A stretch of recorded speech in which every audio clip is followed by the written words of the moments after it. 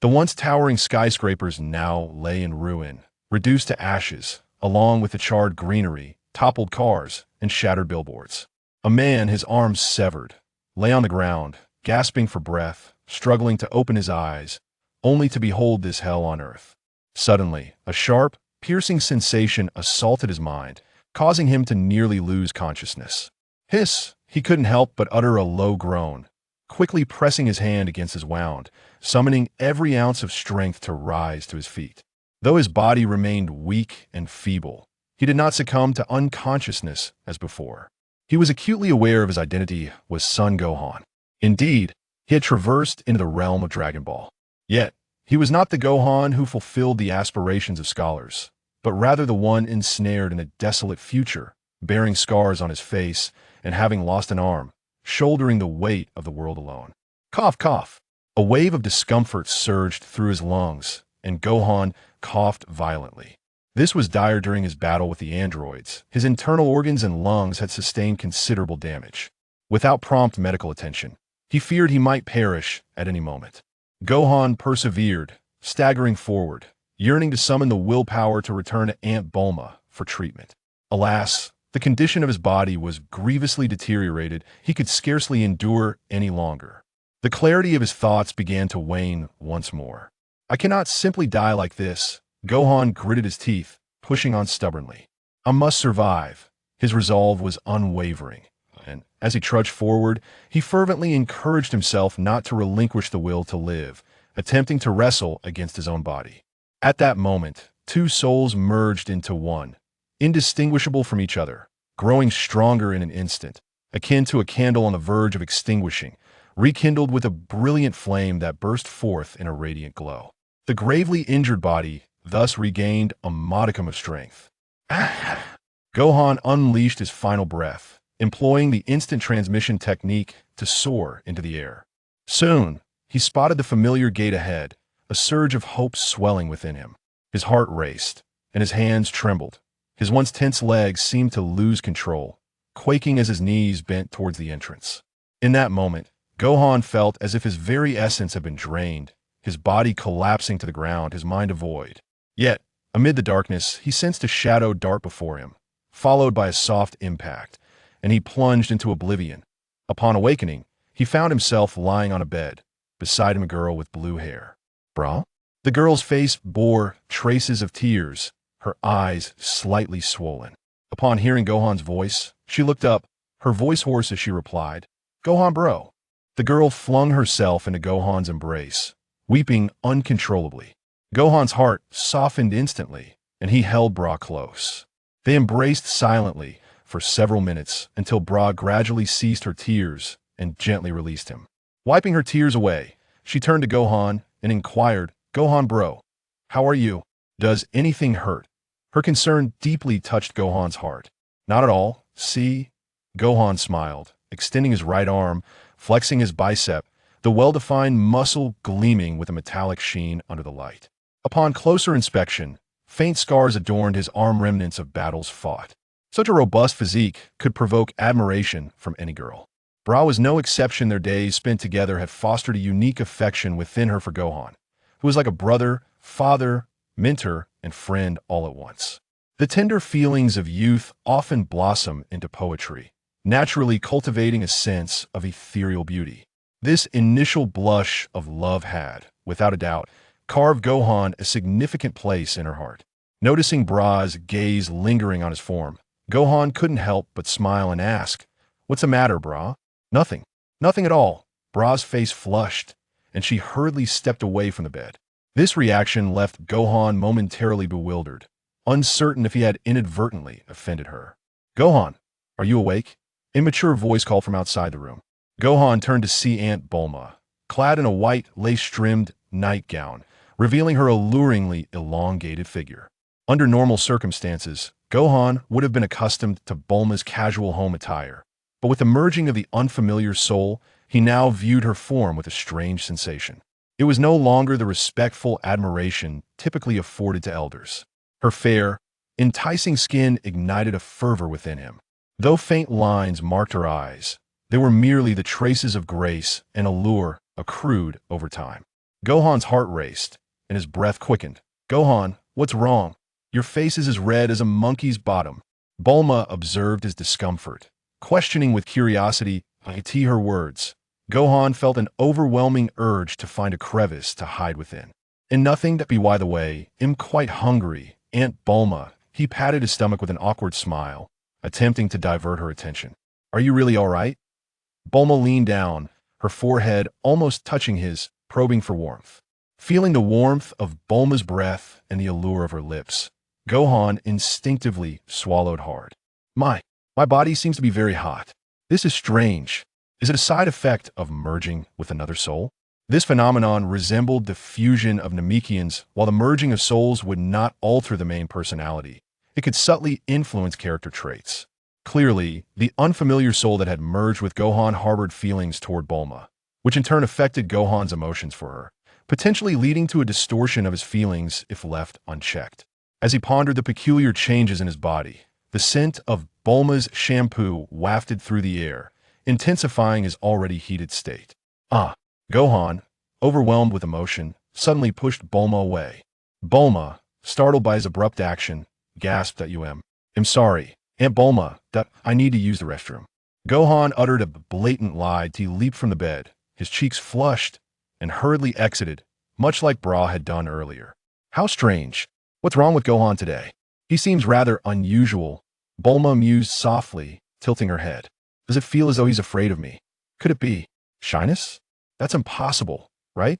Never mind. You'll prepare a meal for Gohan. Bulma dismissed her thoughts and padded into the kitchen. An hour later, having finished a hearty meal and resting a while, Gohan felt his spirits gradually returning and resolved to train, readying himself to confront the androids. At that moment, Bra, who had remained silent until now, spoke up. Gohan bro, can I train with you after dinner? Of course, let's go. Gohan nodded without hesitation, rising to his feet. Bra donned a fluffy white shawl and bid farewell to her mother, Bulma. I'm off. Mom. Do not disturb Gohan while he's training. Mom, I'm not a child anymore. Bra pouted in protest. Indeed, our Bra has grown up. Bulma affectionately stroked Bra's silky hair, smiling as she gazed upon the face increasingly reminiscent of her own youth, lost in memories. Noticing her mother in a daze, Bra shrugged and followed Gohan outside. Bulma waved goodbye to Bra, watching her depart. As she observed her daughter's figure gradually fade into the distance, Bulma momentarily envisioned her own youthful days spent with Goku in search of the Dragon Balls. Time truly spares no one. Leaning against the doorway, Bulma sighed deeply, laden with untold stories. Who could articulate them all? If one were to insist, it was a period adorned with bittersweet happiness, a grand and wondrous adventure. In the remote mountains far from the city, Son Gohan is currently engaged in warm-up exercises. Beside him, Bra mimics his actions, stretching her body. Soon, the two commence their training. As Gohan instructs Bra, he contemplates ways to enhance his strength more rapidly. This method of training feels somewhat sluggish. According to his recollections, gravity training can expedite power enhancement. It seems that Vegeta had Aunt Bulma modify a spaceship, transforming it into a gravity training chamber. He had been unaware of this previously and had been aimlessly pondering in the wilderness, leading to minimal gains in strength. Now that he is informed, he intends to make the most of this opportunity. Before leaving home, he inquired with Aunt Bulma, who confirmed that the gravity chamber still exists, albeit in a damaged state. However, she assured him that it could be repaired in 3 days. With this thought, Gohan's anxious heart eased slightly. Everything is salvageable. There is still time. Gohan? What's wrong? Bra asks, noticing Gohan's distraction. I was just lost in thought. Let us continue. I certainly don't underestimate you, little Bra. Gohan sincerely apologizes, clarifying that his momentary lapse was unintentional. Bra, realizing her misunderstanding, quickly apologizes in turn. I'm sorry, Gohan. I didn't mean it that way. I just want to become stronger and help avenge everyone. I want to share the burden with you. Gohan chuckles heartily and gently ruffles Bra's hair. His tone filled with affection. I would never blame you. Let us keep going. I believe you will surpass me in no time. Bra beams at his words and immerses herself back into training. 3 days pass swiftly, and Aunt Bulma hands Gohan a universal capsule. The gravity chamber is fixed. Wow. As expected of Aunt Bulma, the genius inventor. Gohan exclaims, feeling an unprecedented sense of security as he holds the capsule containing the gravity chamber.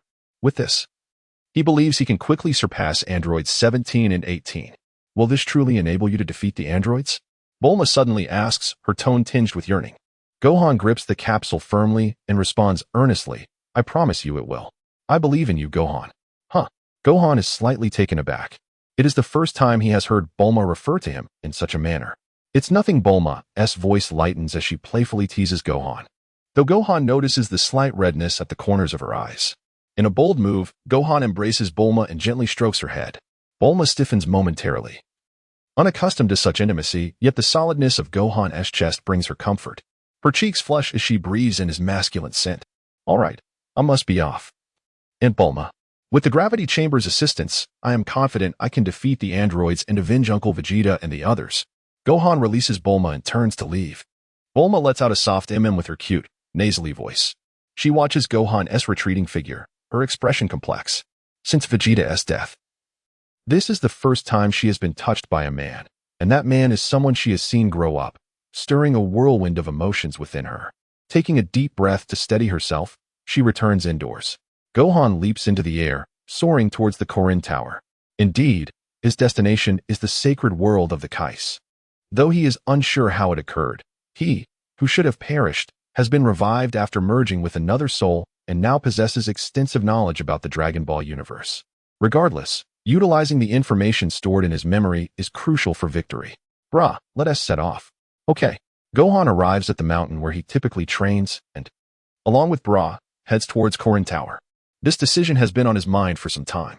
While he is confident in surpassing the androids, he understands the necessity of ensuring that others can protect the Earth, especially since Brah, like him, is a half-Saiyan with the potential to combat the androids. Nurturing the next generation is something Gohan must prioritize.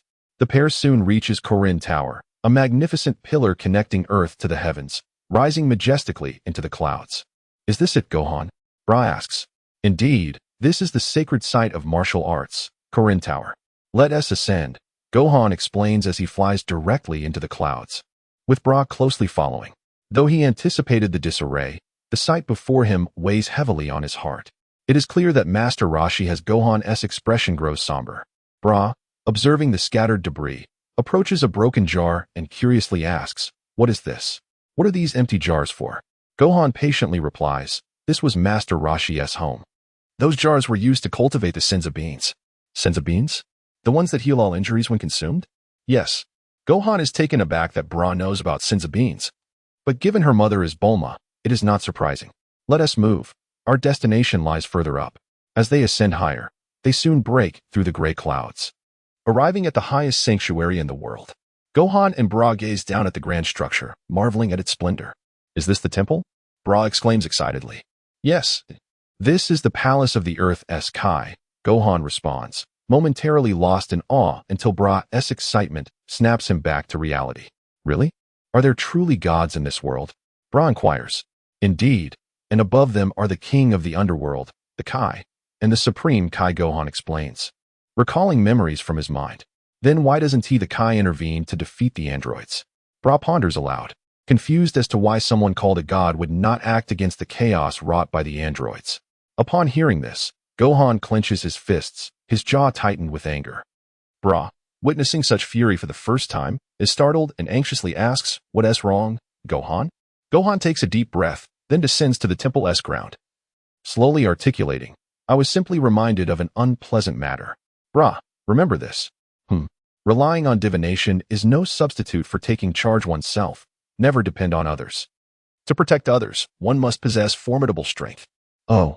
Brah nods obediently, frightened by Gohan's serious demeanor, which is a first for her. It's your turn now, Gohan. When Brah mentioned the Kai, Gohan's anger flared not out of disdain for the Kai, but rather from a sense of self-mockery.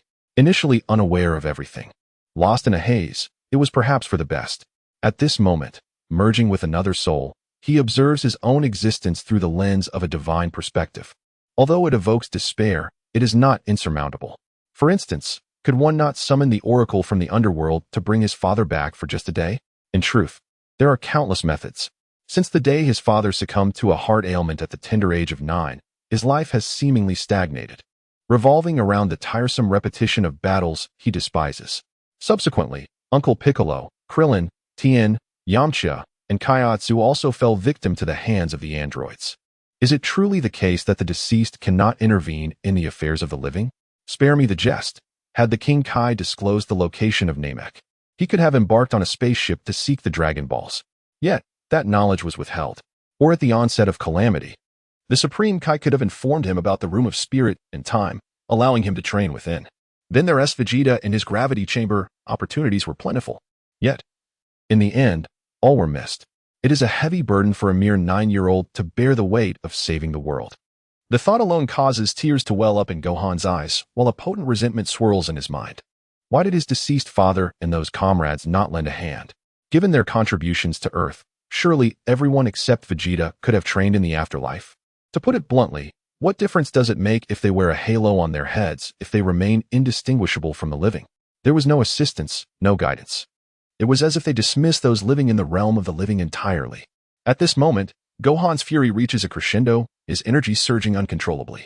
Instantly, waves of golden energy radiate from him, inadvertently sending Bra flying several meters away. The ground beneath him cracks, fissures spreading as golden flames erupt. Then, with a flash of lightning, his hair and brows turn golden. All but the fringe stands erect as he transforms into a Super Saiyan. But that is not all. His muscles swell like inflating balloons, veins protruding from his skin like centipedes yearning to escape.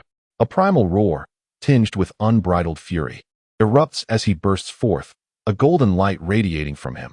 He rockets into the sky, the sheer force causing the temple to tremble. With a single punch, he rends the clouds, creating a gaping hole in the sky. Beneath the clear blue expanse, sunlight glimmers upon Gohan's bronze skin, his muscles rippling like those of a deity. "Gohan!" Bra exclaims, discarding her red headband, her once smooth blue hair now standing on end. In an instant, she too transforms into a Super Saiyan. As one of the last remaining Saiyans, she naturally possesses the ability to transform. Yet, due to her gender, both Bulma and Gohan have been reluctant to allow her to engage in battles against the androids, resulting in her lack of battlefield experience. Nevertheless, she has diligently trained, mastering the transformation under Gohan's guidance, with Bulma's tacit approval. As a mother, she wishes to shield her daughter from the horrors of war. Yet as a Saiyan, her bloodline remains unchanged. Above the temple, Gohan unleashes his pent-up rage, an overwhelming aura enveloping the earth. Fortunately, the android siblings lack the ability to sense energy. Thus, even though Gohan's energy is akin to a bonfire in the night for the inhabitants of Earth, it goes unnoticed. However, Bra, trained by Gohan, recognizes the sheer magnitude of his energy, vast beyond comprehension, powerful enough to suggest that the androids would stand no chance against her brother. Bra is taken aback. Despite her own transformation into a Super Saiyan, she still perceives Gohan's energy as unfathomable. Could it be that Gohan has transcended the Super Saiyan form? In a fleeting moment, she contemplates a myriad of thoughts, her mind sharp as a tack, a testament to her heritage as Bulma's daughter. "Gohan, what's wrong? Please, wake up." While Bra is astonished, her greater fear lies in the possibility of Gohan coming to harm while battling the androids. "I'm fine, Bra. I just need a moment of tranquility.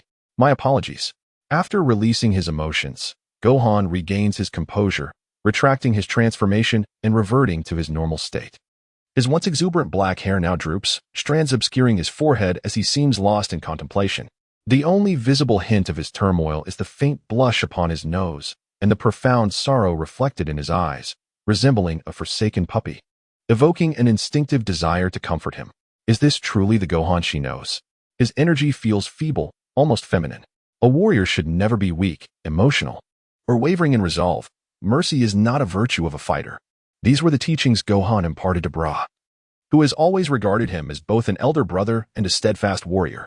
Yet, in this moment, she realizes that the Gohan she once believed to be invincible is merely a pitiful soul, burdened by the loss of his father, shouldering the weight of the world alone. His brokenness, concealed for so long, has finally erupted. Bra silently retrieves her headband, placing it back on her head, granting Gohan the space he needs to regain his composure. After a brief respite, Gohan steels himself. He recognizes he has fallen into a moral quandary. It is entirely reasonable for King Enma and King Kai to withhold assistance. The universe is vast, and Earth is merely a peripheral planet, neither unique nor special. It is understandable that they might forget or choose not to help. After all, the androids, unlike Majin Buu, do not pose a threat to the entire galaxy. As for his father and the others, perhaps they genuinely face limitations imposed by the afterlife, rendering them unable to assist the living. Gohan comforts himself, crafting excuses for their absence. Nevertheless, as the last remaining warrior of Earth, feeling forgotten for over a decade and confronting the androids alone, his resentment is entirely justified. Yet, just as he once advised Bra, seeking divine intervention is no substitute for taking matters into one's own hands. At this moment, Gohan truly breaks free from the influence and constraints of his father, Son Goku.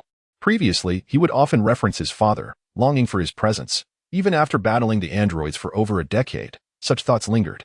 Consequently, he remained excessively convinced that his father's Super Saiyan form was the pinnacle of transformation, stagnating in his growth and wasting precious years. According to the memories of another soul, in the primary timeline, Gohan was capable of transforming into a Super Saiyan 2 at the age of 10. As Gohan admires the version of himself from that timeline, confidence surges within him. Indeed, if the younger version of himself could achieve such prowess, how could he, as the same Gohan, possibly fall short? With this realization, clarity washes over him. He feels as if he has shattered an invisible barrier that obstructed his path. Now, he strides towards Bra, shedding the guise of weakness. In this moment, he will no longer utter his father's name, allowing the tears in his eyes to be carried away by the wind, vanishing into the ether. Just as the robotic uncle had taught him in his youth, everything relies upon oneself. Or perhaps it recalls a tale only existing in the memories of another soul. There was once a university professor who, spurred by a single comment from his father in his youth, returned to the battlefield, engaging in the most glorious and heroic fight of his life, only to witness his father perish before his very eyes. As for what his father said on that fateful day, igniting his desire to conquer the world, he recalled that upon hearing those words, a surge of passion overwhelmed him. It's your time to shine, Gohan. 4. Let us embark on our training, Bra. As Gohan's thoughts became clearer, the previous aura of rage dissipated, reverting him to the gentle, jade-like elder brother figure. Ahem, are you all right, Bra? Yes, I'm fine, she replied, shaking her head to indicate she was unhurt. In fact, she was quite elated, deliberately prolonging her words. I used to think that Brother Gohan was an invincible super warrior. I never imagined he was just a weepy boy. Upon hearing this, Gohan's expression turned slightly awkward, and he instinctively scratched his head. However, Bra had grasped his remaining right arm, pressing it against her cheek.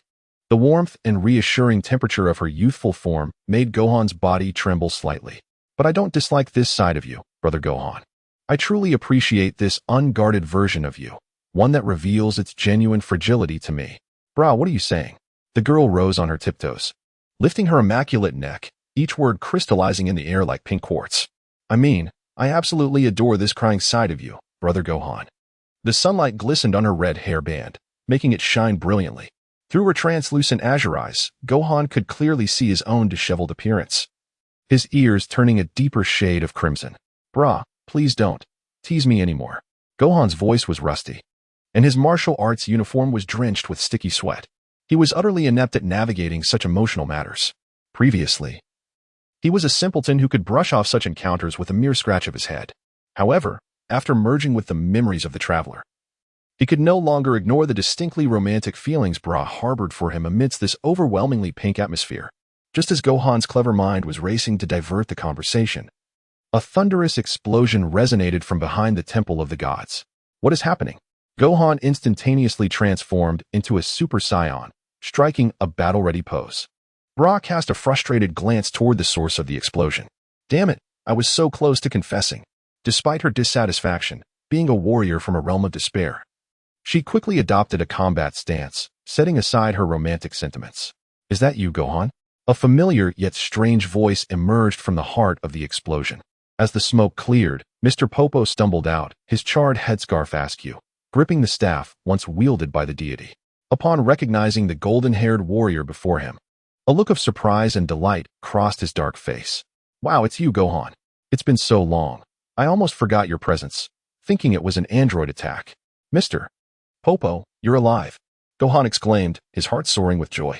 Mr. Popo's survival meant he could access the hyperbolic time chamber. Bringing Bra to the Temple of the Gods had merely been a gamble. He had little hope of entering the chamber after seeing the empty jars of the cat hermit. Yet, unexpectedly, fortune smiled upon him. Gohan's gaze softened toward Mr. Popo, even finding his coal-black, round face endearing. Indeed, I'm still here. Mr. Popo wiped the cold sweat from his brow. But you, barging into the Temple of the Gods, gave me quite a shock. My apologies. Actually, Mr. Popo, I came to request access to the hyperbolic time chamber. Huh, the hyperbolic time chamber? How strange, I don't recall mentioning such a thing to you. This matter is of little importance, Mr. Popo. Please, I beg you, open the hyperbolic time chamber immediately and allow us both to train to defeat the android siblings. Mr. Popo paused, contemplating Gohan's implication that entering the chamber would guarantee their victory over the androids. Really, Gohan? Yes, so please don't dally. The sooner we start, the fewer lives may be lost. Oh, all right. Although Mr. Popo appeared somewhat dull-witted, he was far from foolish. As a servant to countless generations of Earth's deities, he possessed a profound wisdom. Though I'm unsure how you came by this information, the hyperbolic time chamber is truly a grueling experience. And each individual may only enter for 2 days in their lifetime, lest they remain trapped forever. I understand. I comprehend. Now, please hurry, Mr. Popo. Gohan felt an urgency akin to watching a film at a critical moment, only to have an unrelated interruption. Very well. Mr. Popo ceased his rambling and led Gohan and Bra to a small room, stopping before a grand door. All right, you may enter. Thank you, Mr. Popo. Together, Gohan and Bra stepped into the realm revered as the most prestigious training ground in the Dragon Ball series. Could such a miraculous place truly exist?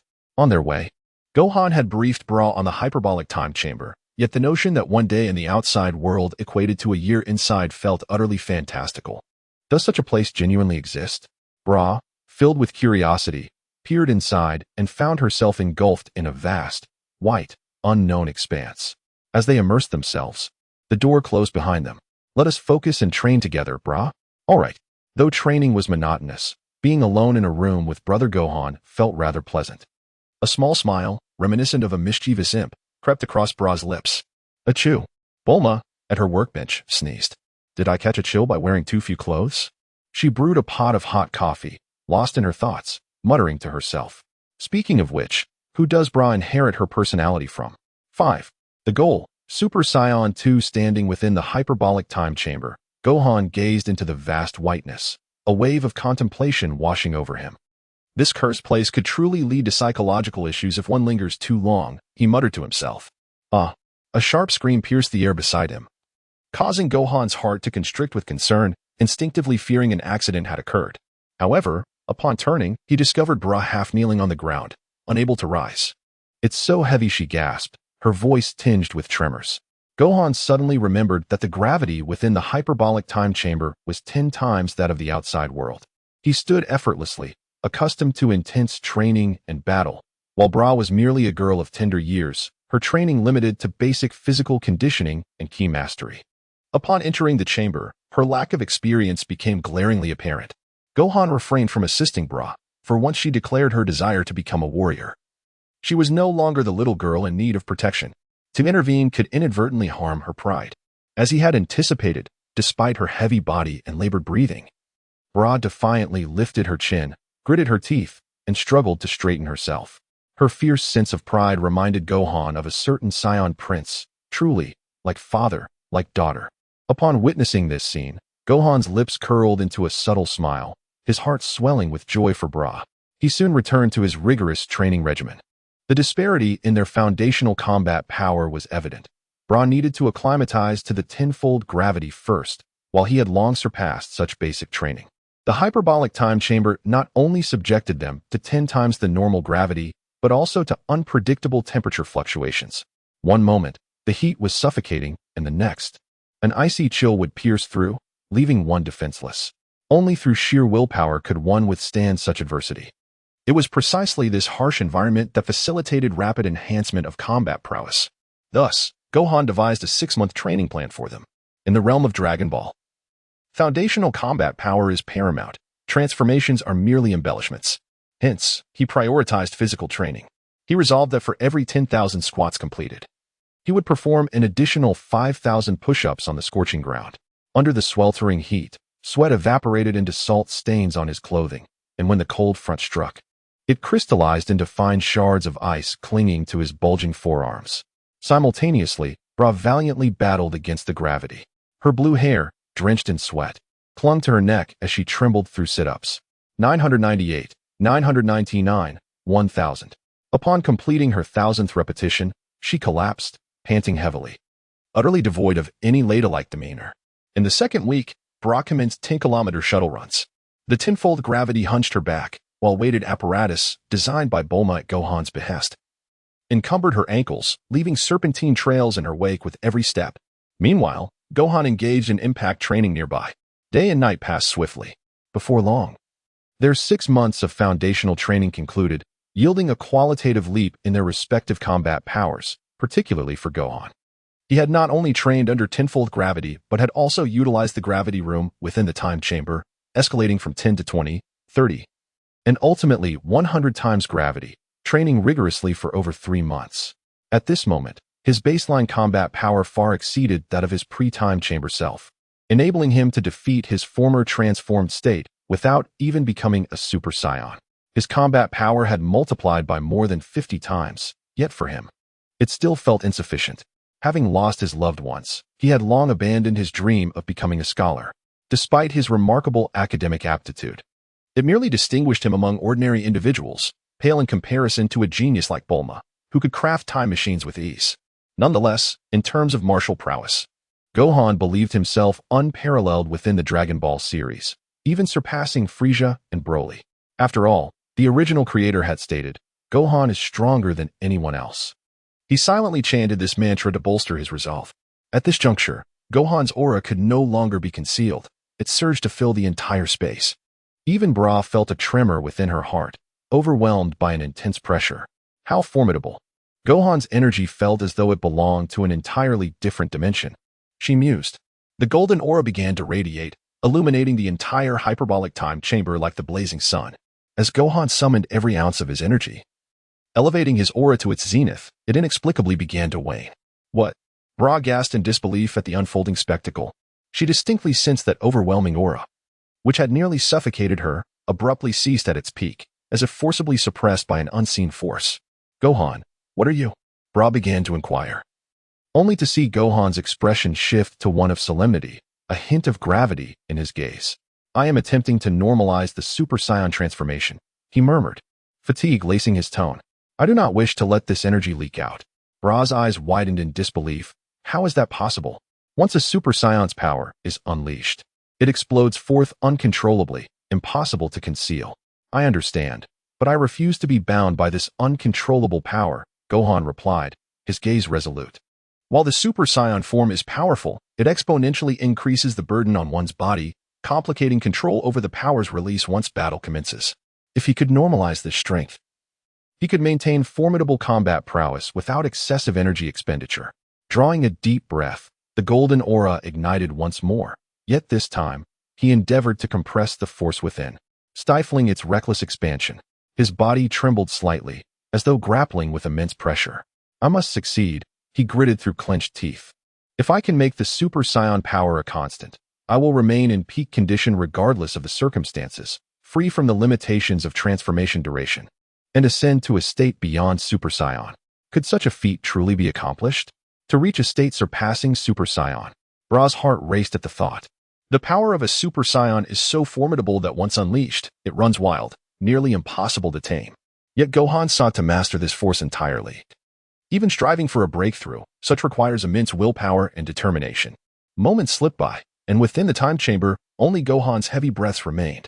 His body gradually became drenched in sweat, the golden aura flickering, threatening to extinguish at any moment. Gohan. Bra ventured to speak, but he interrupted her. I am close to success. His voice bore fatigue, yet his eyes shone with unwavering determination. Finally, after a prolonged struggle, the golden aura slowly retracted, eventually vanishing completely within Gohan's being. His body ceased to tremble, and his breath gradually steadied. I did it, he whispered, joy tinging his voice. Bra stepped closer, her eyes filled with admiration. Gohan, you are incredible.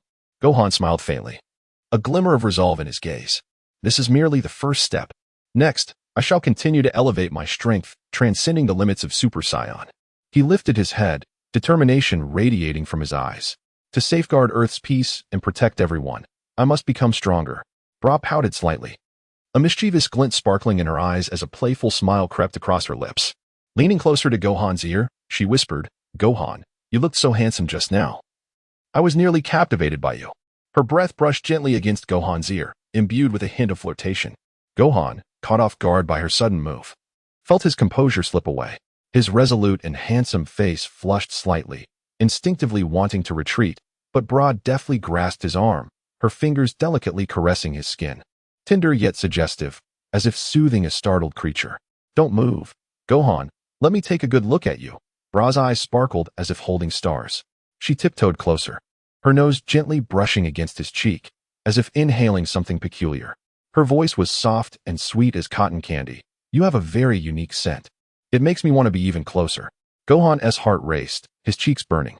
He awkwardly lowered his gaze, murmuring, "Bra, please, stop playing around. I'm covered in sweat. There's nothing special about it." Yet Bulma seemed oblivious to his words, continuing to lean against him, her arms encircling his waist. She playfully exhaled softly into his ear, whispering, "I'm not causing a fuss. Brother Gohan's dream is truly noble, protecting the Earth and everyone on it. Does that also include protecting me?" She deliberately emphasized the last three words, her tone teasingly affectionate, while her body pressed tightly against Gohan, allowing him to feel her warmth and curves. Gohan's face flushed crimson under her gaze, yet he could not bring himself to push her away, stammering, "Well, of course it does." Only then did Bulma reveal a satisfied smile, releasing her embrace, though her eyes sparkled with a mischievous triumph. She took a step back, propping her chin on her hands, grinning at Gohan. "Hee, I knew you were the best, Brother Gohan. Once I become stronger, I'll surely protect you too." Gohan, upon hearing this, absent-mindedly brushed his fingers through his golden hair, inwardly lamenting his peculiar transformation. "Why do I become so strange? I turn red the moment I'm near a girl." Suddenly, a thought struck him. "I remember now, the soul I fused with, Bid, is a junior from the Martial Arts Academy. Super Saiyan 2 achieved." Gohan was diligently performing sit-ups under an intense gravitational force. His emerald eyes and soft golden hair symbolized his Super Saiyan identity. Damn it, where am I going wrong? Despite the fatigue and soreness in his muscles, drenched in sweat, he pressed on. How does one break through to Super Saiyan 2? For days, he had maintained his Super Saiyan state, training and living, yet something felt amiss. Let us review the transformation conditions for Super Saiyan 2. In the original narrative, each character had their unique methods to achieve this form. Gohan had witnessed the destruction of Android 16 by Cell, overwhelming rage driving him to break through. Vegeta, unwilling to remain in the shadows, pushed himself to the brink of exhaustion, driven by his fierce pride. As for his father, Goku, although not mentioned, it was clear that training in the afterlife would not provoke any irrational rage. Thus, it seemed that Super Saiyan 2 was not directly linked to anger. Even if it was, the connection might not be substantial. According to Dragon Ball Super, a peaceful environment combined with an abundance of S cells could facilitate transformation. In other words, he need not truly lose something or be provoked to become Super Saiyan 2. However, despite emulating Vegeta's rigorous training in the gravity chamber, he still could not take that final step. It seems I shouldn't have tried to imitate Vegeta's gym workouts. Gohan murmured to himself, concluding today's training. His gaze shifted to Bulma. Her azure eyes now shimmered like emeralds, infused with a unique vitality. Her blue hair had transformed into golden locks. Indeed, after these days, Bulma had successfully attained full power in Super Saiyan 1. In truth, her current combat power was sufficient to defeat androids 17 and 18. The only thing holding Gohan back was a stubborn fixation. Why was it that the younger version of himself could achieve Super Saiyan 2 so effortlessly, while he struggled now? His current battle power far exceeded that of his childhood, yet he remained unable to transform, which left Gohan feeling somewhat vexed. Beads of sweat rolled down his forehead, splattering onto the gravity chamber floor. He listened as Bulma hummed an unfamiliar tune taught by Aunt Bulma, her expression carefree, reminiscent of a child without a care in the world. Gohan grabbed a towel, wiping the sweat from his brow, using the motion to mask his frustration. Somehow, the melody of Bulma's song drew his thoughts back to his childhood. "Gohan, what are you daydreaming about?" A green figure appeared. It was Piccolo. "Have I not taught you? When training, do not lose focus. I'm not losing focus. Look at all this sweat. I'm clearly working hard. Young Gohan replied in a high-pitched voice. Humph. If I say you're losing focus, then you are. Piccolo turned his back to Gohan, his tone cold. You won T-Train today. It would be futile. With that, he waved his hands, and a transparent barrier enveloped Gohan. Why are you stopping me from training? Let me out. I want my mama. Gohan cried, tears welling in his eyes as he pounded on the barrier. Humph, little brat, save your energy until you understand what it means to focus. I won't let you out. Piccolo's frustration was palpable as he watched Gohan's tears. How foolish of me to take on the task of training you. You, who can only cry without thinking in times of trouble, will never help your father defeat the future Saiyan invaders. Seeing Gohan's tears, Piccolo's expression twitched. This was not what he had anticipated. The more he spoke, the more Gohan seemed to cry. Hey, shut up, or I'll really do something drastic. Piccolo snapped. Unable to contain himself, dispersing the barrier and grasping Gohan by the nape of his neck, as if he genuinely intended to harm him. In that moment, Gohan ceased his tears, yet his pants became damp. Never mind. Piccolo sighed in exasperation, using magic to change Gohan's clothes. I don't want these. You are the strongest demon world warrior trained by me. Naturally, you must wear demon attire. It's so ugly. What did you say? And nothing. What a foolish little brat. Allow me to offer you a hint. Focusing means achieving inner peace. Your mind is too chaotic, filled with distractions. This will yield no results. The more you train, the more you regress. Focusing? Piccolo sat upon a rock, resembling a sage, imparting his understanding. To me, focusing means calming the heart. Achieving tranquility like the sky. Forget it. Discussing this with you is too far-fetched. Remember, little brat, you have much to learn on your path to becoming a warrior. With that, Gohan's brow unfurled as he sat cross-legged, the echoes of Piccolo's words resonating in his mind. Unbeknownst to him, his energy began to rise, golden flames enveloping him. A vacuum vortex formed around him, the ground cracking beneath him, fragments floating in anti-gravity, suspended in the air. Suddenly, a cacophonous sound erupted, akin to birdsong. What is happening? Bulma wondered, sensing Gohan's breakthrough. To avoid disturbing him, she used flight techniques to distance herself. Gohan's cross-legged form was suddenly lifted by a raging golden aura. The gravity chamber floor fracturing like a spider's web. His once smooth hair stood upright as if infused with vitality, arcs of silver energy dancing among the strands. With a resounding explosion, the energy breached its threshold, transforming from flames into a jet-like eruption. The measuring devices along the chamber walls shattered, gravity readings fluctuating wildly. Finally succumbing to an error warning before going dark, the entire gravity chamber erupted in chaos. Fortunately, Bulma had anticipated this and was unharmed. Gohan gazed at his hands, clenching his fists, feeling every cell in his body rejoicing. Powerful. For some reason, I feel an overwhelming sense of nostalgia. Just like the refreshing feeling one experiences while fishing by the spring water at Bowsy Mountain during childhood, Son Gohan displayed a confident and relaxed smile. He had finally transcended the Super Saiyan form, achieving Super Saiyan 2 at last. As he faced the androids and prepared to return home, the towering buildings in the town center crumbled under the shockwave of energy, glass facades cascading down like waterfalls. Android 18, in her metallic high heels, gracefully leaped onto a remaining billboard, coldly surveying the panicked crowd below. Her slender fingers traced the air, and the energy amassed at her fingertips shot into the throng like marbles, instantly obliterating several residents into mere pulp. The splattered blood stained the tips of her platinum hair. Yet she tilted her head and chuckled softly. The fireworks display this time was rather splendid. Meanwhile, Android 17 leaned against a burning gas station. His gaze locked on a mother holding her infant. He deliberately severed the woman's left arm with an energy wave, relishing the distorted screams amidst the inferno, before leisurely approaching to snatch the wailing baby. The terror exhibited by the human infant was truly amusing to him. He tossed the child skyward, and as the mother's anguished cries pierced the air, he suddenly released it, only to obliterate the infant with a punch just before it hit the ground. Look, doesn't it resemble a bursting candy? With his hands smeared in the infant's blood, he caressed the mother's face before mercilessly snapping her neck. An elderly man with graying hair raised an axe and charged at Android 17. The android stood unfazed, and when the axe struck his neck, he merely chuckled. Not bad for an old man. With that, 17 clasped the old man's head, and with a sickening crack, The elderly man ceased to breathe. Hey, 18.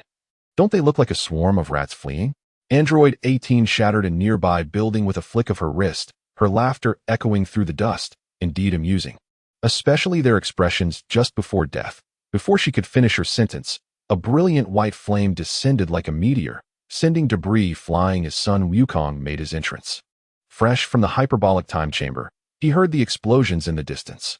Ever since the android siblings began their slaughter of city dwellers for amusement, all humans had retreated to remote mountains or secluded villages, scarcely making a sound to avoid detection. Yet the continuous rumbling indicated that the androids were at it again. Witnessing their grotesque faces ignited a fury within Son Wukong. What is so amusing? The golden aura of Super Saiyan 2 erupted, lightning tearing through the surrounding air. What is so funny? His black pupils transformed into a striking emerald, and his golden hair stood more defiantly. Android 17, surprised by Son Wukong's appearance, mocked. You weren't killed last time? Android 18 also appeared taken aback, but clearly did not regard him as a threat. 17 tilted his head, scrutinizing the transformed Son Wukong, taunting. Have you conjured up any new tricks? What do you think life is, you scoundrel? Son Wukong retorted, foregoing further words and launching a punch at Android 17. The android was sent flying, but that wasn't enough. Son Wukong seized him by the neck, grinding his head into the ground, carving a deep trench as he dragged him along, before gathering energy in his palm and unleashing a simple energy blast that completely annihilated 17. The speed of the attack left Android 18 momentarily stunned. Damn it! Android 18 was no fool, witnessing 17, who possessed energy greater than her own. Being effortlessly dispatched by Son Wukong made her realize she was no match for him. Thus, she prepared to flee. However, in the next instant, Son Wukong appeared before her, his robust right hand gripping her shoulder, causing her to tremble. Where do you think you're going? Aren't you fond of playing cat and mouse, 18? Son Wukong's smile was devoid of warmth as he regarded her, recalling how her energy blast once led to his demise. Had it not been for the fusion with the soul of a traveler, he would have likely reunited with Piccolo and the others in the afterlife by now. Android 18's previously nonchalant expression twisted into one of fear, a sight Son Wukong had never witnessed before. It appeared that while androids lacked the capacity for pain, they retained a human trait of fearing death. Now it's my turn to enjoy the fireworks, Son Wukong declared as he grasped 18's collar and hurled her into the sky. Your demise suits this technique perfectly. He opened his stance, fingers converging at his forehead, murmuring Masenko. A purplish-red energy wave shot forth from his fingertips. Boom! Android 18 transformed into a dazzling display of fireworks, bursting in the sky. Finally, it was over. Son Wukong hovered in the air, and the surviving residents below, witnessing the demise of the two fiends, erupted in tears of joy. Kneeling before him as if he were a deity, Son Wukong said little, swiftly departing the scene. He employed the instant transmission technique, soaring through the sky, relishing the long-lost sensation of tranquility and relaxation. At present, he had a destination in mind, Baozi Mountain, his home. It had been far too long since he last visited, knowing that upon his return, his mother would never allow him to leave again. In a moment of rebellion, he had left home after a quarrel with her, and 3 years had passed since. Thus, even after vanquishing the androids, he hesitated to return. As he descended lower, the soles of his boots nearly brushing against the wild grass on the hillside, the familiar outlines of the house emerged through the mist. Yet no smoke curled from the chimney, and the tomato vines in the garden lay wilted and curled upon the bamboo frame. He remembered the day he left home when his mother had pressed a hastily sewn martial arts uniform into his arms, her hair still dark and lustrous. But now, the woman standing in the doorframe, sorting vegetables, had hair as white as the snow that never melts. Mother Kiki rubbed her eyes, the hem of her faded apron smeared with remnants of last night's ashes. As her weary gaze reflected her son Wukong's form, she trembled violently. Upon seeing the familiar silhouette again, Son Wukong could scarcely believe his eyes. Ah, how has my mother's hair turned so white? His brows knitted tightly, nails digging into his palms, drawing blood. The anguish he felt now surpassed even the pain of being killed by Android 18. Wukong, my Wukong. Kiki discarded the vegetables in her hands and rushed toward her son. Upon seeing his empty left arm, her eyes brimmed with tears as she began to sob. Kiki, a remarkable woman, embraced her son Wukong. He had so much he wanted to share with her, such as his triumph over the androids and how he had saved the Earth. or how he had discovered a way to resurrect his father and Uncle Piccolo. Yet, as the words lingered on the tip of his tongue, he decided it best to delay sharing such news, not wanting to spoil the atmosphere of their reunion. Thus, Kiki took Son Wukong's hand and led him inside, inquiring about the happenings of the past years and the nature of his injury. Son Wukong answered her questions one by one. Upon learning of the demise of the androids at the hands of her son, Chi-Chi beamed with joy, gently patting Gohan on the shoulder. "Gohan, my dear, you've grown, becoming a person as dependable as your father." She caressed his face, reminiscent of her late husband. Lost in memories.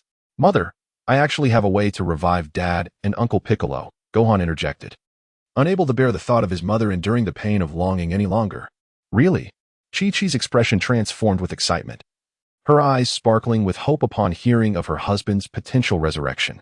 She grasped Gohan's hand tightly, tears glistening in her eyes as her voice trembled with emotion. "Gohan, is that true?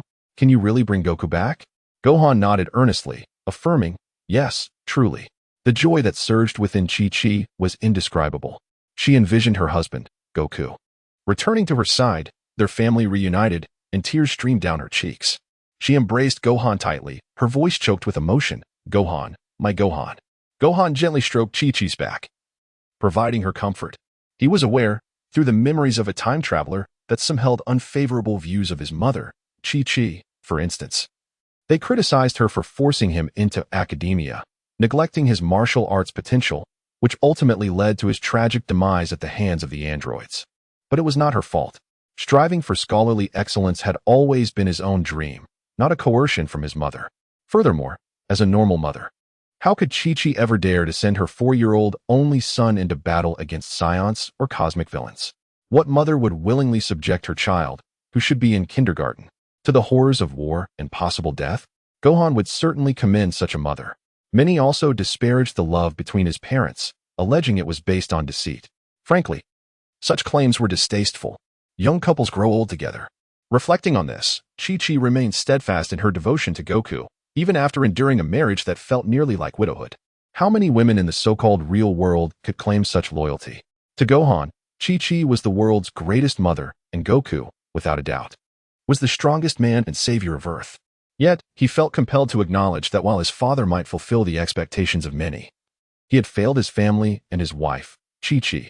Thus, it was only natural for Chi-Chi to express her frustrations towards Goku.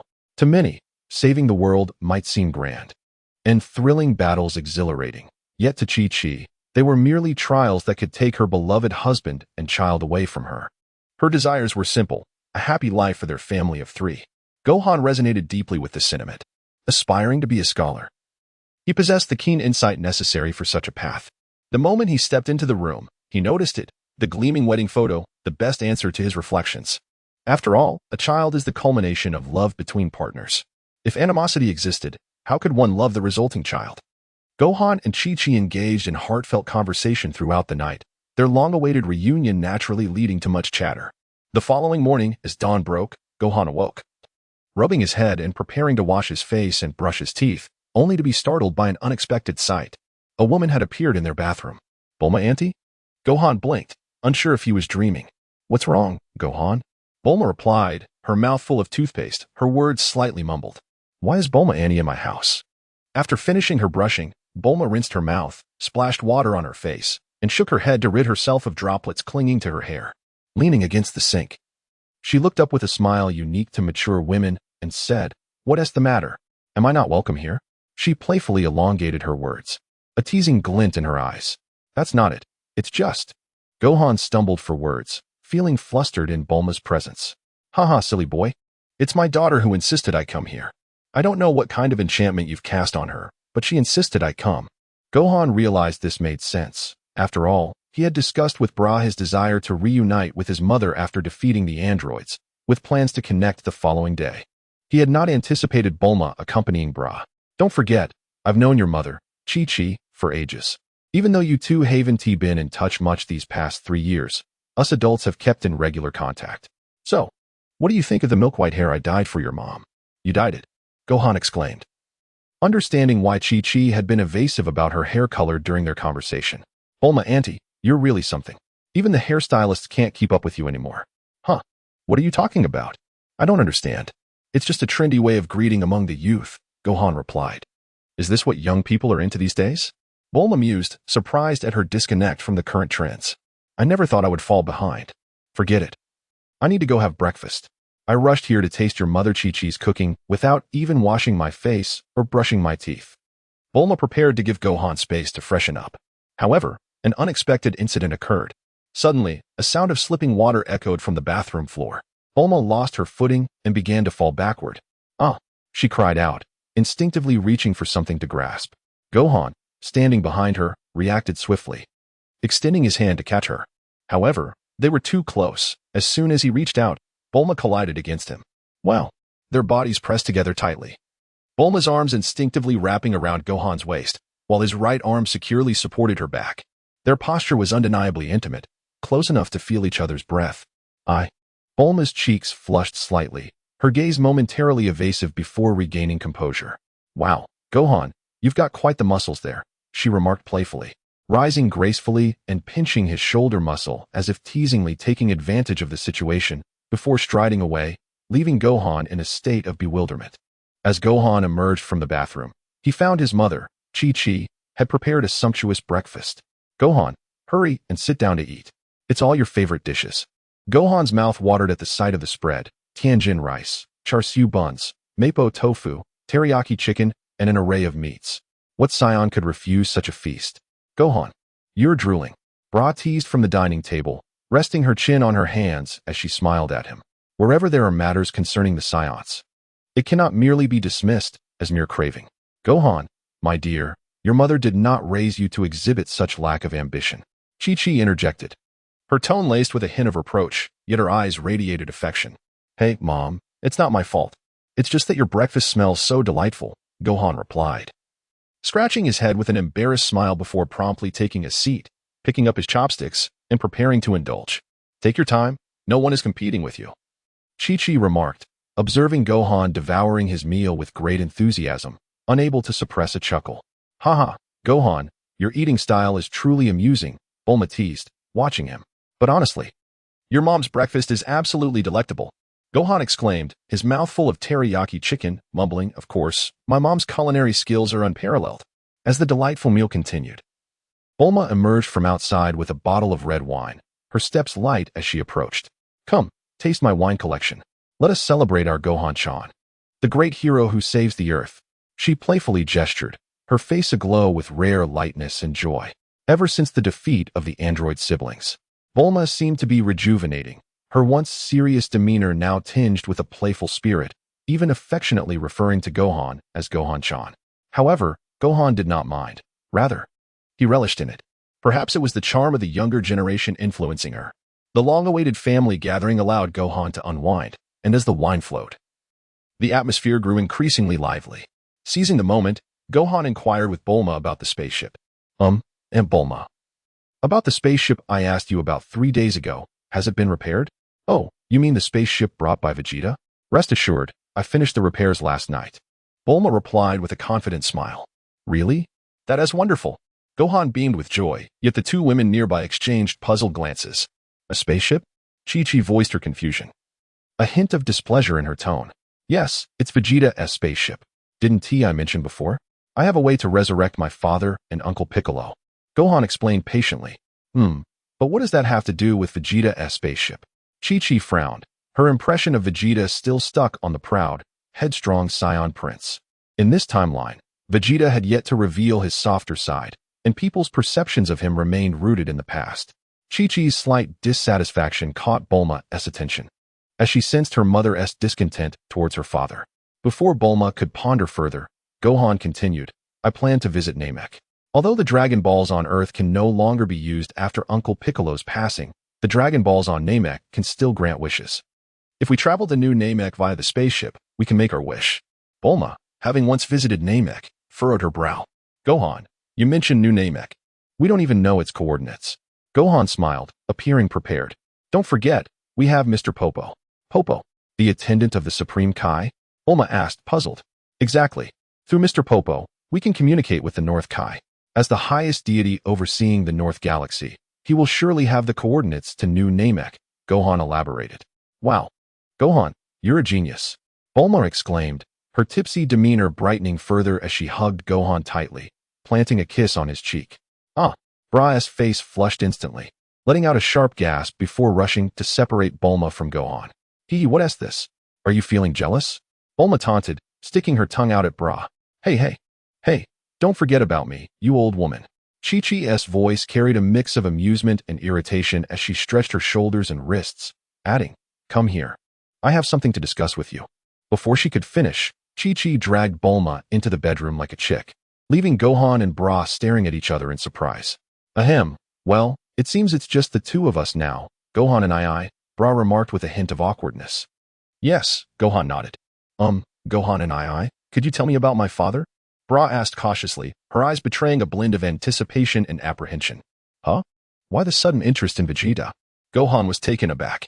Because from what I gather, Aunt Chi-Chi seems to really dislike my father, Bra's voice lowered, revealing a hint of hurt, resembling a frightened little creature, eliciting sympathy.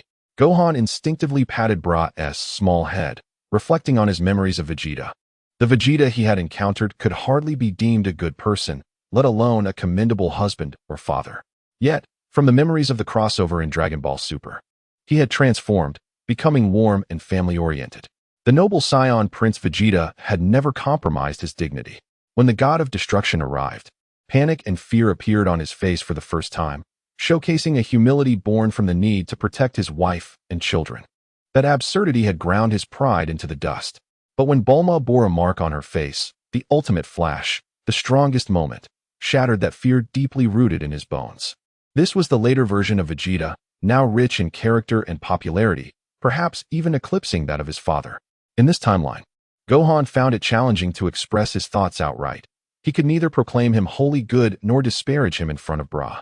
Hence, he resolved to tell a small lie. Your father, Vegeta, is a supplementary note. Time flies swiftly. It has been a year in the blink of an eye since Akira Toriyama's last work, Dragon Ball Super, concluded. Goku has protected the Earth, and Dragon Ball has safeguarded our childhood. Thank you for the final gift you bestowed upon Dragon Ball fans worldwide. 10. Cell defeated. He indeed committed numerous misdeeds, embodying the essence of a villain, and he likely resides in hell now. Is that so? I can sense it too, as my mother seldom mentions anything about my father.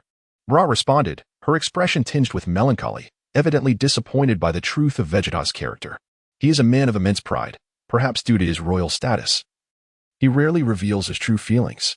Yet, I believe that given more time, Vegeta will undoubtedly evolve into a good husband and father. Gohan couldn't bring himself to state that Vegeta was a good man in this timeline, for his actions were indeed difficult to forgive.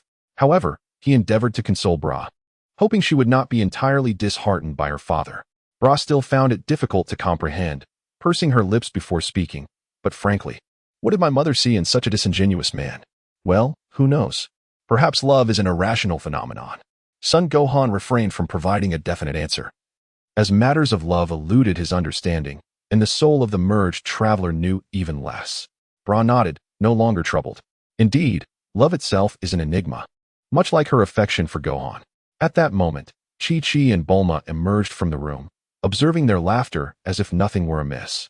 Son Gohan gazed at them, feeling warmth in his heart.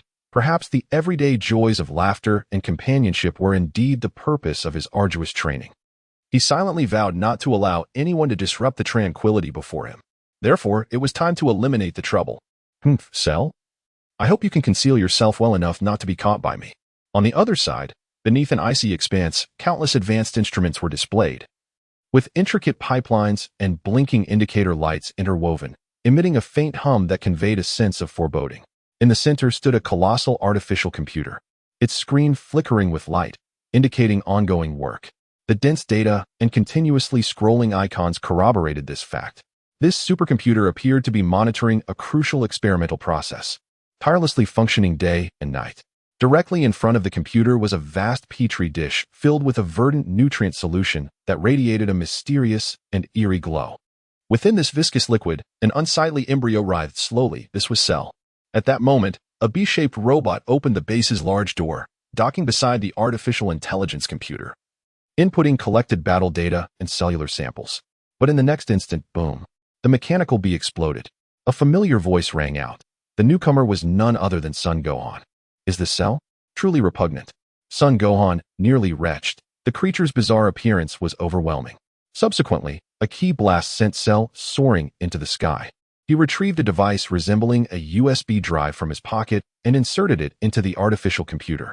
In less than 10 minutes, all data related to the cultivation of Cell was copied. One could only commend the genius scientist, the first to craft a time machine. Aunt Bulma's intellect was truly remarkable. Just before entering the hyperbolic time chamber, he had casually inquired if she possessed any tools to counter reconnaissance by small robots. And Aunt Bulma had promptly crafted one for him. Indeed, while he was eliminating androids 17 and 18, he noticed nearby B-shaped robots recording his battle data and collecting his biological debris. After all, these robots were devoid of life and thus emitted no energy. Had he not read the script and been aware of the lurking menace that was Cell beneath the earth, he would not have requested Aunt Bulma to create a counter-reconnaissance device, enabling him to track down Cell's base located in the northern polar ice fields. Phew, with this, a significant accomplishment was achieved. He had not only eradicated the source of evil that was Cell, but also obtained the data necessary for creating him. Surely, Aunt Bulma would soon decipher the technology pertaining to the androids. Before leaving the base, he executed a series of princely maneuvers, ensuring that this ominous location was obliterated to nothingness. Following that, Son Gohan took to the skies, preparing to discuss matters regarding the androids with Bulma. Gohan, you're back. Bulma paused her work to greet Son Gohan. Yes, Aunt Bulma, here is the data I just copied from Dr. Gero's supercomputer. Take a look. Bulma's eyes lit up as she accepted the USB drive. While rapidly scanning through its contents, she could not help but exclaim, an infinite energy core, semi-mechanical life modification technology, bioengineering, genetic modification, artificial intelligence systems. Extraordinary, simply extraordinary. These ideas are rather unconventional, yet entirely feasible. If applied correctly, humanity's technological advancement could leap forward an entire era. Bulma's complexion flushed, resembling a mad scientist greedily absorbing knowledge. Aunt Bulma, are you all right? Son Gohan inquired with concern, as he had never witnessed her in such a state. It was akin to a train enthusiast encountering a beautiful schoolgirl. Bulma snapped back to reality, recognizing her earlier indiscretion, and sheepishly ruffled her hair, saying, I'm fine, just a bit too excited. How should I put this? A little overwhelmed. By the way, Gohan, do you have any other matters to attend to? No. Then you should go play with Bra. I still have some things I need to figure out. I'm heading to the workbench. With that, she playfully winked and turned to enter her laboratory, leaving Son Gohan bemused as he watched her retreating figure. Instead of playing with Bra, Son Gohan took her to the Supreme Kai's temple, requesting Mr. Popo to facilitate a communication with King Kai regarding the coordinates of the new Namek. Upon hearing Son Gohan's request, Mr. Popo frowned slightly. After all, deities should not meddle in mortal affairs. However, he quickly regained his composure as Son Gohan directly asked, Mr. Popo, do you want the new Supreme Kai? Upon hearing this, Mr. Popo immediately acquiesced to all requests. King Kai, upon realizing it was Mr. Popo, initially muttered with slight impatience, Popo, what is it? Mr. Popo respectfully replied, Lord King Kai, this is Son Goku's son, Son Gohan. He has something important to discuss with you. Ah, Goku's son, I have seen his performance. He did remarkably well in defeating the androids. Son Gohan felt a twinge of annoyance but inhaled deeply, respectfully stating, Lord King Kai, I seek to know the coordinates of the new Namek. We have some important matters to attend to there, and I kindly request your guidance. New Namek? King Kai pondered for a moment, seemingly recalling something. He murmured to himself, I remember now, due to Friesia's invasion, Namek was ultimately destroyed. The Namekians who relocated to Earth, with the aid of Purunga, found a suitable planet to inhabit, New Namek. Exactly, Son Gohan nodded. Ah, I understand now. King Kai's tone carried a hint of clarity. You wish to use the Dragon Balls of Namek to resurrect your father and the others, correct? Truly perceptive, Lord King Kai. You are astoundingly clever. To elicit the coordinates of New Namek, Son Gohan deliberately flattered him. This compliment made King Kai's antennae quiver slightly, seemingly pleased. Let me look it up. King Kai activated his antennae, beginning the search for New Namek's location. After a few minutes, King Kai's voice resonated once more. Found it. The coordinates of New Namek are. Thank you, Lord King Kai. Son Gohan silently noted the coordinates. Alright, is there anything else? Yes, indeed. Son Gohan inquired about his father's current whereabouts. Oh, Goku? They are currently training under the great King Kai. I see. Very well, thank you. Lord King Kai. Good luck, Gohan. As the North Kai suddenly burst into laughter. Son Gohan felt perplexed. I just thought of a wonderfully amusing joke. Let me share it with you. The North Kai, akin to a mischievous child, cleared his throat and began recounting his well-worn joke. After a lengthy narrative, he reluctantly ended the call, leaving Son Gohan and Bobo in the heavenly palace to exhale in relief. That joke was indeed too cold. Exchanging glances, both read a shared sense of helplessness in each other's eyes. With everything prepared, their destination was the new Namek, and they were ready to set sail. Son Gohan felt a tingle of excitement. After all, the vastness of the cosmos is universally adored. The thrill of interstellar travel was exhilarating in itself. After a brief exchange, Son Gohan embarked on the journey to Namek alongside Bulma. The reason for her company, rather than going alone or with Bra, was quite simple.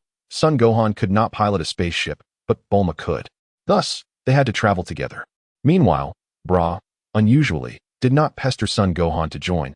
Instead, she clung to Chi-Chi's arm, insisting on accompanying her mother, and opted out of this Namekian adventure. According to their current speed, it would take 3 weeks to reach the new Namek. As Bulma skillfully maneuvered the spaceship through the asteroid belt, she informed Son Gohan of the estimated time of arrival. All right, I'll do some training in the meantime. I'll leave the piloting to you and Bulma. Hey, you're already incredibly strong. I heard from Bra that you've discovered a transformation beyond Super Saiyan. With your remarkable abilities, do you really need to train further? Bulma pondered, confused.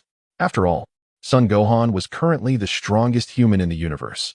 Why was he still so dedicated to training when his dream was to become a scholar?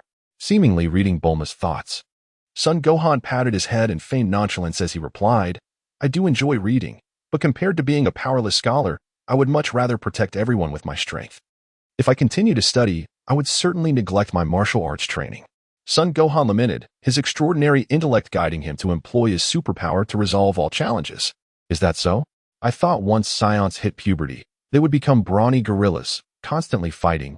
Bulma teased, a hint of amusement in her gaze. Upon hearing this, Son Gohan couldn't help but laugh, nearly choking on the water he had just sipped. He quickly covered his mouth, stifling his laughter, and said, Aunt Bulma.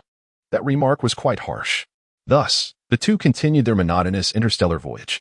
3 weeks later, after a distant yet fleeting journey, they finally arrived at their destination, the new Namek. Prepare for landing. Bulma's voice brimmed with excitement, her eyes sparkling with curiosity like a little girl. Yet, beneath that excitement lay a trace of nostalgia. With seamless dexterity, Bulma operated the controls, and the spaceship landed gently on the surface without a scratch. Have we truly arrived? Namek. Son Gohan and Bulma stepped out of the spaceship, gazing at the familiar yet unfamiliar green foliage, nostalgia washing over them. Standing before the shimmering pond, Bulma stared at her slightly aged reflection in the water, an overwhelming sense of sentimentality flooding her heart. Although this was the brand new Namek, the scenery felt as if it had transcended time. Reminiscent of 20 years ago, familiar and endearing, invoking memories. Yet, time is relentless. Having endured despair for so long, she was exhausted, neglecting her appearance. Compared to her youthful beauty 2 decades ago, the lines of age now etched on her face, the corners of her eyes slightly wrinkled. Flowers may bloom anew, but one cannot return to their youth. This reflection dulled her excitement for revisiting the past. However, she recalled a saying by a superhero, women are like fine wine. They only get better with age. Though time had left its marks on her face, it also bestowed a certain mature charm. Perhaps this semi-aged allure was even more captivating to others. Despite Bulma's own skepticism, she pointed to her face and half-jokingly asked Son Gohan, who stood beside her, Gohan, how do you think Annie's skin is holding up?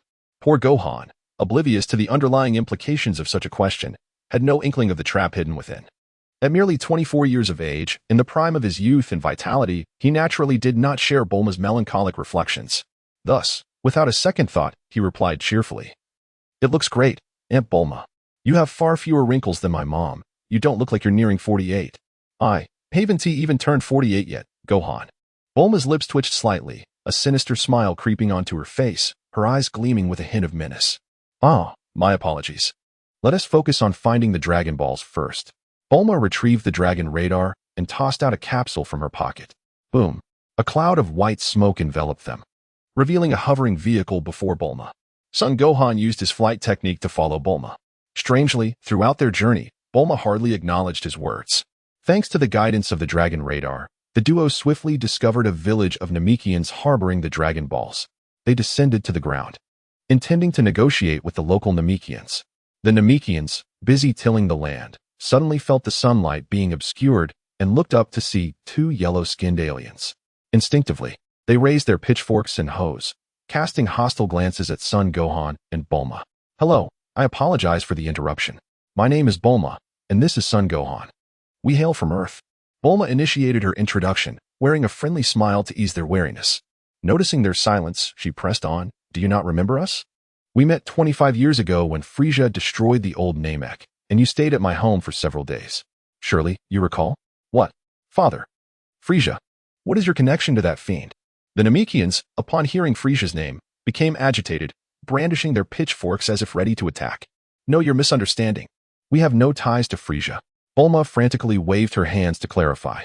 Yet the Namekians remained watchful, glaring at Bulma and Son Gohan. Just as Son Gohan feared an unnecessary conflict was imminent, a familiar voice rang out. "Put down your tools. They are not our enemies." The Elder. Indeed. The newcomer was the newly appointed Elder of Namek, though Bulma didn't recall his name. "Bulma is our old friend. She helped us resist Frieza's forces. Our very survival and the ability to cultivate in this new home depend on her and her companions. Now, resume your work." "Yes." The Namekians lowered their weapons and returned to their labor, obediently continuing their tasks. "Hee, I trust you are not overly startled." The Grand Elder inquired kindly of Bulma and Gohan. They shook their heads in response, indicating all was well. "Please forgive the impetuousness of these children.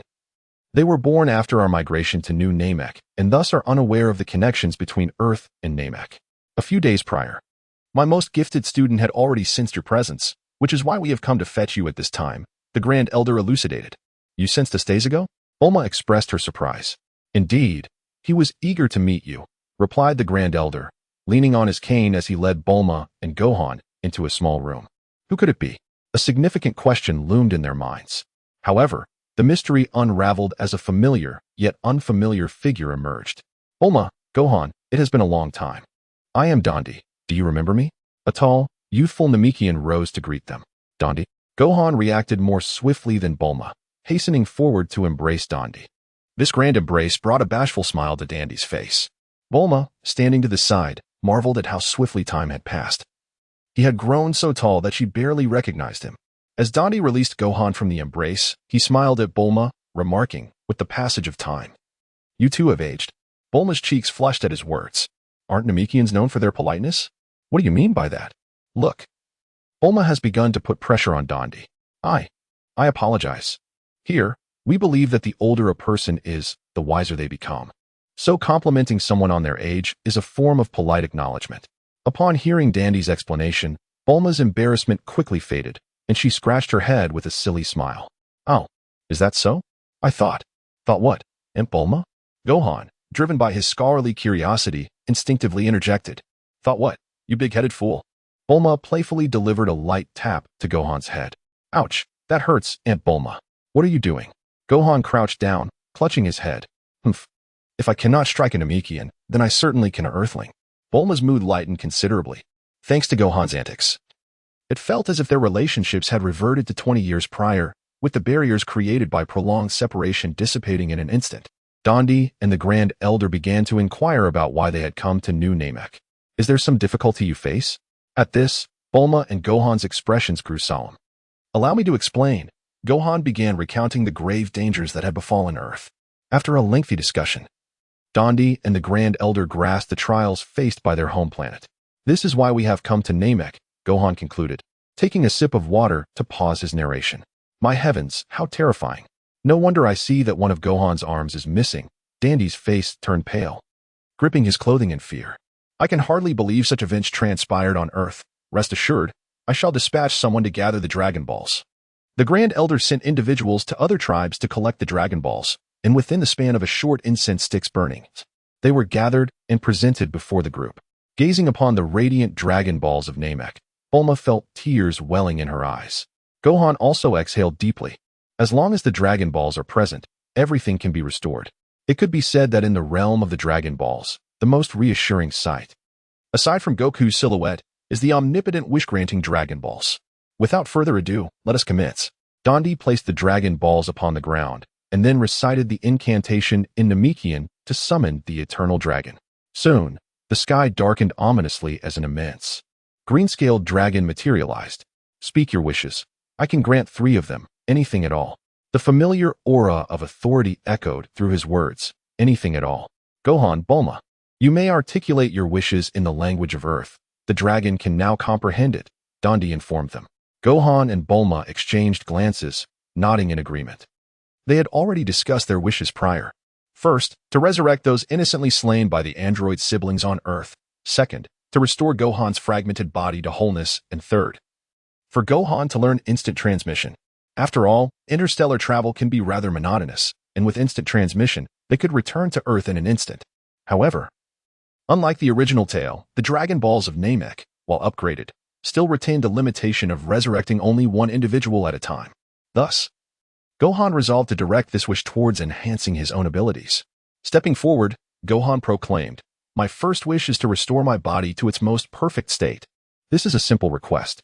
The dragon's red eyes gleamed as it cast its gaze upon Gohan. Suddenly, Gohan felt a surge of warm and powerful energy coursing within him, and his body began to undergo astonishing transformations. First, the scar on his face dissipated like mist under the morning sun, his skin becoming smooth once more. Next, a tingling sensation emanated from his left shoulder, as if a newfound strength was awakening within. He was astonished to see his left arm regrowing before his very eyes, muscle, bone, and blood vessels seamlessly knitting together. An overwhelming joy surged within Gohan as he slowly moved his left arm, clenching his fist, the joints producing a delightful crackling sound akin to popping beans. He could distinctly feel the vibrant power coursing through his arm, devoid of any unfamiliarity, as if this arm had never been absent from him. Moreover, the hidden injuries accumulated from years of battle were entirely healed in that moment. A profound sense of relief washed over him, enveloping his entire being in an unprecedented lightness. I have never felt such clarity. It is as though I have been reborn, Gohan mused exuberantly. Yet, this was not the end. Gohan felt a pressure near his coccyx, and a furry tail burst forth from his trousers, swaying gracefully as if animated by an unseen wind. A tail. Before Gohan could take a proper look at his newly formed appendage, the dragon's resounding voice echoed from above. "Enough, mortal. Hurry and declare your second wish." Gohan nodded. Speaking again, "My second wish is to acquire the ability to instantaneously transport myself like the Kais, disregarding all constraints. That wish is beyond my power." The dragon shook its head, continuing, "Instant transmission belongs to the divine techniques of the Kais, a realm beyond my capabilities." "I see. Then I shall entrust you with unlocking my full potential. This wish, I am also unable to fulfill. Perhaps we should reconsider instant transmission once more." The dragon's face bore a rare expression of embarrassment. What a surprise. It turns out that the dragon of Namek, like that of Earth, also has wishes it cannot fulfill. How disappointing, Bulma shrugged, indicating the dragon's inadequacy. The honest Purunga, after downloading the Earth language pack, appears increasingly inclined towards the essence of Earth's Dragon Ball, embodying a more human-like demeanor. Provoked by Bulma, he is thoroughly incensed. Foolish mortal, your perspective is indeed narrow." Purunga furrows his brow, his tone tinged with dissatisfaction. Yet he swiftly regains his composure. "Although I am unable to fulfill certain abilities pertaining to the divine realm, my powers are not as limited as you might presume.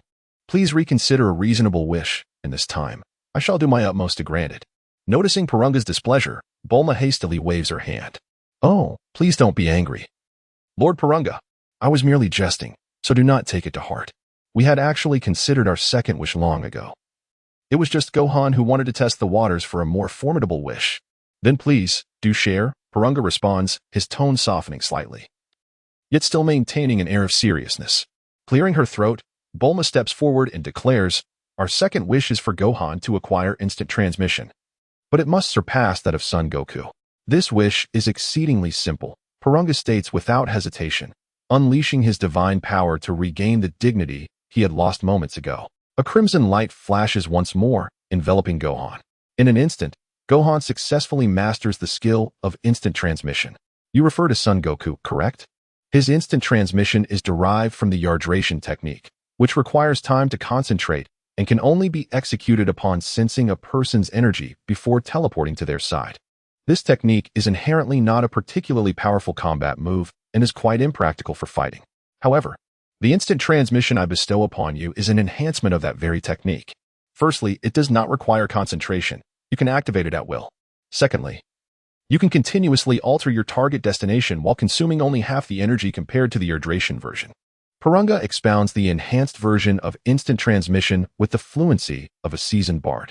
Well, that seems satisfactory, Bulma nods, recognizing the newfound utility of this instant transmission in combat. For our third wish, we entrust you with the task of uncovering potential that surpasses my current power limits. Gohan ponders for a moment. While he cannot activate a cheat, it seems plausible that the Namekian dragon could unearth a fraction of his latent potential, akin to what the Elder Kai and Old Supreme Kai could do. This wish is still exceedingly easy, Purunga asserts, his eyes flashing with crimson light once more. This time for an unusually prolonged duration, bathing Gohan in its glow for approximately 2 minutes.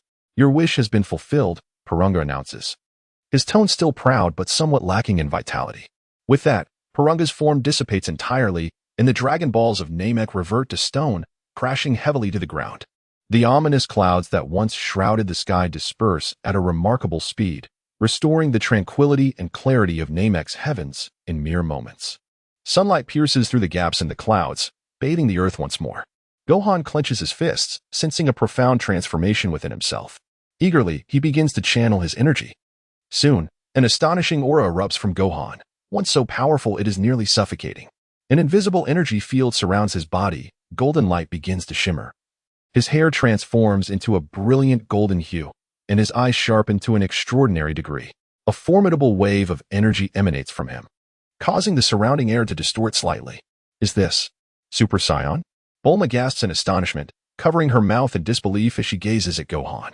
No. This transcends mere Super Saiyan, Dandy interjects, elacing his voice.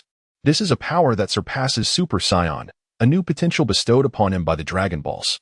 As the golden light fades, the golden aura shifts to pure white. His once flamboyant golden hair returns to its humble black state. Thus, the mysterious Gohan is born. The new deity, Dandy, refers to Gohan as the ultimate Gohan. Unlike the traditional transformations of Super Saiyan, this form is ignited through the ritual of the old Kai, allowing him to unleash his potential in his normal state. It is a transformation uniquely belonging to Gohan within the Dragon Ball universe. Following the path of ultimate status, Gohan can evolve this form as he continues to develop his potential. In Dragon Ball Superhero, he unlocks an entirely new transformation that surpasses the mysterious Gohan, beast form. Currently, Gohan's potential has been awakened not through the old Kai's ritual, but through the development by the Namekian dragon, Purunga. In terms of dimensional hierarchy, Purunga pales in comparison to the old Kai, and thus the efficacy of potential unlocking is naturally inferior. In the original narrative, the power of the mysterious Gohan is described as exceeding that of Super Saiyan 3 with a longer duration.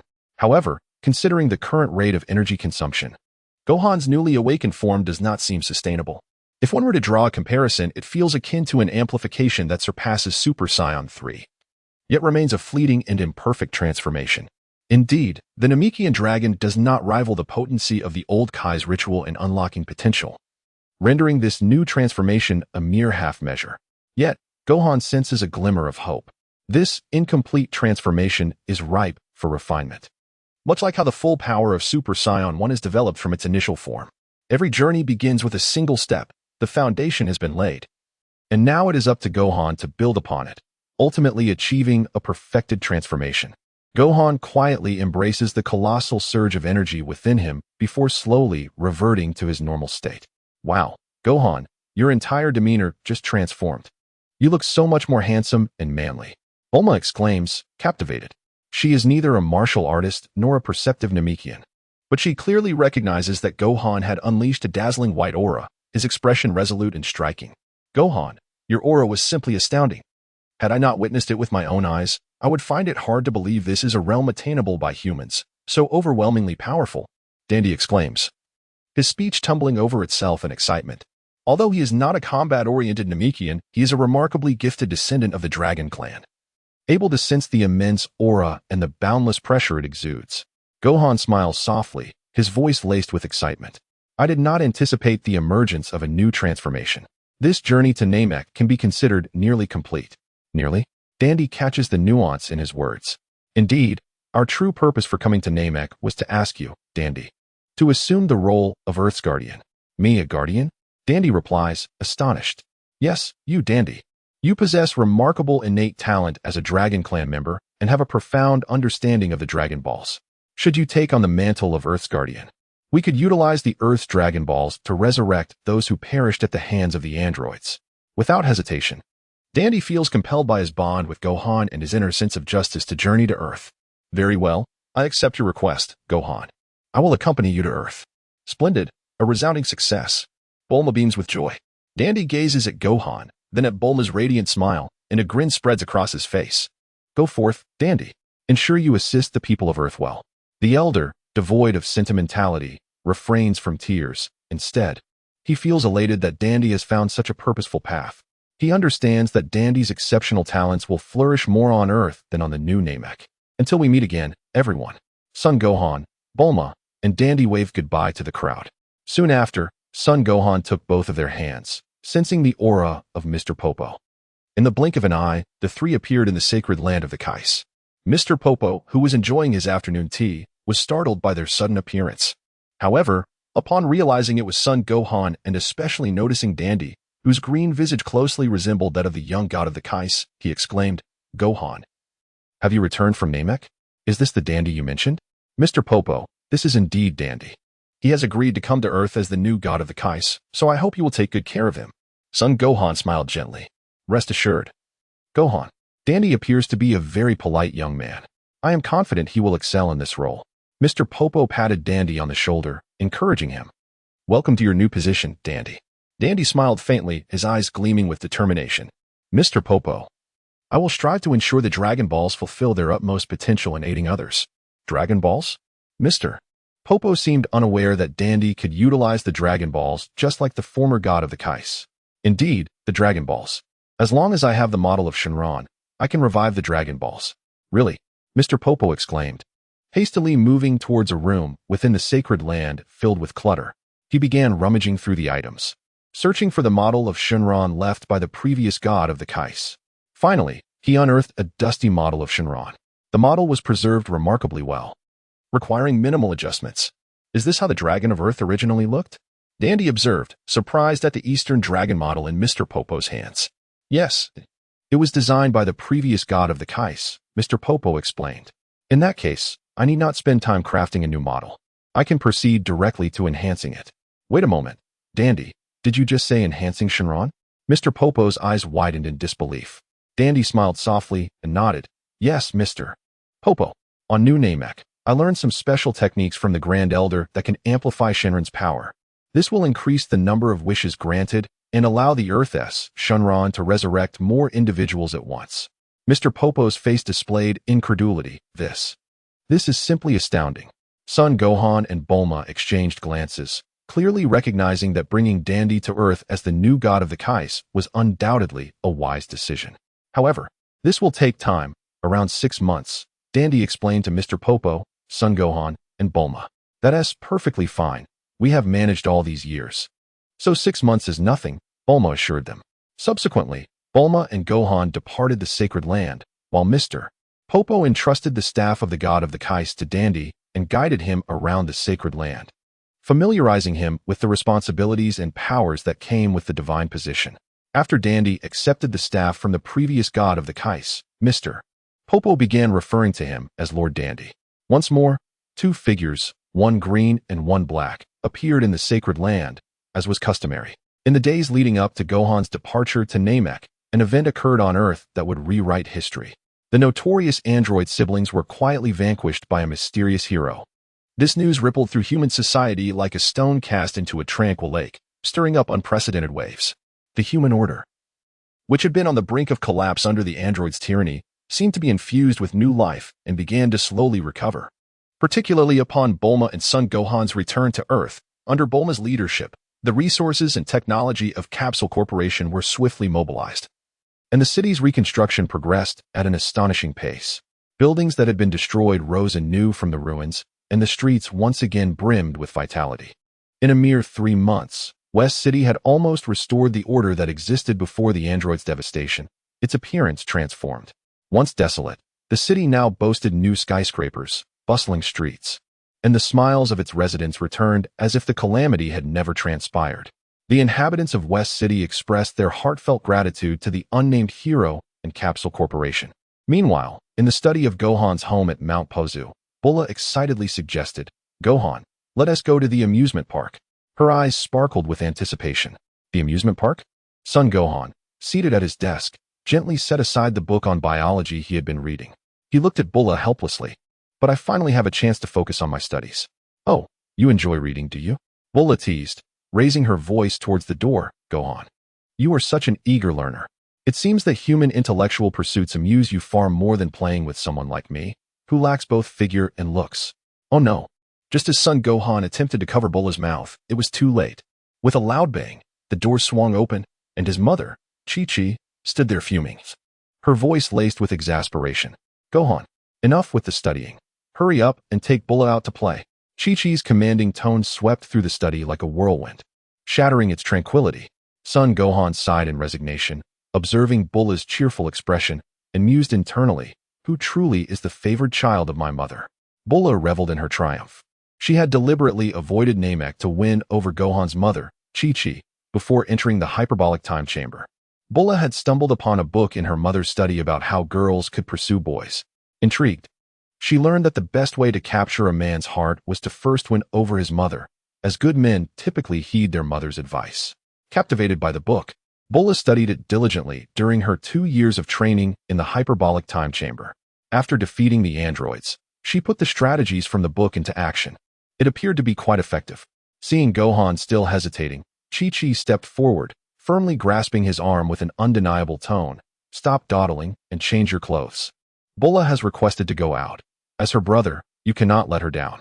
Son Gohan sighed again, knowing that once his mother made a decision, it was nearly impossible to change her mind.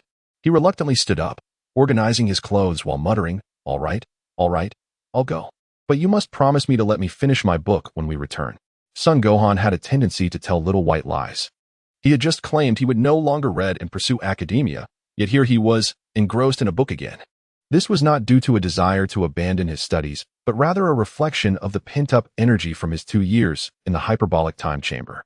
After defeating the androids, he was eager to take a break and relax, an entirely reasonable desire. In Gohan's eyes, nothing provided him with more relaxation and entertainment than reading. He declared that he was not neglecting his training. Rather, he was engaging in flexible and strategic training. After all, one could not train like Vegeta, exhausting oneself in the gym to build muscle. Standing aside, Bra observed Gohan's pitiful demeanor and couldn't help but feel a mix of amusement and sympathy. She approached him and gently tugged at the corner of his shirt, saying, "Gohan, I know you're exhausted and want to relax with some reading. But could you please just do this for me? Once we return, I'll join you in studying, okay? Please." Gohan looked at Bra, who was pouting with her hands clasped together, and his heart melted. The frustration within him gradually gave way to warmth. He affectionately ruffled her hair and replied with a smile, "All right then, I'll spend the day with you. But you must remember to study with me when we get back." "Yes, definitely." Bra nodded enthusiastically, her eyes sparkling with excitement. Watching their interaction, Chi-Chi couldn't help but smile with maternal joy. "I'll go change now," Gohan said before turning towards his room. Bra, watching Gohan's retreating figure, silently vowed to ensure he had a delightful day. She turned to Chi-Chi and said, "Aunt Chi-Chi, don't worry, I will take good care of Gohan." "I know," Chi-Chi replied, nodding with a loving smile. "You two go have fun. When you're tired or hungry, come back home, and I'll prepare a meal for you." "All right." Bra beamed, grasping Chi-Chi's hand sweetly. Before long, Gohan emerged in casual athletic wear, carrying a simple backpack. He saw Bra waiting at the door, holding 2 tickets to the amusement park. "Let us go, Gohan. Today, we're going to have a blast," Bra exclaimed, pulling him into the sky. Chi-Chi stood at the entrance, watching them leave, reflecting, "Goku, our son has grown up." Upon arriving at the amusement park, Bra's eyes lit up instantly. She took Gohan's hand and rushed towards the attractions like a whirlwind. They indulged in nearly every ride, from roller coasters to Ferris wheels, from carousels to bumper cars. While on the Ferris wheel, Bra gazed at the cityscape below and expressed, "Gohan, do you know, I'm actually quite afraid of fighting. I'm a coward." But when I'm with you, I feel incredibly brave, unafraid of battle. Gohan smiled gently, stroking her head. Bruh, you've always been brave. In fact, I'm the one who needs you by my side, the real coward. Bra looked up into Gohan's warm eyes, feeling a surge of affection. She realized how deeply she had come to rely on this gentle Gohan. He was so powerful yet so tender, it moved her to tears. They spent the day at the amusement park, their laughter resonating throughout the venue. When night fell and they returned home, Chi-Chi was waiting at the door. Did you have fun? She asked, noticing their flushed faces. It was amazing, Bra replied excitedly, while Gohan nodded, his eyes filled with satisfaction. That's wonderful, Chi-Chi said, pleased. Quickly wash up, then we can have dinner. Your mother, Bulma, will be here soon. We can all enjoy together. Thank you, and Chi-Chi. Bra replied sweetly. Gohan nodded in agreement, feeling a warm sense of comfort, as if living in a dream. Time machine, future Bra? Gohan, you've changed into a Piccolo-style outfit again? Gohan gazed at his reflection in the mirror, wearing the purple martial arts uniform, and smiled faintly. It just feels more fitting for me. Bulma crossed her arms and tilted her head, murmuring to herself, indeed, purple has a certain charm. She continued, by the way, Gohan, it seems you admire Piccolo quite a bit. Yes, Uncle Piccolo is very important to me, just like my father. Bulma nodded, unsurprised by his response. I'll go train now. Gohan waved goodbye and walked into the gravity chamber Bulma had built for him. 1,000 times gravity. I wonder if I can handle it, he mused, beginning his training. He had previously mocked Vegeta for toiling away in the gravity chamber. But he now had to admit the chamber's effectiveness in enhancing base combat power was remarkable. In just 2 months, his foundational combat ability had significantly improved. With only a month remaining until the half-year deadline, he had finally mastered the mysterious transformation, resolving the issue of endurance. He could now effortlessly utilize this form. Moreover, he had focused on enhancing his base combat power, which had already surpassed his strength during the Buu saga in the original story. In this world, devoid of divine beings, Gohan felt a newfound confidence. He believed he was the strongest being at present. However, he wondered if that was truly prudent, considering the uncertainty of whether his father, Goku, had achieved Super Saiyan 4 in the afterlife. According to his memory, it took Goku a year after defeating Buu to secretly develop Super Saiyan 4. Unlike the transformation scene in Dragon Ball GT, which required a tail and the stages of becoming a giant ape and then a golden ape, it seemed that the great ape form of Super Saiyan 4 could be attained without a tail, directly from Super Saiyan 3. While Gohan was confident in his unique talents, he acknowledged that his father excelled in transformations, always staying a step ahead. Thus, he felt it necessary to train to achieve Super Saiyan 4 for added security.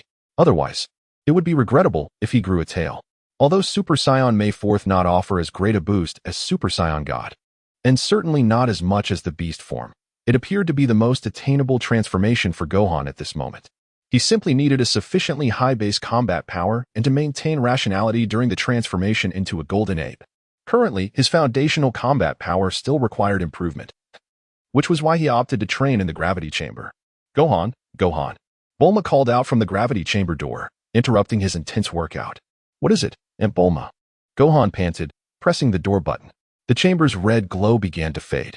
You'll find out when you come over, Bulma said mysteriously. Following her lead, Gohan entered a workshop where she pressed a switch, revealing a uniquely designed flying machine that slowly emerged from a concealed compartment. What is this? Gohan gazed at the machine, feeling an odd sense of familiarity, and suddenly exclaimed, a time machine. Hey, how did you know? Bulma looked at him in surprise. Her eyes filled with curiosity. Gohan realized he had misspoken.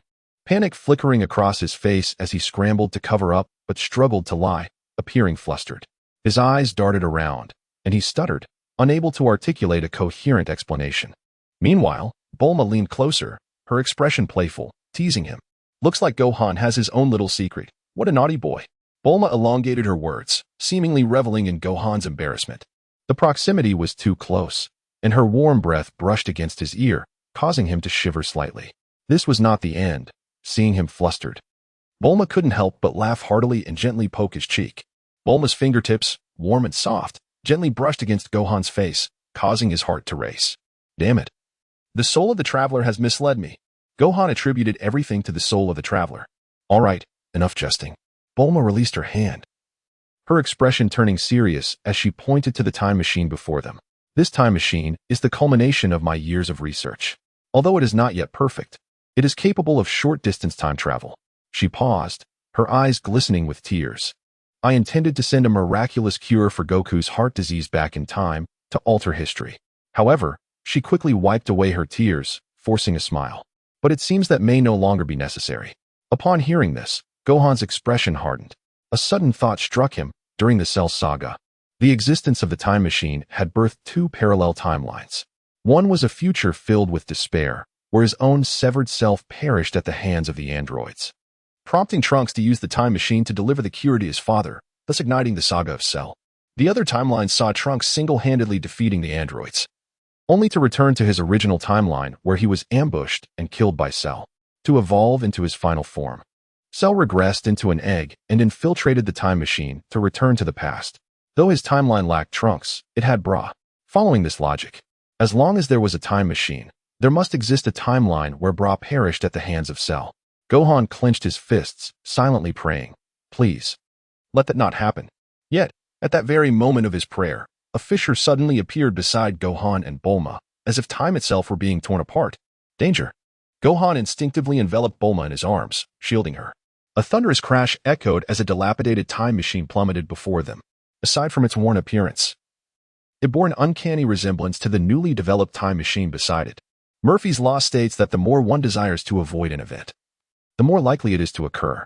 Gohan furrowed his brow, anxiety creeping into his heart as he cautiously approached to investigate, discovering a woman with blue hair, approximately 25 years old, lying quietly within the time machine. Her appearance sent a jolt through Gohan. It was Bra. He noticed the red headband atop her head, a gift he had given her, unmistakable. Without a moment to ponder, Gohan smashed the glass canopy of the time machine's cockpit. "Bulma, Bra, hurry!" Bulma, clad in a white lab coat, completed filling the last canister of fuel required for the time machine and urgently pushed Bra into it. "I won't go? That monster has killed so many, even Aunt Chi-Chi. I will never forgive him." Bra's teeth clenched, tears streaming down her cheeks as she stubbornly refused to enter the time machine. "Now is not the time for stubbornness, Bra," Bulma implored, understanding that their hiding place would soon be discovered, and the urgency of the situation left no room for familial sentiment. "I won't go. I must avenge Aunt Chi-Chi. I'm going out to slay him." Bra hoisted her sword, ready to charge out recklessly. "Enough," Bulma shouted, stepping forward, delivering a sharp slap to Bra's face. The sound echoed crisply. The slap jolted Bra back to her senses, leaving her weakly crumpled on the ground, her eyes vacant. Outside the base, the relentless rumble of energy blast reverberated, accompanied by the cries and screams of humanity growing ever louder and nearer. Time was running out. Bulma, observing her daughter who had lost the will to fight, gritted her teeth, grasped Bra's body, and forced her into the time machine. She then swiftly manipulated the controls, setting the time to the past. A thunderous crash resounded as the ceiling of the base caved in, a falling rock striking Bulma in the back, sending her crashing to the ground, a trickle of blood staining her lips. "So, you were hiding here?" The last scion. A sinister voice emanated from above. A mysterious figure clad in black martial arts attire, adorned with earrings, descended from the ceiling. His appearance bore a striking resemblance to the long-deceased strongest warrior on Earth, Son Goku. Yet his aura was one of malevolence and disdain, entirely unlike Goku's. Black-clad man. Bulma's heart raced as she forced herself to stand, attempting to press the activation button. Seeing her mother injured, Bra swiftly exited the time machine, sword in hand, aiming a strike at the black-clad figure. However, he easily intercepted her attack with a mere finger, as if toying with a mouse. "Humph, is this the extent of the last living scion? Boring, you don't even excite my body." Black Goku muttered to himself, shaking his head, a hint of dissatisfaction flickering across his face. Bra, hearing this, felt her veins throb with anger, relentlessly swinging her sword only to be struck down by a simple energy blast from Black Goku, enveloping her in dust and obscuring her from view, her fate uncertain. "Mortal beings are better suited to the ground," Black Goku proclaimed arrogantly, extending his fingers towards Bra, gathering a pink energy wave as if to pierce her body. "Bayu, Bayu." Bayu, 3 shots rang out, the sound of Bulma firing a laser gun at Black Goku. Ugh, a tiresome trick. Black Goku brushed his left chest where the laser had grazed him, his expression darkening with anger. To him, humans were a malignant tumor destined for the universe's destruction. They were weak, foolish, selfish, and would kill their kin for a mere profit, embodying the lowest form of existence. By exterminating all mortals, eternal peace for the universe could be achieved. He dubbed this plan the Human Purge. Yet now, he found himself injured by a powerless human. Though it was merely a scratch, how could such a lower being inflict harm upon him? What a joke! How dare you, insect? Black Goku teleported to the ground, seizing Bulma by the throat. His powerful grip rendered her breathless. Mom, as the dust cleared, Bra, whose fate was uncertain, cried out for Bulma through the glass canopy of the time machine. It turned out that during the chaos of the dust cloud, Bulma had secretly dragged Bra into the time machine. Don't worry about me, just go. Bulma's face flushed red as she uttered her final words. Enough. Black Goku tightened his grip on Bulma's neck, as if intending to snap it and suffocate her. Without air, Bulma's complexion quickly turned a deep purple. As oxygen deprivation set in, she gazed at the face resembling Son Goku, slipping into a daze. Son Goku, is that you? It has been so long since we last met. You still look so youthful. Memories flooded Bulma's mind.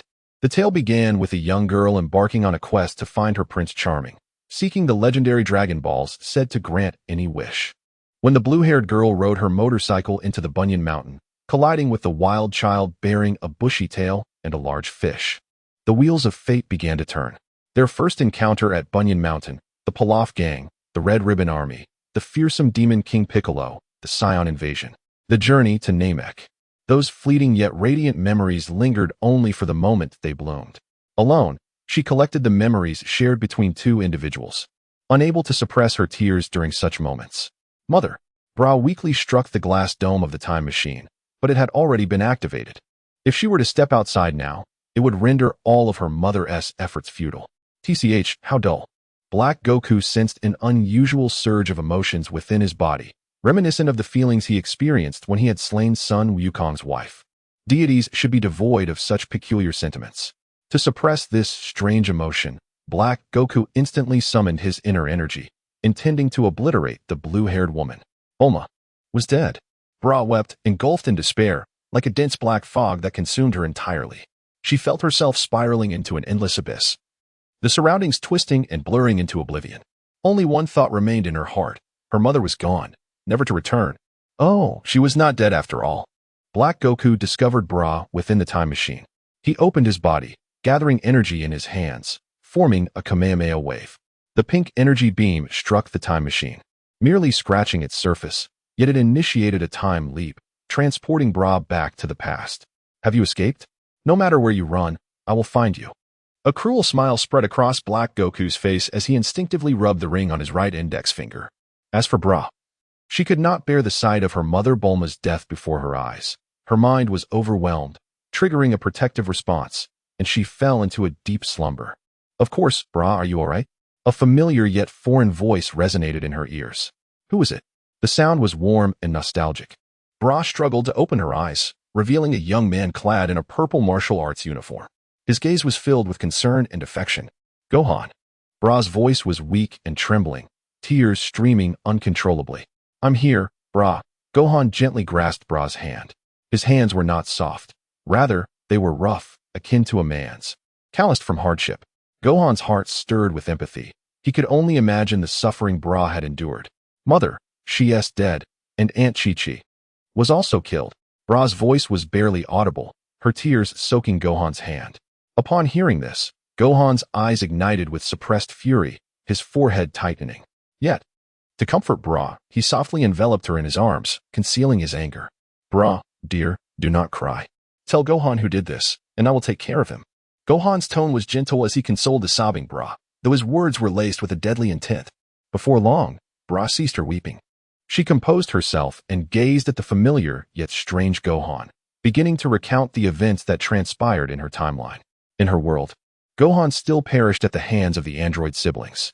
Bra traveled back in time using the heart medicine developed by her mother Bulma, altering history to successfully save Sun Wukong. She entered the Room of Spirit in time to train alongside her father Vegeta, together defeating Cell. Following this, she returned to the future, eliminating the android siblings and wiping out the larval form of Cell still in the incubation chamber. Eventually, she lived together with Gohan's mother Chi-Chi and Bulma. However, their peaceful days were short-lived. A mysterious figure resembling Sun Wukong emerged, unleashing indiscriminate slaughter across Earth, causing casualties even surpassing those of the androids. Moreover, he was extraordinarily powerful. Even after transforming into Super Saiyan 2, Bra found herself no match for him. Her ally, Mai, along with the human resistance, fell in battle against the cloaked figure. In her final moments, Bra recalled the image of her mother dying at the hands of this dark entity. If only I could be stronger than my mother, and everyone else would not have perished.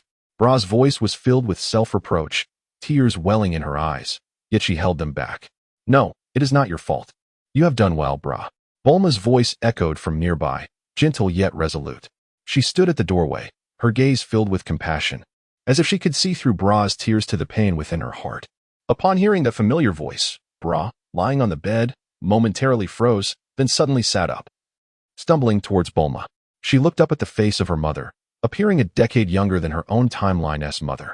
Although she knew this was not the same Bulma from her timeline, the familiar sensation overwhelmed her, igniting an uncontrollable impulse. She slowly reached out, wrapping her arms around Bulma, and tears finally flowed freely once more. In that moment, she greedily absorbed the familiar scent and warmth of her mother, as if returning to her childhood. Mother, I'm sorry, it's all my fault. I couldn't save you.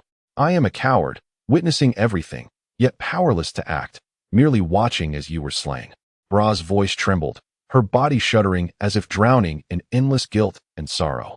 She clung tightly to Bulma, her tears soaking the fabric of Bulma's garment. Bulma remained silent, gently patting Bra's back, just as she had done in Bra's childhood, using warm gestures to dispel her fear and guilt. No, Bra, you are not a coward. A firm and steady voice resonated from behind. I believe I understand who you encountered. That individual is Zamasu, the Supreme Kai candidate of Universe 10. He stole my father's body by wishing on the Super Dragon Balls. Gohan's voice turned furious, that despicable Zamasu, unworthy of being a god. His emotions surged, but he calmed himself to continue. This is why you find the cloaked figure so reminiscent of my father. It is indeed my father's body that he possesses. Bra looked up, her eyes wide with shock and disbelief. She stared at Gohan, struggling to comprehend his words. Zamasu, Supreme Kai, Super Dragon Balls, stealing Mr. Sun's body? These revelations intertwined in her mind, leaving her momentarily unsettled. Zamasu. Bra murmured the name, a tremor in her voice. Why is he doing this? Why did he take Mr. Sun's body and commence the slaughter on Earth? Gohan's gaze flickered with anger as he gritted his teeth. Zamasu is a twisted being. Though a candidate for Supreme Kai, he harbors hatred for humanity, viewing us as a scourge upon the universe. He seeks to eradicate humans to cleanse the cosmos. My father's body is among the most powerful in the universe, enabling him to easily execute his genocidal plans. Despair flashed in Bra's eyes. Then, what am I to do? He is so powerful, I cannot even touch a single finger of his. Can I truly defeat him? She had witnessed the incomparable strength of Son Gohan during his battle against Cell, the embodiment of martial prowess. How could Zamasu, possessing such a formidable body, be vanquished? Gohan shook his head, his eyes narrowing as he summoned his energy, transforming into a mysterious version of himself. Do not worry. I will slay him and avenge the mothers of that timeline, as well as Aunt Bulma. Beulah exclaimed, such formidable energy. Is this truly the Gohan I know? Indeed. I am the Gohan you are familiar with, though perhaps there are some differences, Gohan explained. Beulah had always believed that Gohan remained in his Super Saiyan 1 form, but it appeared that this version of Gohan from a parallel universe had become unfathomably powerful. With this thought, Beulah reignited her hope. Please, Gohan, save me, save our timeline. Gohan did not respond immediately. Instead, he placed the red headband back on Beulah's head and replied with utmost confidence, of course. Goodbye, Piccolo. Black Goku is relatively easy to deal with. As long as we eliminate him before he becomes accustomed to his father's body, we should be fine. The challenge lies with Fused Zamasu. Although Fused Zamasu may lack the battle instinct of Goku or Vegeta, his immortality still allows him to overpower the weakened blue form. Therefore, to defeat Fused Zamasu, one must at least attain the Super Saiyan Blue level and acquire a means to negate his immortality. Both conditions are rather stringent. It is important to understand that Super Saiyan Blue is the transformation of a Super Saiyan God combined with a Super Saiyan. Since I have yet to achieve Super Saiyan God status, how can I even contemplate Super Saiyan Blue? The simplest method to transform into a Super Saiyan God would be to have 5 righteous-hearted Saiyans channel their energy into a 6th. Yet, glancing around the hall. Gohan noted the two Beulahs staring at each other, and he sighed in resignation. Clearly, the number of participants was insufficient. Even if he were to summon his father, who was training on King Kai's planet, and Vegeta, who was in hell, they would still be one person short. This predicament was indeed troublesome. However, fortune favors the bold. As long as I am determined, a path will present itself. Gohan resolved to cultivate the Super Saiyan God form himself. After all, if Vegeta could achieve it independently, there was no reason this officially recognized prodigy could not do the same. With this in mind, Gohan decided to journey to King Kai's planet. The essence of the Super Saiyan God transformation lies in converting mortal energy into divine energy. I trust that King Kai, a deity, would possess the necessary techniques. Traveling to King Kai's planet might have been arduous before, but for Gohan, who now wielded enhanced instant transmission, it was a mere trifle. After informing the two Beulah and Bulma, he focused on sensing the familiar energy. After some time, he finally detected a vast and recognizable aura. It was Uncle Piccolo's energy. In that moment of surprise, he vanished from his location and appeared on King Kai's planet. On King Kai's planet, the Z fighters who had perished during the battle against the androids, Yamcha, Tien, Kaiatsu, Krillin, and Piccolo, were engaged in training. They quickly noticed the unfamiliar figure that had suddenly appeared and instinctively assumed battle stances. "Who are you?" Yamcha demanded, confronting Gohan. "I am merely a passing masked rider." "Remember that," Gohan blurted out, the influence of the Traveler's spirit prompting him to quote a line from the adjacent hero's booth. "What? Are you trying to fool us?" Yamcha frowned, preparing his wolf-fang fist. "Ah, my apologies, I misspoke. I am Gohan." Gohan realized the gravity of his mistake and hurriedly clarified. "Gohan, the son of Goku? You've grown quite a bit." A small bald figure stepped between Yamcha and Gohan. Krillin, although he hadn't seen Gohan in ages, recognized him due to their bond forged on Namek. Additionally, he was the son of his best friend, Goku, so he naturally positioned himself as a mediator. "Gohan." Yamcha's expression turned puzzled as he scrutinized Gohan. Struggling to reconcile the man before him with his memories of the small child, his guard still raised. "Enough, Yamcha." A deep, raspy voice emerged from behind the gathering, revealing a green figure standing with crossed arms. There is no mistake, that young man is indeed Gohan. Piccolo halted the unfolding confusion, as the others pondered Gohan's identity. His father Piccolo immediately recognized his son after many years apart. "Uncle Piccolo." Gohan's eyes filled with tears upon seeing the familiar face. Memories flooding back of the regret he carried for not having seen Piccolo one last time. He rushed forward and enveloped Piccolo in a heartfelt embrace. Piccolo stiffened momentarily before letting out a nasal grunt, gently pushing Gohan back a step. His tone was stern yet laced with concern. "Have you had your fill of tears? You hardly resemble the strongest warrior I trained." Gohan wiped his cheeks, choked up as he stammered, "I'm sorry, Uncle Piccolo.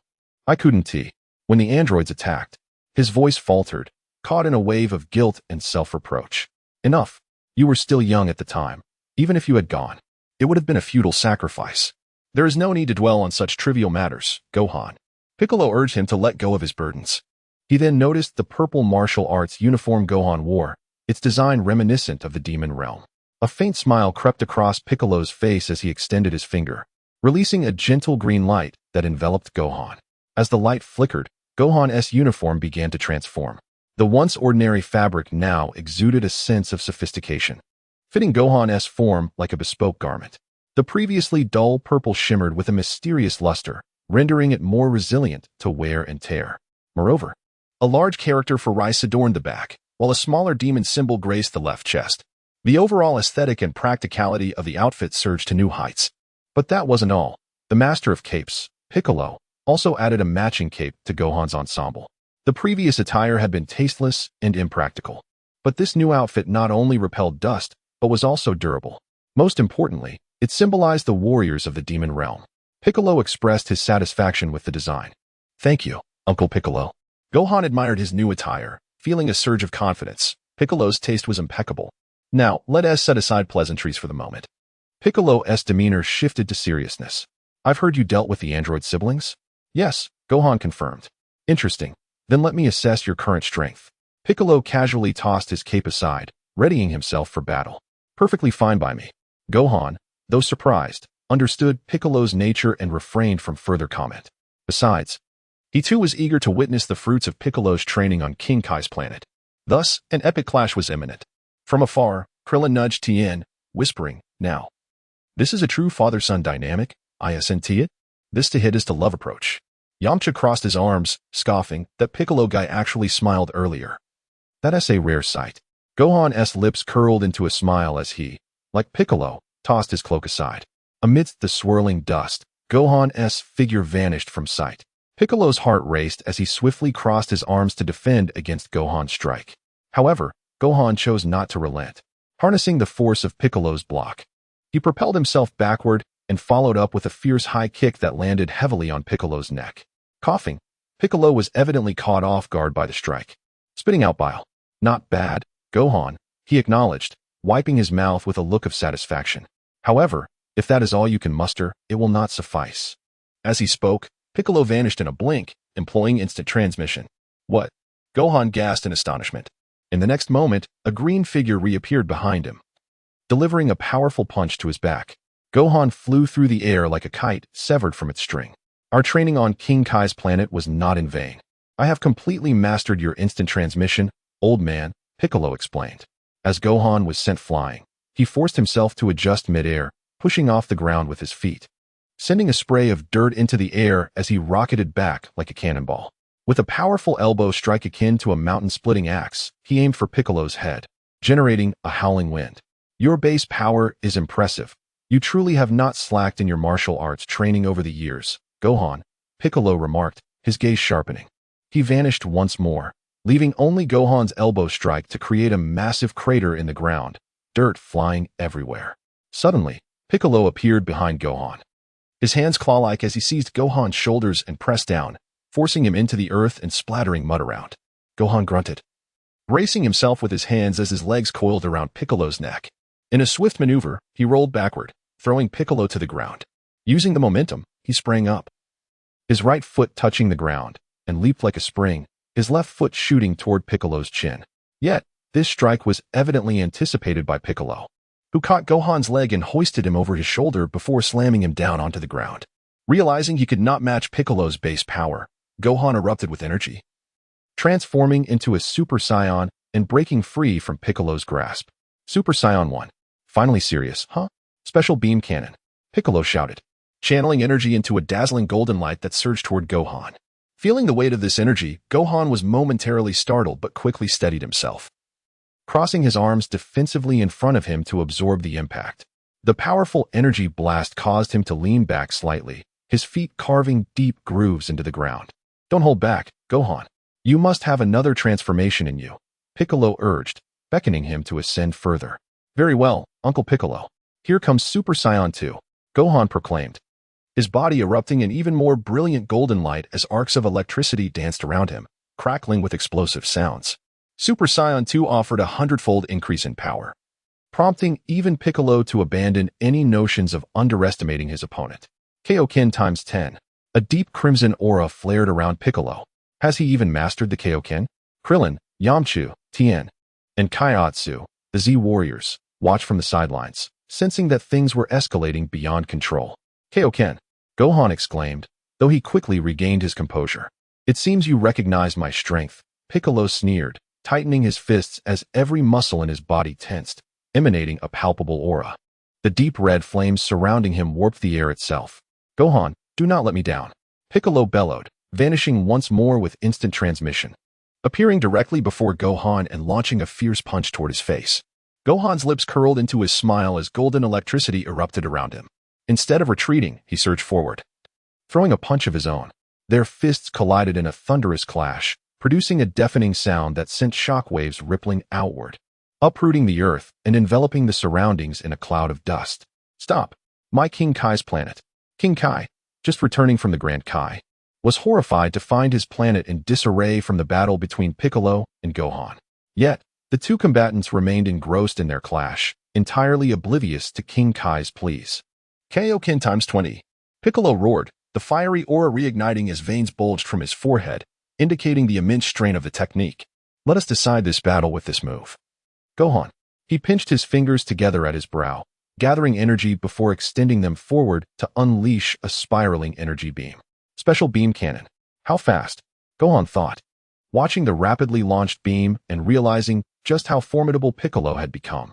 Faced with the Kaioken-enhanced special beam cannon, Gohan's Super Saiyan 2 form was pushed to its limits, the air shimmering with a blinding blue light. Piccolo, are you trying to kill Gohan? Krillin exclaimed, beads of sweat forming on his brow.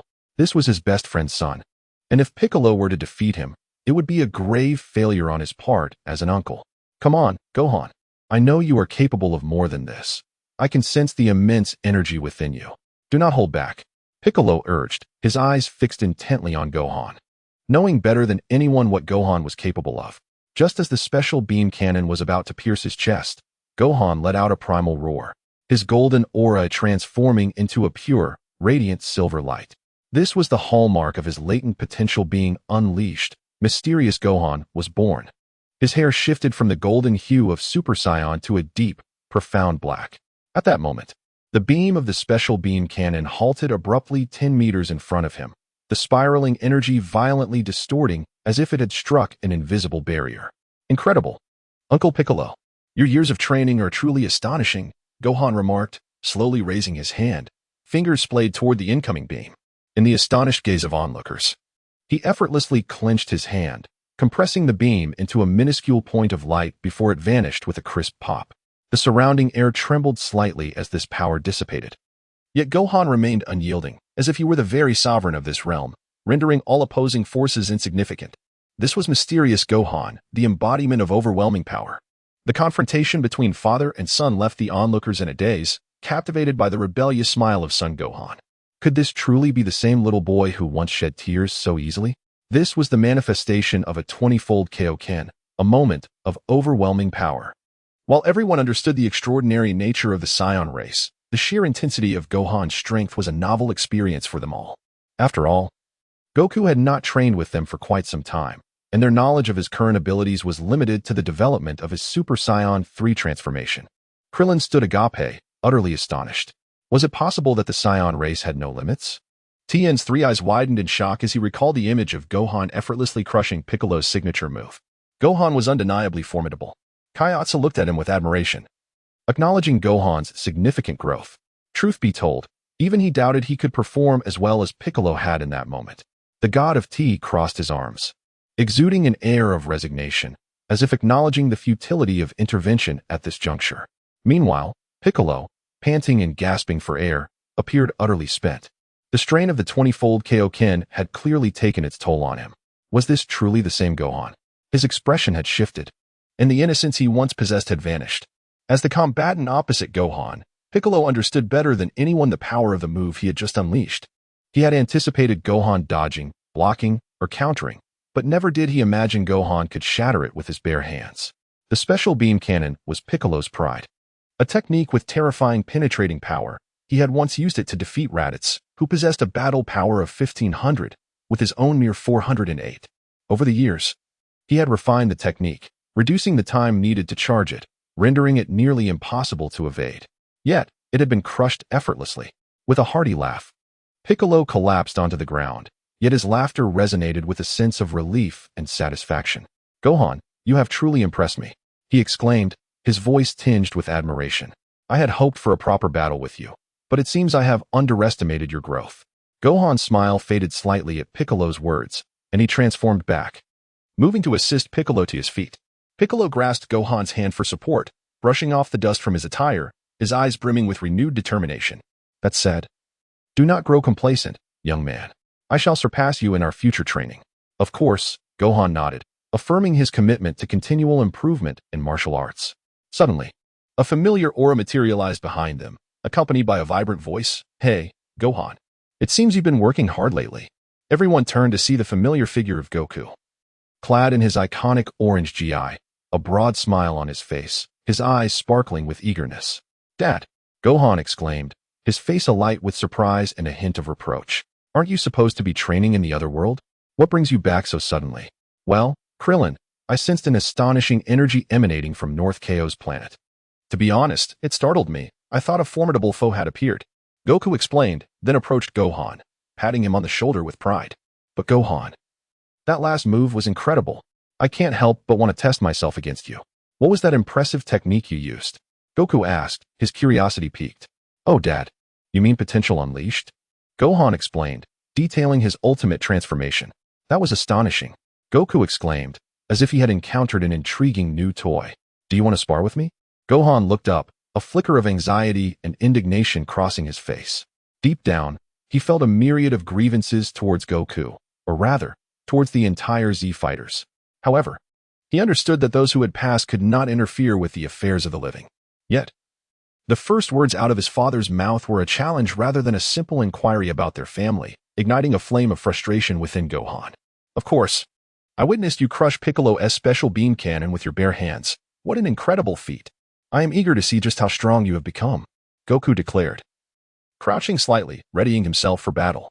Goku, are you sure this is wise? Piccolo interjected, concern etched on his face. Gohan had just exhausted himself. Was it fair for Goku to engage him now? It was rather unreasonable for a father to challenge his son after a long separation. Hey, weren't you just doing the same thing?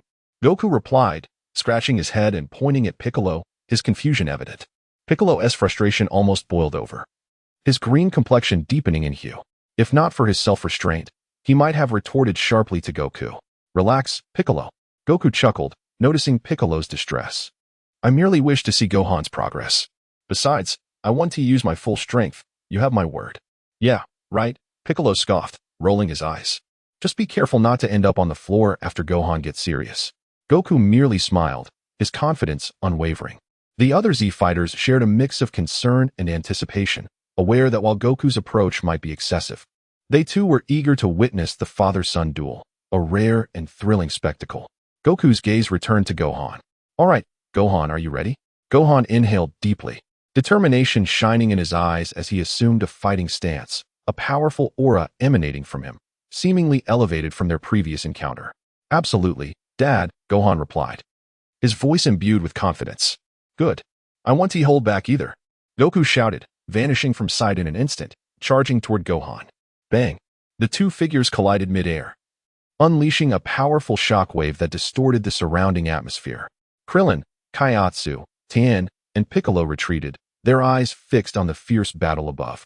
Wow, this energy, this intensity. Krillin marveled, recognizing that the clash between Goku and Gohan was unlike any other. Indeed, their strength is truly beyond comprehension, Tien echoed, equally in awe. Only North Ko lamented. Could you all consider my feelings for once? I am Aminos after all. Boom. The two forces collided in the air, erupting in a brilliant display of light, as their figures were engulfed in the radiance. As the radiance faded, Wukong and Gohan found themselves separated, locked in a fierce standoff in midair, their eyes shimmering with the sparks of battle. Wow, this is truly astonishing, Krillin exclaimed, his expression one of sheer astonishment. Indeed, their strength is unparalleled. Their speed is so incredible that I can scarcely discern their movements, Tien echoed, acknowledging the reality that such a level of combat was beyond their capacity to intervene. 21. The mysterious Gohan versus the great demon Super Saiyan 4. A gentle breeze wafted through the air as Gohan's lips curled into a subtle smile. The impulse to deliver a thorough beating to his so-called father reached its zenith. Oi oi, you worthless rot, he declared, prepared to experience the filial piety fist. Gohan's face radiated with an ominous grin, confidence surging through him like an unstoppable tide. He concealed no abilities, unlike Goku, who had the bad habit of underestimating his opponents before transforming. I'm getting serious now, Dad. Gohan inhaled deeply, informing his father of his impending assault.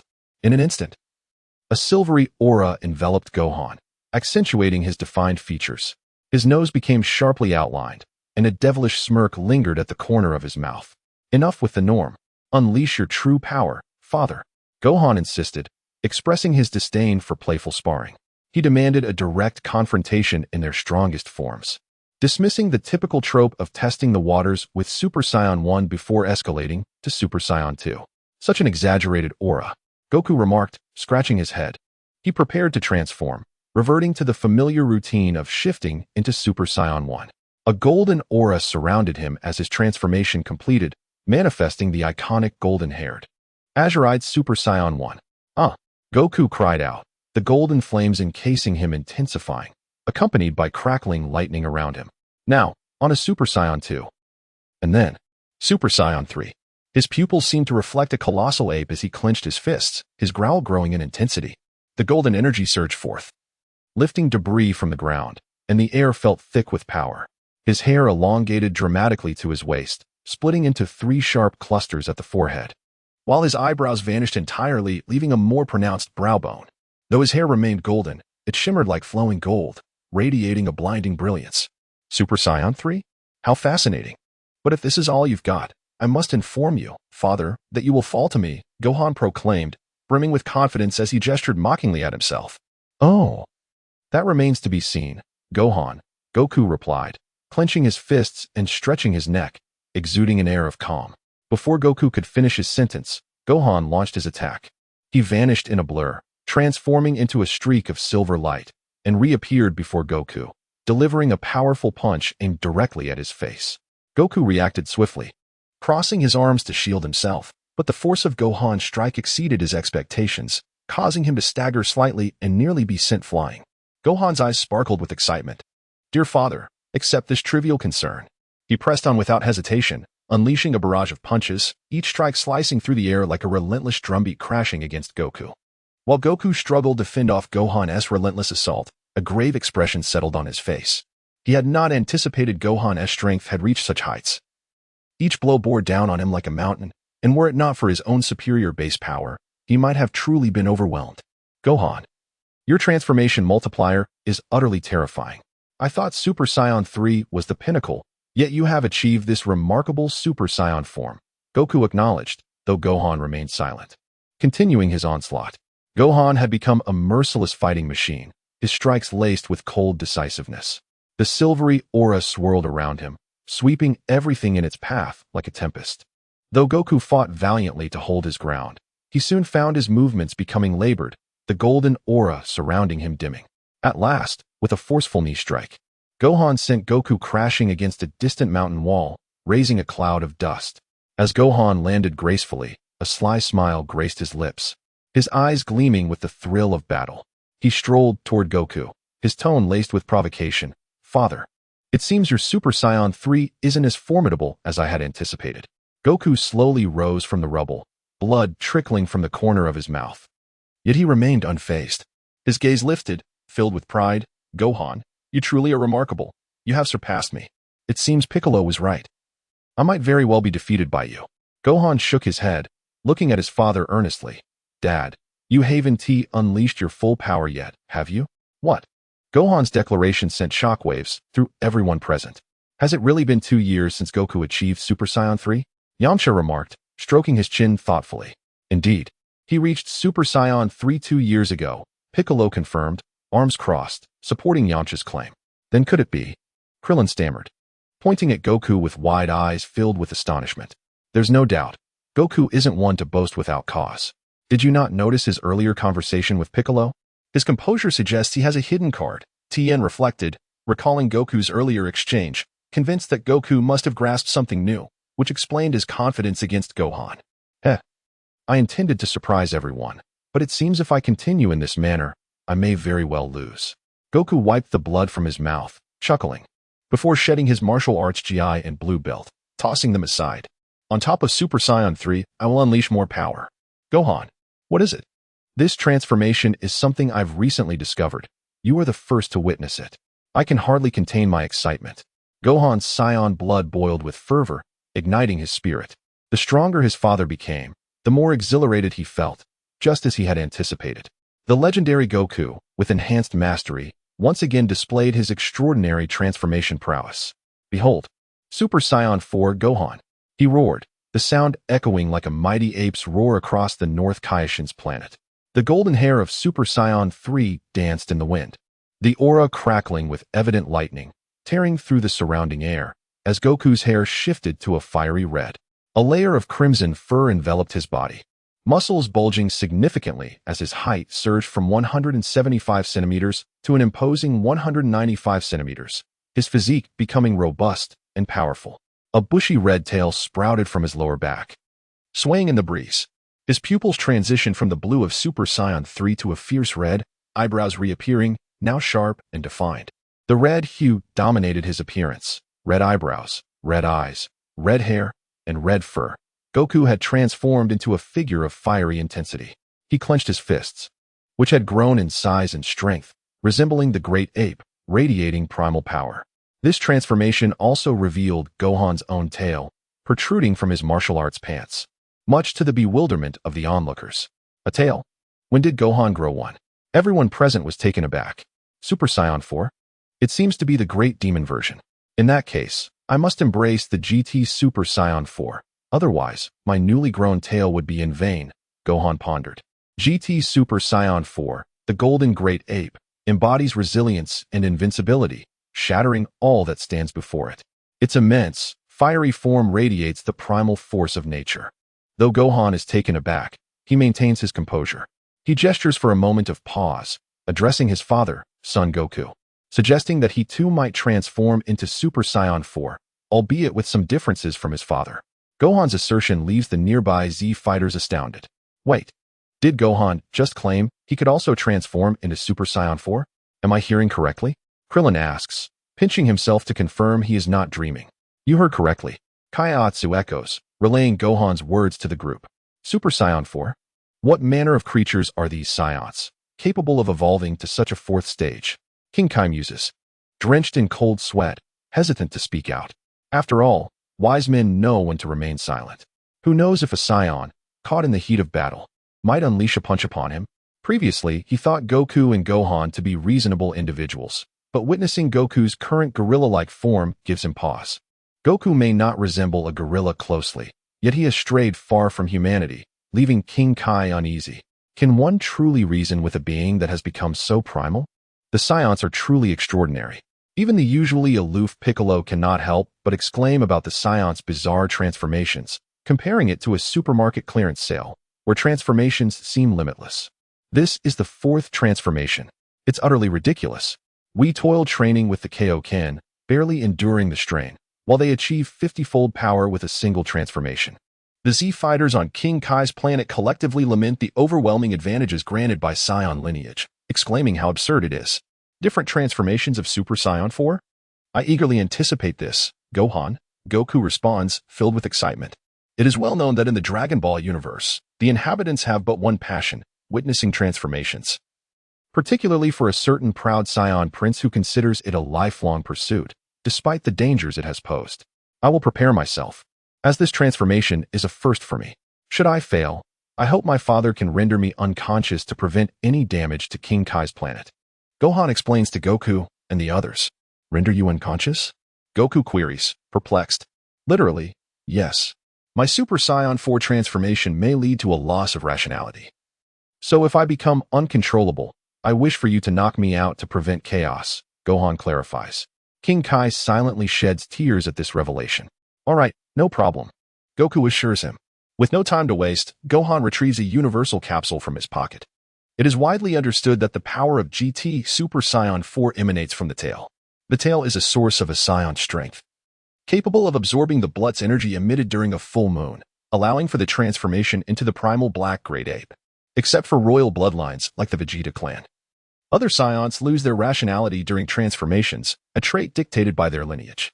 This is the most challenging aspect of Super Saiyan 4, maintaining one's consciousness amidst overwhelming primal instincts. The next step involves transforming from the black great ape into Super Saiyan. A common misconception is that one must first learn to transform into Super Saiyan 3 before achieving Super Saiyan 4, which is entirely incorrect. A warrior merely needs sufficient combat experience and training to master the Super Saiyan forms, like Super Saiyan 1 or 2, without needing to progress through Super Saiyan 3. In the original series, Vegeta even directly transitioned from Super Saiyan 2 to Super Saiyan 4, exemplifying this point. Therefore, Gohan, who has mastered Super Saiyan 2 and possesses a tail, theoretically can transform into Super Saiyan 4. He senses that, as a hybrid of Earthling and Saiyan, while he too may lose rationality during the transformation into a great ape, he would retain a degree of control compared to his pureblood Saiyan father. However, to become a giant ape, a full moon is essential. Since full moons are rare, technology must intervene. Thus, he had previously requested Bulma to develop a mini-Blutz energy projector to simulate the effects of a full moon. Gohan positions the device toward himself, urging Goku to step back. Who knows what might happen if the transformed state of the Dark Super Saiyan 4 reacts with the machine? He ponders. With that, Gohan activates the machine. Blood's energy surges at full power into his body, particularly affecting his tail. Suddenly, his tail begins to extend, growing robust and powerful. Gohan feels a void in his mind, with only the sound of his racing heart echoing. An overwhelming surge of heat emanates from the depths of his being, coursing wildly within him. This force is a double-edged sword, exhilarating yet excruciating. His body begins to transform uncontrollably, bones cracking loudly as he expands, muscles bulging with unparalleled development. With a mighty roar, Gohan fully transforms into a colossal black great ape, towering 30 meters. His crimson eyes become bloodthirsty and clouded, devoid of reason, consumed solely by the impulse to destroy.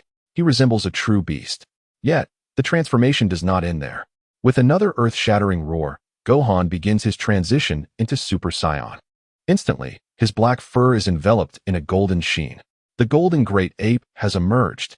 On the planet North Kai, the golden great ape stood majestically upon the earth, its powerful fists pounding against its chest as it let out a thunderous roar. Its crimson eyes were murky, brimming with chaos and murderous intent. This transformation was a remarkable evolution beyond the ordinary great ape, achieved through the metamorphosis into a Super Saiyan. In this state, Gohan's aura had surpassed even the enigmatic form of Mystic Gohan. Was it possible to transform into a Super Saiyan after becoming a great ape? The brilliance of this idea had granted him formidable strength and defense. However, such a colossal form had also significantly diminished his agility. In a confrontation with an equally matched foe, he would become little more than a mobile target. Goku stood on the ground, gazing upwards at Gohan's transformation into the golden great ape, muttering to himself. Piccolo, Krillin, Tien, Yamchu, Kaiatsu, and North Kai looked on in astonishment as the unfolding spectacle continually reshaped their understanding of the Saiyan race. Gohan, you actually conceived of transforming into a Super Saiyan while in the great ape form? Truly remarkable. You've stolen all the thunder. Meanwhile, Gohan felt his sanity slipping away as the primal urge to kill, rooted in his genetic lineage, threatened to reduce him to a mere beast of destruction. Yet, when thoughts of Bulma, Bra, his mother Chi-Chi, and Uncle Piccolo crossed his mind, clarity returned to him. Yes, ultimately, he was not a pure-blooded Saiyan. The Saiyan bloodline was a tool for his empowerment, not a shackle to bind him. To grow stronger at the cost of losing reason and becoming a mindless beast reveling in destruction. How was that any different from the android siblings? The primal instincts surged within him, yet his affection for those he cherished grounded him. How could he possibly fall here? The transformation into Super Saiyan 4 was merely the beginning. This level of intensity would not rob him of his sanity. Weakness, weakness, weakness. Gohan let out another roar towards the heavens, and his crimson eyes became clear. Suddenly, his pupils constricted to pinpoints, and a flash of red lightning coursed through his mind. His heartbeat quickened, and the temperature within him rose. To everyone's astonishment, the 30-meter-tall great ape emitted a roar reminiscent of a human. Its tail lashed wildly, striking the ground and sending dirt flying. This was the primal power hidden within the Saiyan bloodline. In that moment, the crimson eyes erupted into a resplendent golden light, and the towering figure of the great ape began to shrink at a visible rate. Each muscle contracted under the surge of energy, the golden fur standing on end as it shifted from brilliant gold to a subdued yet fiery red. On the surface of North Kai's planet, a fierce wind whipped up, stirring up clouds of sand and rock, yet it could not breach the 3-meter radius around Gohan, which was shielded by the golden energy waves. When the wind ceased, a 2-meter-tall young man stood firmly in place. The onlookers finally beheld Gohan's new appearance. A mane of thick black hair seemed alive, flowing without wind, reminiscent of a lion's mane, exuding wild beauty, with a long tuft of bangs cascading down his forehead. His body and limbs were adorned with red fur, accentuating his muscular chest and arms, while his bushy tail flicked about. The combination of red eyelids and golden eyes lent him an air of divinity. Yet the slight upturn of his lips, filled with confidence and dominance, rendered his presence somewhat sinister. This is my Super Saiyan 4. Gohan's voice was deep and magnetic, each word resonating like thunder in the ears of those present. The crowd was momentarily stunned. What new transformation was this? The Saiyan race seemed to possess an endless array of flamboyant forms. Even within the same phase, Super Saiyan 4 had two distinct appearances. Honestly, Gohan had not anticipated such strength in this state. He felt the power surging within him, nearly intoxicating. Indeed, in terms of both appearance and ability, GT Super Saiyan 4 was the most fitting transformation for a Saiyan, preserving the characteristics of the Great Ape while amplifying power far beyond that of Super Saiyan 3. Endurance, strength, defense, speed, there were no weaknesses. Moreover, it possessed the unique ability to absorb others' energy, significantly raising the transformation's potential. In the future, there would be opportunities to further enhance it into Limit Break Super Saiyan 4. Wow, Gohan, your transformation isn't merely a progression from Super Saiyan 3, yet your appearance is quite similar to mine. This is truly extraordinary, Goku exclaimed, astonished. Gohan nodded, adopting a combat stance. That said, the two transformations may be similar yet different. I truly wish to know, who is stronger, father? I understand, Gohan. Now, I shall hold nothing back. I will give it my all. Haha. That's exactly what I hoped for. A new power indeed requires about to fully grasp it. Very well, let us begin. Goku's excitement surged as he looked upon his son in his Super Saiyan 4 form, his blood boiling with anticipation. Goku swung his massive ape-like arm down upon Gohan, who effortlessly intercepted the blow. Wow, this strength is quite formidable. It seems there is wisdom behind the larger hands, Gohan remarked. Though his relaxed expression belied the fact that Goku's punch still lacked sufficient force. Father, your punches are neither swift nor fierce enough. Gohan twisted his neck before delivering a powerful punch aimed at Goku's face. He would show no mercy, wanting to acclimate to his new form while also seeking retribution against the vile rot. Goku tilted his head back, narrowly avoiding the rapid punch, grinning as he said, "That was close. You almost got me. But Gohan, you hit hard. Father, this is a sparring match, not a game. If I were to truly hold back, you wouldn't be pleased," Gohan retorted. "That's a fair point." Goku launched himself forward with explosive speed, akin to a cannonball. In midair, he executed a flurry of kicks.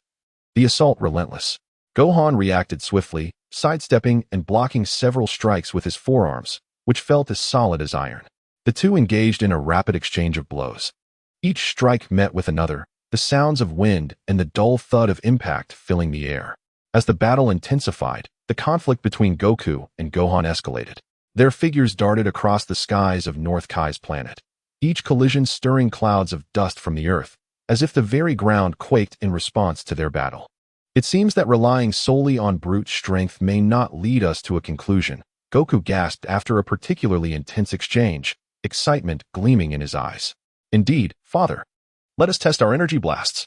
Gohan replied, lowering his stance, his hands forming a flower-like shape as blue energy gathered within his palms, coalescing into a brilliant sphere of light. Kamehameha, he shouted, launching the blue energy wave toward Goku. With a smile, Goku also gathered energy in his hands, forming an even more dazzling blue sphere. Kamehameha, he shouted in return, sending forth a counterblast. The two beams collided in midair, unleashing a deafening explosion, shockwaves radiating outward and reducing the surrounding rocks to dust. Humph, Gohan, your Kamehameha is indeed powerful, but do not forget, I possess the Kaioken. Son Wukong clenched his teeth fiercely, his muscles swelling instantaneously as his aura surged several-fold. This was the extraordinary technique he had learned from the North Kai, Kaioken, which could amplify his combat power tenfold in a brief moment. With the Kaioken's tenfold enhancement, combined with the tenfold Kamehameha wave, Son Wukong once again focused his energy, causing the azure beam to swell dramatically, as if it harbored the power to annihilate everything in its path. Witnessing this, Gohan felt a flicker of alarm within him. He was acutely aware of the terrifying might of the Kaioken. However, retreat was no longer an option. He gathered his energy once more, pouring every ounce of his ki into the Kamehameha wave without reservation. Yet, even with all his effort, he could not contend with Son Wukong's instant tenfold Kaioken enhancement. Boom. The two energy waves collided once more, and the resulting shockwave sent both warriors hurtling backward. Gohan's body tumbled through the air before crashing heavily to the ground, sending up a cloud of dust. Meanwhile, although Son Wukong too was pushed back by the shockwave, he quickly regained his footing, thanks to his formidable physical prowess. Cough. Cough. Gohan slowly rose from the dust, a trickle of crimson blood escaping from the corner of his mouth.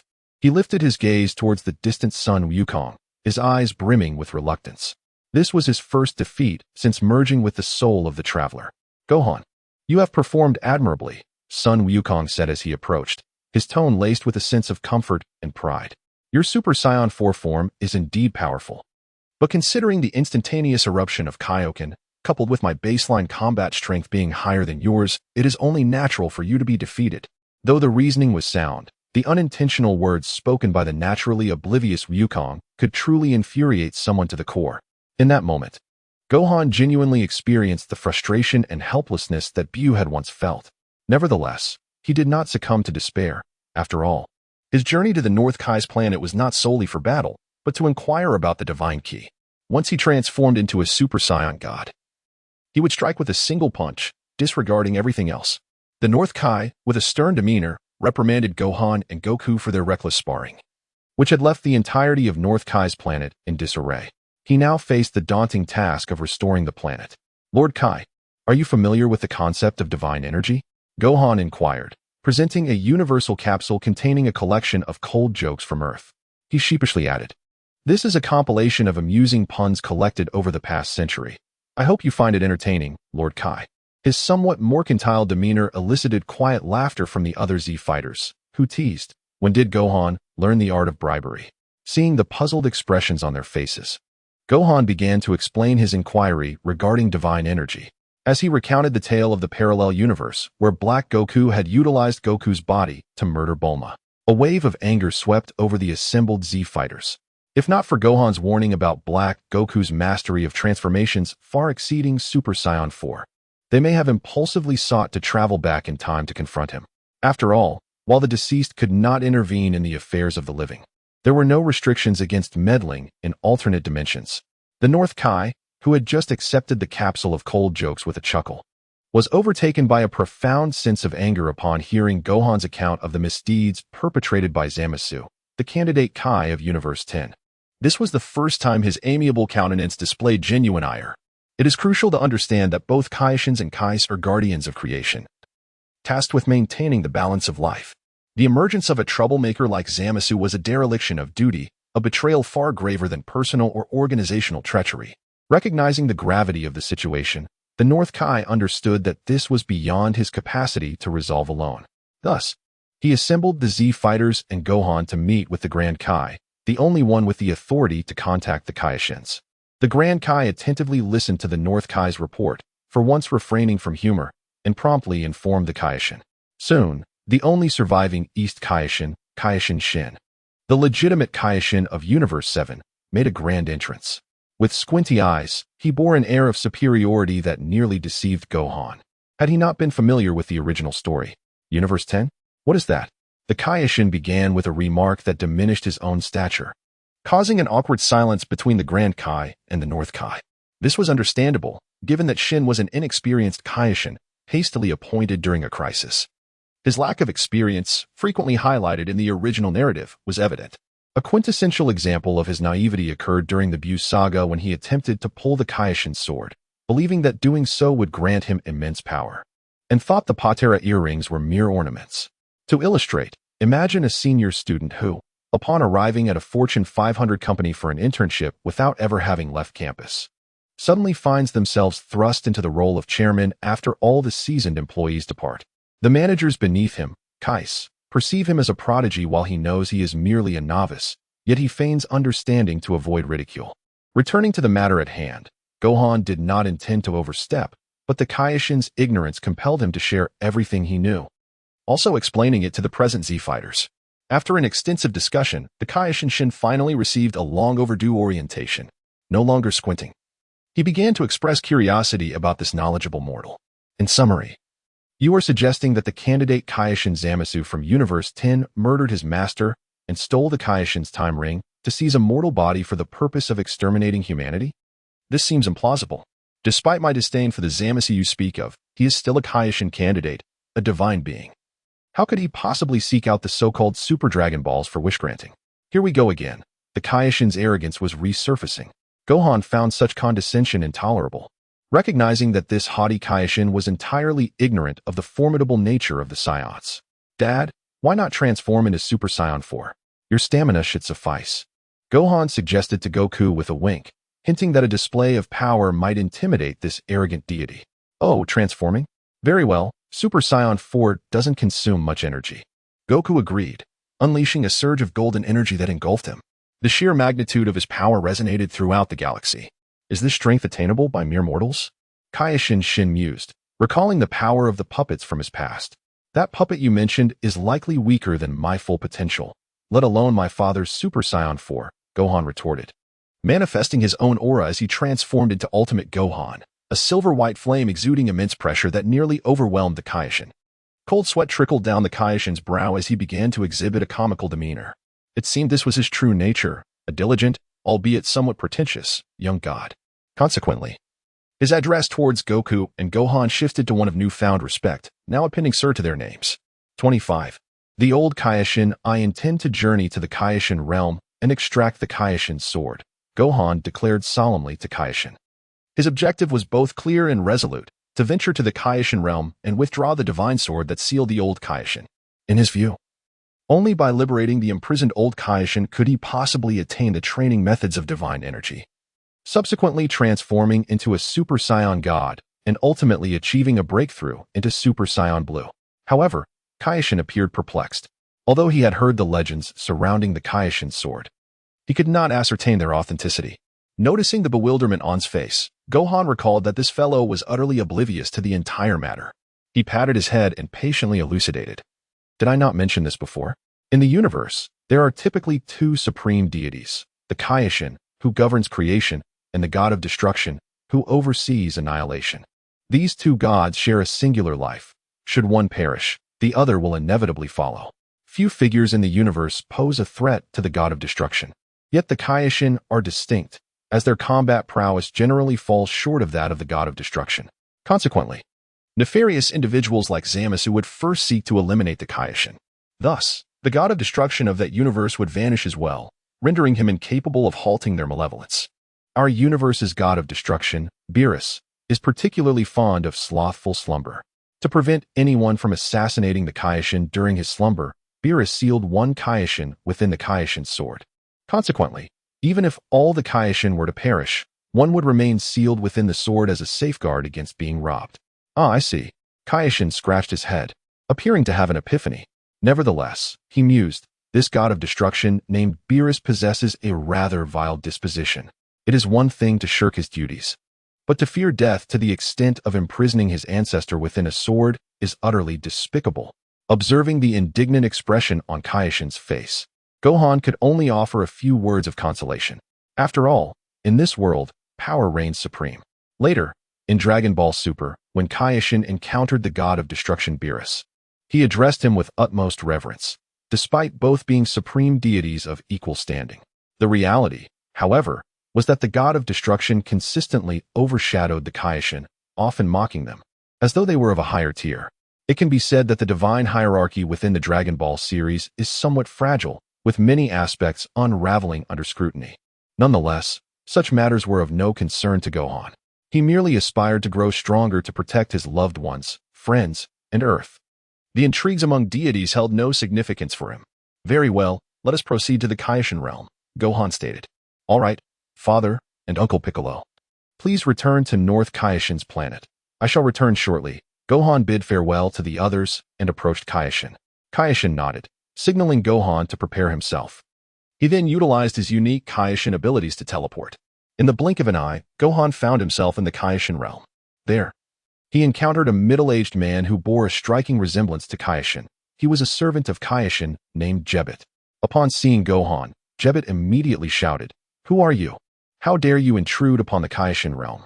He acted as though he were oblivious to the presence of Kaioshin beside Gohan, exhibiting an excessively arrogant demeanor that was exceedingly irksome. His sharp tongue closely mirrored that of the earlier Kaioshin. Gohan couldn't help but think, how is it that the Kaioshin of Universe 7 engage in such petty squabbles, constantly looking down upon others? They are deities of creation, yet instead of safeguarding humanity, they perpetuate discrimination. Truly, it is bewildering. Kaioshin also noticed Gohan's grim expression, sensing an impending eruption of fury. He hastily reprimanded Jebet, instructing him to show Gohan the respect he deserved, for Gohan's earlier display of potential had nearly terrified him. Upon hearing his master's admonition, Jebet reigned in his arrogance, as he was merely a subordinate and guardian of Kaioshin. Kaioshin guided Gohan to the location of the Kaioshin sword. Jebet crossed his arms and scoffed. This sword has even eluded the grasp of the esteemed Kaioshin. What can a mere human do? Before he could finish, Gohan unleashed a radiant golden aura, the full power of a Super Saiyan erupting forth, sending Jebet sprawling in utter disarray. The entire Kaioshin realm trembled violently, accompanied by the cacophony of cracking ground as Gohan effortlessly extracted the sword's hilt, subsequently crushing it with his bare hands, causing the shattered blade to ripple. Ah! This is the mightiest sword. How can this be? Jebet screamed in disbelief, his worldview shattered, before he ultimately fainted. Jebet, hey, are you all right? Kaioshin exclaimed, rushing to check on his fallen attendant, relieved to find him merely unconscious and unharmed. Suddenly, an aged Jun resonated from behind Gohan. The youth of today are truly remarkable. You are a Saiyan, are you not? An elderly figure with purple skin and a stooped back appeared before Gohan. Indeed, Gohan was not taken aback. For any deity with a modicum of experience would recognize his race by the furry tail at his waist. Truly impressive. You possess an overwhelming energy, young man. The old Kaioshin remarked, touching Gohan's muscles with a sense of nostalgia, lamenting, and yet, I have remained sealed within this wretched sword for so many years, with not a single Kaioshin discovering my plight. These successors are nothing but a bunch of inept fools. The old Kaioshin squinted at, who wore the attire of a Kaioshin. This. Kaioshin felt a wave of shame wash over him. The old Kaioshin did not linger on this matter. He began to stretch and move his body, having been imprisoned for so long that his muscles had stiffened. Well, it matters not. He waved his hand dismissively, indicating that all was well now that he was free. Young man, what brings you here? Although sealed within the sword, he could sense the outside world and was aware that Gohan had come to the Kaioshin realm to extract the sword and release him. Thus, he was certain Gohan had ulterior motives.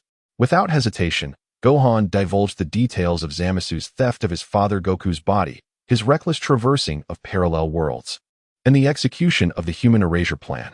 26. The divine energy, shatter it. This is indeed a challenging predicament. The old Kai frowned, his hands clasped behind his back as he paced back and forth. Clearly this was a rather complex issue for him to resolve. Son Gohan feigned nonchalance. Yet he was fully aware of the situation as he inquired, there is indeed a method. I have heard that by mastering the divine energy, we Saiyans can transform into the Super Saiyan God, attaining the realm of the divine. The old Kai was momentarily taken aback, then gazed at Gohan incredulously. Divine energy? Is it truly that extraordinary? In his extensive experience, he recalled instances where mortals in the seventh universe had wielded divine energy, yet such abilities seemed rather trivial. After all, even the most basic deities, akin to the Earth's heavenly god, possessed powers surpassing that of divine energy. However, it was evident that the heavenly god's combat prowess was not formidable, which explained the old Kai's astonishment. Can you teach me the methods of cultivating divine energy? Son Gohan asked earnestly. You summoned me for this? Any candidate for the Kai would know the principles behind it. Why not simply ask them? After all, they are the current Kais. The old Kai pointed towards Kaioshin, expressing his frustration. Well, to be honest, I understand nothing. Be it the god of destruction or the cosmic divisions, it was Mr. Gohan who enlightened me.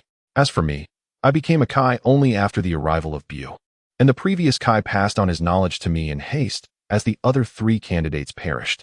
Amidst all this, aminos, you little brats, could you not seek out Beerus? We are Kais, mere administrative figures, not warriors. Matters of combat should be left to the god of destruction. The old Kai scolded Kaioshin with exasperation. Fine, I will chastise you later. The old Kai composed himself, preparing to impart knowledge about the cultivation of divine energy to Son Gohan. There are numerous forms of energy, such as courage, vitality, righteousness, and malevolence, each a manifestation of spiritual force. Regardless of the training pursued, both deities and mortals eventually reach their physical limits. Even a being as powerful as a god of destruction cannot obliterate the universe's most resilient metals. To transcend these boundaries, one must harness energy. The old Kai coughed twice. Then his expression grew grave as he elucidated the distinction between divine energy and ordinary energy. The energy cultivated by humans emanates outward, while divine energy must be cultivated from within, remaining contained. This is why mortals cannot perceive the divine aura. To cultivate divine energy is quite straightforward. One must first inflict grave harm upon oneself, approaching the brink of death. and then engage with a deity to sense the divine aura when they wield their powers, allowing this essence to merge within and heed the body's instincts. What? Is it truly that harsh? Son Gohan gasped, taken aback by the notion of bringing himself to the brink of death to attune to the divine power. He recalled the film Dragon Ball, God and God, where his father, Son Goku, had momentarily abandoned the Super Saiyan God transformation mid-battle. Only to erupt with newfound strength when nearing death, it appeared he had become accustomed to Beerus's divine aura during combat. Thus, it seemed the old Kai's seemingly absurd method of training held some truth. Regardless, let's proceed. Son Gohan swallowed hard, taking a deep breath, and requested Kaioshin to spar with him. Me? Kaioshin exclaimed in bewilderment, pointing at himself. Am I to strike Mr. Gohan? Is this for real? If you do not, shall I? Retorted the old Kai, delivering a sharp rap to Kaioshin's head. Very well, let it be, Kaioshin conceded, covering his head as he stepped into the arena. At that moment, the unconscious Jebet began to stir, rubbing his eyes as he noticed the peculiar old man clad in Kai attire before him. Who is this old fellow? Why is he wearing Kai clothing? The old Kai glanced at Jebet with a slight frown, irritation evident in his tone. Humph, you little rascal, you've finally awoken. A mere broken sword has rendered you unconscious? Pathetic. What? Who do you think you are, old man? Jebet, with a temperament as fiery as his crimson skin, bristled at the unexpected insult. I am the old Kai from 15 generations prior, sealed within that sword by nefarious beings. Had this lad not shattered the Kai sword, I would remain trapped, oblivious to the incompetence of you younger ones. Especially you, Jebet, is it? It seems you cannot distinguish between the great and the small. As he spoke, the old Kai's demeanor shifted to one of seriousness. He slowly raised his hands and waved them gently, an invisible pressure enveloping the space. An ancient and formidable aura began to emanate from him, reminiscent of a long-lost majesty that sent shivers down the spine. This divine power surged like a mighty tide, yet bore an oppressive weight, resembling an insurmountable mountain that invoked fear. This power could only be perceived in its full terror by those within the divine hierarchy, reflecting an absolute disparity in rank. Jebet's face paled instantly. He felt the crushing weight of this divine force, as if he were but a minuscule ant before an unyielding titan. Instinctively, he took several steps back, his eyes wide with astonishment and reverence. Jebet promptly prostrated himself, shock and fear flickering in his gaze, humbly responding, I see, it is an ancestor. I was disrespectful. The old Kai waved dismissively, signaling for him to remain silent, then continued to observe Kaioshin and Son Gohan. Kaioshin stood hesitantly before Gohan, his hands trembling slightly, clearly anxious about the impending confrontation. Stop hesitating, strike swiftly. The old Kai urged, for Gohan needed to cultivate divine energy, and any leniency would render their efforts futile. Kaioshin inhaled deeply, summoning his courage as he raised his hand to gently tap Gohan's shoulder. However, the impact was akin to a mere tickle, causing Gohan to sway slightly without sustaining any significant damage. This won't do. You are far too gentle. How could Gohan possibly reach the brink of death? The old Kai bellowed in frustration, hit harder. Startled by the old Kai's reprimand, Kaioshin's eyes widened in alarm. Gritting his teeth, he raised his hand once more, this time with noticeably increased force. Yet, Gohan's resilience exceeded his expectations, merely stepping back a few paces without incurring severe injury. Oh dear, the old Kai lamented, unable to restrain himself from facepalming. Kaioshin, you are the current Kai, regardless of how you obtained this position, as the supreme deity of the universe. How can you falter at such a critical moment? Ancestor, I do not wish to harm him, Kaioshin protested. Mr. Gohan is our friend, and I truly cannot bring myself to strike him. Friend? The old Kai scoffed. Do not forget, cultivating divine energy is no trivial matter. If Gohan cannot reach the brink of death, he may as well abandon any hope of becoming a Super Saiyan God. Upon hearing this, Gohan's eyes glimmered with determination. He understood the old Kai's words held truth. To transcend his limits, he must be prepared to pay the price. He took a deep breath, raised his head, and smiled at the Supreme Kai. Master Supreme Kai, it's all right. Please proceed. I believe I can endure it. The Supreme Kai sensed Gohan's gaze and felt a jolt within. He realized that he could no longer hesitate. Otherwise, he would not only betray Gohan's expectations, but also disappoint the old Supreme Kai. Thus, he gritted his teeth, lifted his hand once more, and summoned all his strength to strike down fiercely upon Gohan's chest. Bang! A muffled thud echoed as Gohan's body flew backward like a kite severed from its string. A sharp pain radiated from his chest, swiftly engulfing his entire being. His vision began to blur, and his breathing grew rapid. He understood that he was nearing the brink of death. Gohan, the Supreme Kai, witnessing Gohan being hurled away, felt a surge of panic. He attempted to rush forward to assess Gohan's condition, but the old Supreme Kai firmly restrained him. Do not move. This is not the time to be concerned for him. The old Supreme Kai said gravely. Gohan has reached a state of near death. Now it depends on whether his instincts can grasp the essence of divine energy. Do not cease the assault. Quickly channel all your divine energy and utilize the divine technique to strike Gohan. Hurry. Meanwhile, Gohan lay on the ground, the agony coursing through his body, nearly rendering him unconscious. Yet, he did not surrender. A singular thought consumed him. He must cultivate divine energy and ascend to the status of a Super Saiyan God to protect all that he cherished. The malevolent Black Goku from the parallel universe continued his wicked ways. He could not afford to fall now. The birth of the Super Saiyan God. The seventh assault. The old Kai rested upon a rock, his withered fingers gently tapping a rhythm upon his knee. Jebbit. Yes, Jebbit replied, swiftly kneeling beside Gohan. His hands aglow with a luminous green light as he began to heal the unconscious warrior. This oscillation between life and death had persisted for a full 7 times. Once proud and dismissive of mortals, Jebbit now held a profound respect for the young man named Gohan. This admiration stemmed not from strength or status, but from a more primal awe. When the verdant healing light enveloped Gohan, Jebbit could perceive the shattered ribs within and the nearly still heart.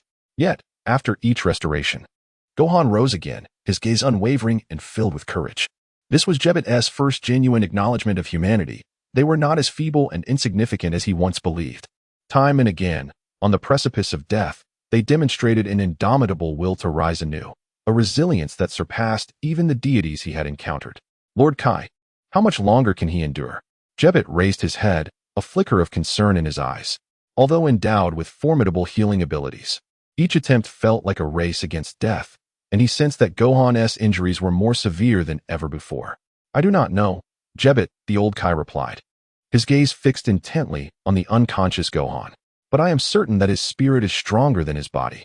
As long as his heart remains steadfast, he will persist until he truly masters the divine energy. Kaishin, observing Gohan in his state of unconsciousness, felt a pang of empathy. He was not a sadist. Witnessing Gohan's near demise 7 times stirred his compassion. Perhaps we should reconsider, old one. Mr. Gohan is in a dire state. Is there not a simpler, less arduous way to attain the divine energy? Fool, do you think divine energy is as trivial as a cabbage? This is the best method I can conceive. Remember, he is a Saiyan, a race forged for battle. Nothing suits him better than this approach. But I cannot continue. I refuse to endure this any longer. Kaishin, being a relatively young deity, found it hard to accept his role. He felt akin to a villain, relentlessly pushing Gohan to the brink of death. At that moment, Gohan, still in a state of unconsciousness, emitted a low groan, his body trembling slightly as if struggling to awaken. Jebbit instantly refocused on his healing. The green light once again enveloping Gohan's form. I can still go on. Let us continue. I have a feeling. This time it will succeed. Gohan staggered to his feet, blood trickling from his lips, his body swaying yet resolutely standing upright. He wiped the blood from his mouth and lifted his gaze to Kaishin, offering a grim yet determined smile. Lord Kai, let us try again. I can surely succeed. Mr. Gohan, I must concede defeat. Kaishin, gazing at the battered yet spirited mortal before him, felt a swell of complex emotions. Truthfully, prior to meeting Gohan, his thoughts mirrored those of Zamasu. He viewed humanity as a blight upon the cosmos, mere vermin. Yet now, his perspective had shifted. He found humanity, in some respects, more magnificent than the gods. The anthem of humanity was an ode to courage, and their greatness was rooted in bravery. This will be the final attempt, Gohan. No matter what, I shall not return. I understand, Lord Kai. Gohan inhaled deeply, striving to stabilize himself. He felt his body reaching its limit, each breath tearing at his lungs, yet his spirit remained lucid. He recognized that he was but a step away from success. A final push would allow him to truly master the divine energy and transform into a Super Saiyan God. Honestly, I find it difficult to comprehend what fuels your resolve. Is it not a burning desire for more? A refusal to succumb to despair? Gohan refrained from further dialogue, assuming a combat stance. The 8th attempt begins now, the old Kai proclaimed with vigor. Subsequently, Kaishin unleashed his divine power, assailing Gohan. Gohan did not transform. He faced the onslaught in his base form, even lowering his energy to evoke a sense of impending doom, for only then could he truly perceive the divine force. Transforming into a Super Saiyan would strip away the oppressive pressure and disrupt his grasp of divine energy. As Kaioshin's cataclysmic assault struck, Gohan's body was hurled repeatedly, blood painting the air in tragic arcs. Yet, with each fall, he felt that unique force within him struggling, roaring, as if seeking a breach to shatter his corporeal confines. Was this the divine energy? It felt like a tempestuous flame, yearning to consume him while awaiting his mastery. Gohan's consciousness blurred amidst chaos. Yet he distinctly sensed that force's presence, ubiquitous yet elusive. In a climactic moment, Kaioshin unleashed a final energy blast, striking Gohan squarely in the face and propelling him hundreds of meters away. I cannot yield. I cannot fall here. A fierce defiance ignited within Gohan, recalling his mission, the helplessness he felt when the androids ravaged the Earth, and memories of his slain mother, Chi-Chi, and Aunt Bulma from another timeline. He understood he could not waver, even at the cost of his life. Unwilling. This mantra echoed relentlessly in his heart. He would not accept fate's manipulation, would not watch the universe succumb to darkness, would not resign himself to being anything less than a true god, and would not fail to protect all that he cherished. I will not relent, Gohan roared. In that instant, the energy from Kaioshin's divine blast miraculously fused into Gohan's being, resonating with his own energy. Like Prometheus seizing fire from the gods, Gohan's ordinary ki began to transmute into divine energy, evolving from mortal essence into divine essence.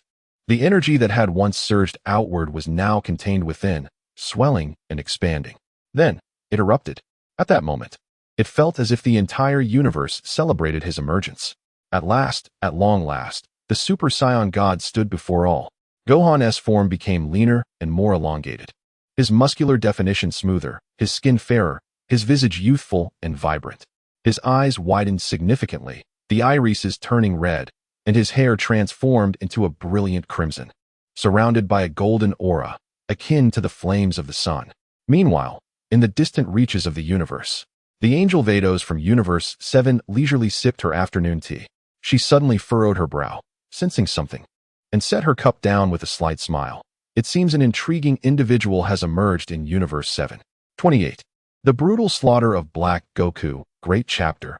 As the wind rises and leaves fall, it is merely a reflection of the passage of time. The fatigue and injuries within Son Gohan's body are being healed by divine energy, elevating both his spirit and physique to unprecedented heights. Is this what the universe appears to the gods? Son Gohan opens his palm, feeling the divine energy coursing within him. A golden red flame coalesces instantly at his palm, and then he clenches his fist and strikes. In an instant, the fabric of space is torn asunder, the surrounding air rushing into the rift, and a tempest erupts throughout the entire realm of the Kaioshin. At the eye of the storm stands Son Gohan. The elder Kaioshin hastily employs divine power to mend the space that Son Gohan has disrupted. Such power! Son Gohan himself can scarcely believe he possesses such might now. It appears you have transformed into a Super Saiyan God, the elder Kaioshin remarks, hunched over in awe, astonished that merely comprehending divine energy could yield such strength. In comparison to his previous self, Gohan's power is truly of a different order. Meanwhile, in a parallel timeline's future world, Black Goku and Zamasu clink their glasses, gazing upon the ravaged earth they have wrought. Well done, another me. Zamasu raises his goblet in gratitude towards Black Goku. Nonsense, I am you. There's no need for such formality between us, Black Goku replies, lifting his glass in return. It seems our plan is nearing fruition, Zamasu remarks, savoring a sip of his fine wine. Indeed, once we capture this timeline's bra, all Saiyans here will vanish without a trace. Black Goku smirks wickedly. She cannot escape us. Let us finish this drink, and then I shall accompany you to the timeline where that female Saiyan fled, Zamasu proposes, suggesting they go hunting for bra across time after their meal, a delightful post-dinner exercise. Very well, Black Goku nods in agreement with his counterpart. The two share light conversation as they envision a future where the filthy humans are eradicated and true peace will finally reign in the universe. Soon enough, having filled their bellies, they prepare to journey to the timeline where Bra has escaped in her time machine. Meanwhile, in the present timeline, in West City at Capsule Corporation, Bulma is engrossed in studying Dr. Gero's android technology, having had the documents for some time. Their journey to Namek not only rekindles cherished memories, but also ignites anxieties about her own appearance. After all, she is an ordinary Earthling, devoid of the Scion race's anti-aging advantages. Despite her efforts through cosmetic enhancements and daily maintenance, she cannot halt the inevitable passage of time etched upon her visage. Thus, her gaze turns towards Dr. Gero's android technology. Bulma understands that the android siblings have wreaked havoc on Earth for over a decade. Yet they maintain the appearance of perpetual youth, a testament to their artificial nature. Eternal youth, boundless stamina, formidable combat prowess. These are merely a transformation away for Bulma. While her primary objective is to enhance her beauty, she also seeks strength. Lacking the Scion bloodline of Gohan and Bra, she cannot muster the resolve to undergo rigorous training. Therefore, she must rely on the power of technology to empower herself.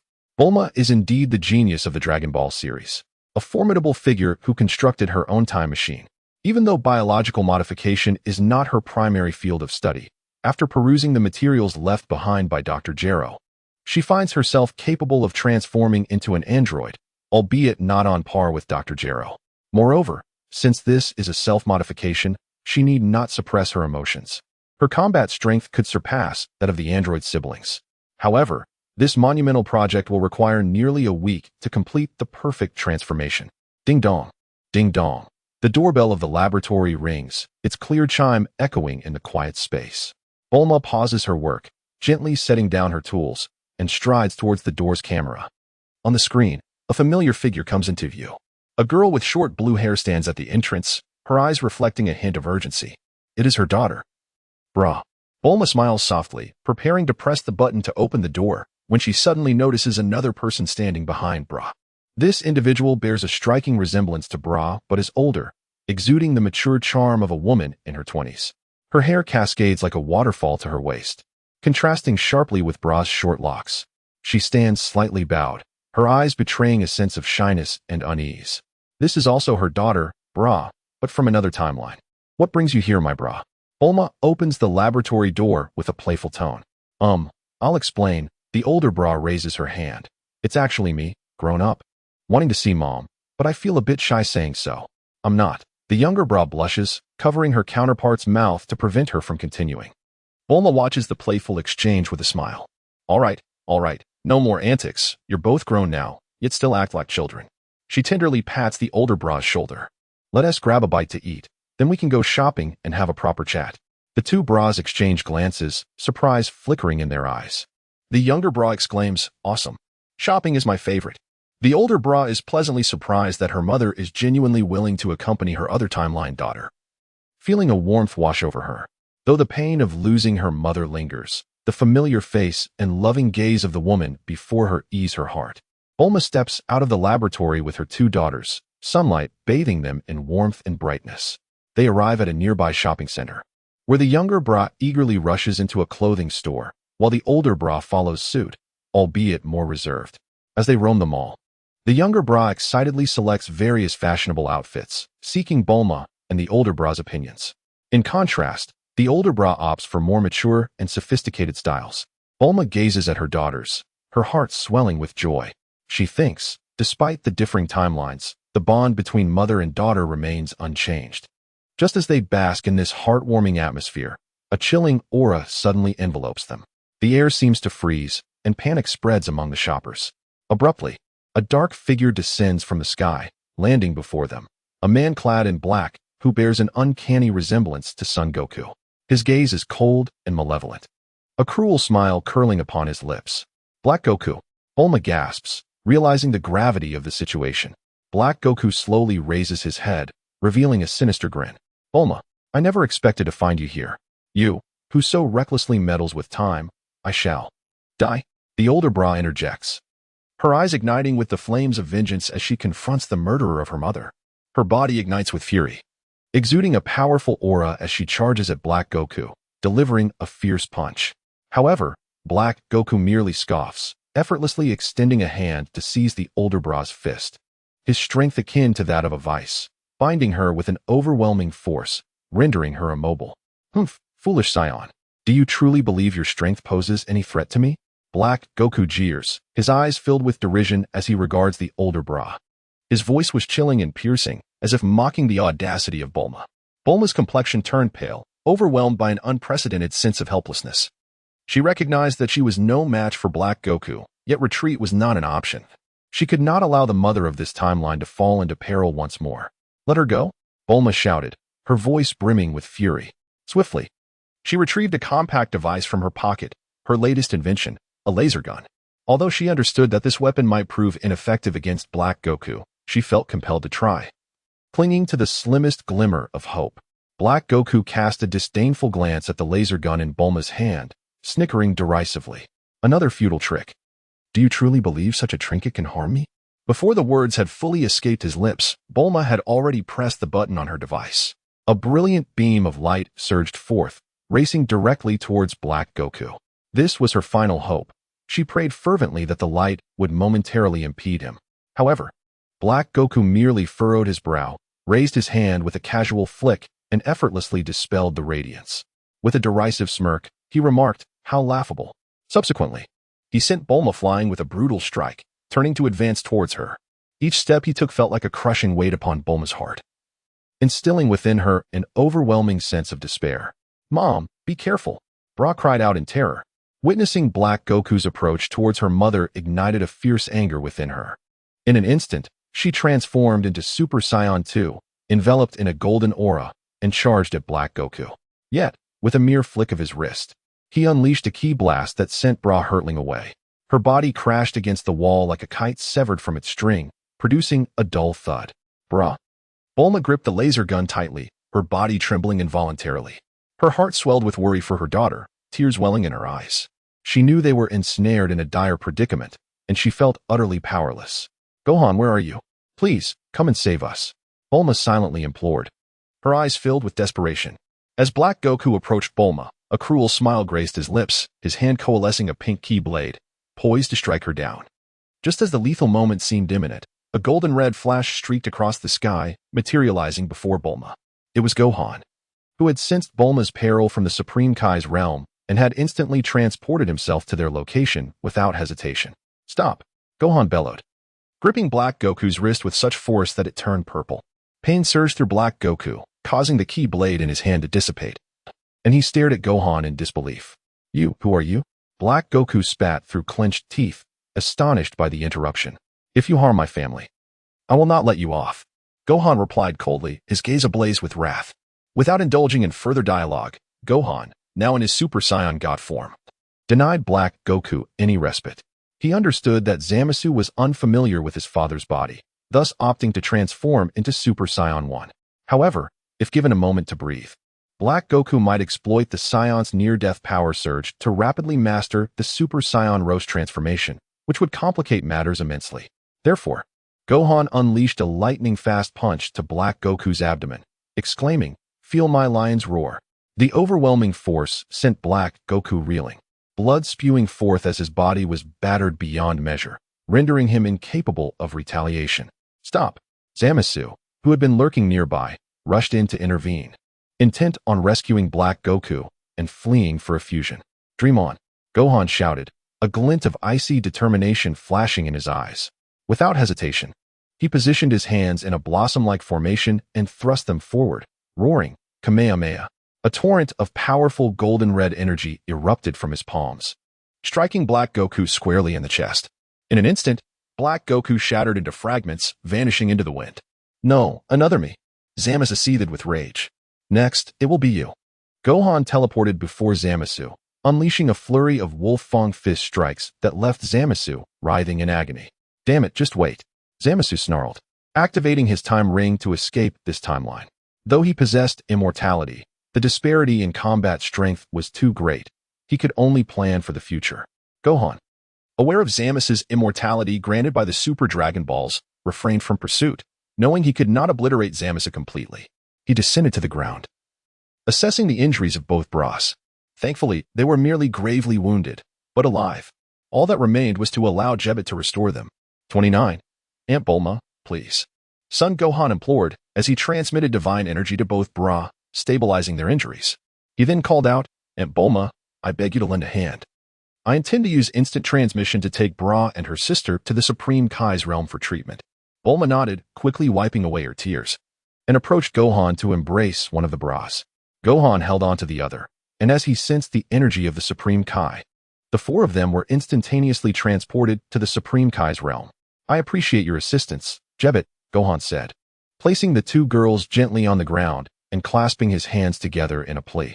No problem, Jebet replied, kneeling down as a shimmering green energy enveloped his hands, commencing the healing process for the two bras. Afterward, Gohan approached Aunt Bulma, asking, "Are you all right? Did you sustain any injuries?" Bulma remained silent, her expression dark and brooding. "Aunt Bulma, I'm so sorry," Gohan said, filled with self-reproach, believing that Bulma was upset with him for not arriving in time to prevent the girl's injuries. Lowering his head, his voice hoarse, he apologized, feeling despondent. Suddenly, Bulma collided into his embrace, the scent of citrus shampoo mingling with the fragrance of a mature woman. Catching Gohan momentarily off guard, he instinctively steadied her quivering shoulders, wishing to comfort her. "Gohan," Bulma sobbed, her eyes swollen, tears streaming down her cheeks. "I was so scared, truly terrified." Gohan was taken aback by the sight of Aunt Bulma in tears. It was the first time he had witnessed such vulnerability. He had always perceived her as a strong woman, fearless and eternally optimistic. Bulma wept against Gohan's chest for a long while before slowly lifting her head, wiping her tears away. "Gohan, thank you." "It's all right," Gohan replied, his gaze complex. This side of Aunt Bulma felt utterly unfamiliar to him. He didn't dislike her in this state. Rather, it stirred a bittersweet feeling within him. He had always regarded her as an adult, confiding his troubles, completely overlooking the fact that she too was a single mother in need of support. "I say, Aunt Bulma, if you ever feel unhappy or distressed in the future, please talk to me." "Huh? Gohan, what are you saying?" Bulma's ears flushed with color, her eyes darting away, perplexed by Gohan's sudden declaration that resembled a confession. "What I mean is, I wish to be your support, Aunt Bulma." Son Gohan took her hands in his eyes resolute. "Oh, Gohan." Bulma's face turned crimson, momentarily flustered, her fingers curling slightly, yet she did not withdraw from his grasp. Observing her reaction, Gohan's expression softened. He gently held her hands and earnestly stated, "Aunt Bulma, I have grown up. I hope to be your support, just as you have always cared for me. Bulma's voice was so faint it resembled a whisper, almost inaudible, but she nodded gently, her fingers moving slightly to tightly return Gohan's grip. "That's wonderful," Gohan smiled, releasing her hands, sealing their promise with a pinky swear. Isn't this a bit childish?" Bulma's face was as red as a ripe apple, her eyes filled with shyness. Gohan gazed into her eyes, clear and steadfast, stating, "I simply wish to express my sincerity in the most straightforward manner. Pinky swear. For 100 years, no changes." Trembling slightly, Bulma extended her pinky, her emotions a tumultuous blend. She looked into Gohan's clear, unwavering eyes, and an inexplicable flutter surged within her. In that moment, she felt enveloped by a peculiar emotion, a blend of shyness and sweetness. "You child, I truly cannot handle you," Bulma murmured softly, her pinky gently intertwining with Gohan's, while inwardly pondering, "This child, whose straightforward nature does he resemble?" Bulma's heart was a storm of emotions. She had always believed herself to be an independent and strong woman, capable of handling anything with grace. Yet, when Gohan expressed his feelings in such a simple and direct manner, she realized that she too had vulnerabilities, a desire to be supported and cared for. "Pinky swear. For 100 years, no changes," Gohan reiterated earnestly. "Gohan, you child, your seriousness is quite outrageous," Bulma inwardly chided. Yet her lips could not suppress a gentle smile. She lightly grasped Gohan's hand, her eyes flashing with tenderness. "All right, pinky swear, a lifetime without changes." "Hooray!" Gohan exclaimed, his face radiating with innocent joy. "Now, you should rest a bit. I will check on Bra and her sister," Gohan said decisively, leaving Bulma alone. As she watched his retreating figure, her eyes reflected both gratitude and an indescribable warmth. She gently bit her lip, her fingers unconsciously caressing the spot where Gohan had held her, the gentle warmth lingering at her fingertips. "This child," Bulma whispered, a faint blush gracing her cheeks. She had never imagined that Gohan's words could evoke such emotions within her. Throughout the years, she had grown accustomed to portraying the strong Aunt Bulma, shouldering all burdens alone as if she were invincible. However, the events that had just transpired shattered that facade. Her mind was filled with Gohan's every expression, and she suddenly realized that the child she had raised since infancy might have unconsciously been shaped into her ideal type. Isn't this a case of cultivation? Bulma's heart raced. Meanwhile, the Supreme Kai observed his ancestor engrossed in a crystal ball, chuckling to himself, and curiously inquired, "Ancestor, what are you looking at?" "Hee, that Gohan kid, managing to charm a married woman. Truly impressive," the old Supreme Kai replied with a knowing smile, his demeanor causing the Supreme Kai to suppress the urge to punch him. 30. Earth, I shall protect. With Jebbet having thoroughly healed the two bras, Gohan finally let out a sigh of relief. He expressed his gratitude to Jebbet sincerely. However, Jebbet merely waved his hand dismissively, downplaying the gesture. After all, Gohan was a distinguished guest of the Supreme Kai and a warrior deserving of respect. Embarrassed by the praise, Gohan scratched his head shyly, humbly responding, "I'm not that remarkable. Brother Gohan, how is our mom?" The two bras, now awake, simultaneously inquired anxiously about Aunt Bulma's condition. "Rest assured, Aunt Bulma is unharmed. She is currently resting in the Supreme Kai's temple," Gohan patiently explained. Hearing this, the two bras' anxious hearts finally settled, as long as mom is okay. However, a new dilemma arose for Gohan. He gazed at the two bras, one larger and one smaller, both identical in appearance, stroking his chin in contemplation. Although they differed in age, their resemblance was striking. How could he possibly distinguish between them? Should he refer to them by hair length? No, that might anger them. Gohan tentatively ventured, "You both share the name Bra, which makes it challenging for me to address you. You may simply call me Dubra," the elder Dubra graciously declared, suggesting that she could be referred to as such. "I shall call you Little Dubra," the Dubra of this timeline modestly responded. Is this truly appropriate? Gohan hesitated, concerned that such a form of address might come across as disrespectful. "It is perfectly fine, Gohan. Indeed, there is nothing amiss." Both Dubras assured him that they harbored no objections. With that, Gohan felt a slight sense of relief.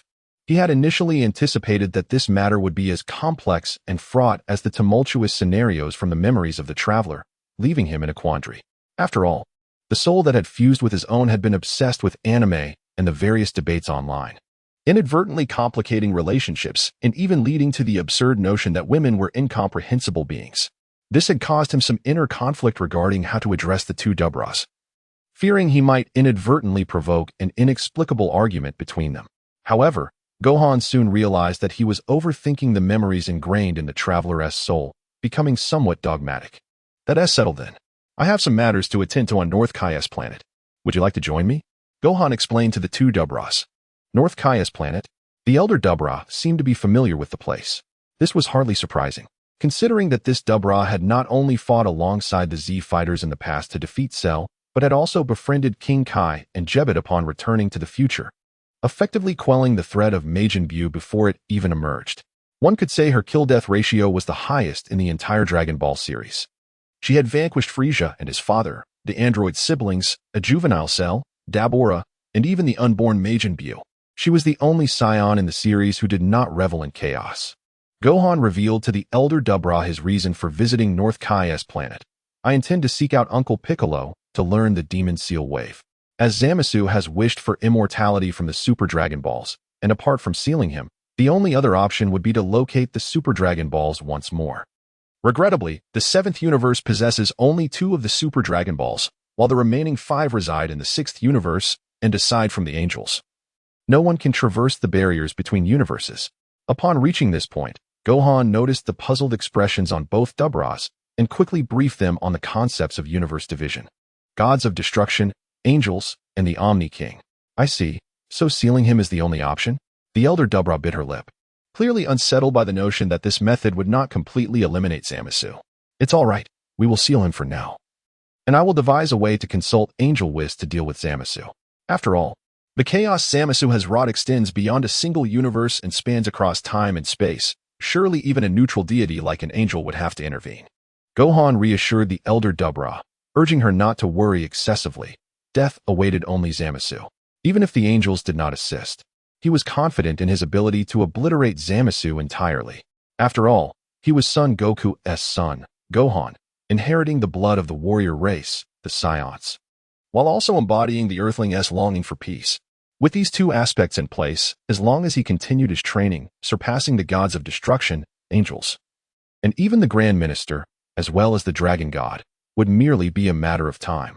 Without the aspiration to reach the pinnacle, how could one ever ascend to greatness? Gohan felt no trepidation, having resolved to embark on the path of martial arts. He aimed to be the best and would never concede defeat. His words radiated absolute confidence. It is imperative to strive for the foremost position, and surrender is not an option. Gohan's unwavering self-assurance left the elder Dubra momentarily taken aback. Has the Gohan I know always possessed such confidence? A swirl of complicated emotions surged within her. The Gohan she remembered was a gentle, reserved, and somewhat shy youth. Though powerful, he never flaunted his prowess, consistently safeguarding those around him. Yet, the Gohan before her now exuded an unprecedented determination and confidence. If the Gohan of her timeline leaned towards the traits of an Earthling, this Gohan resembled a pure-blooded scion.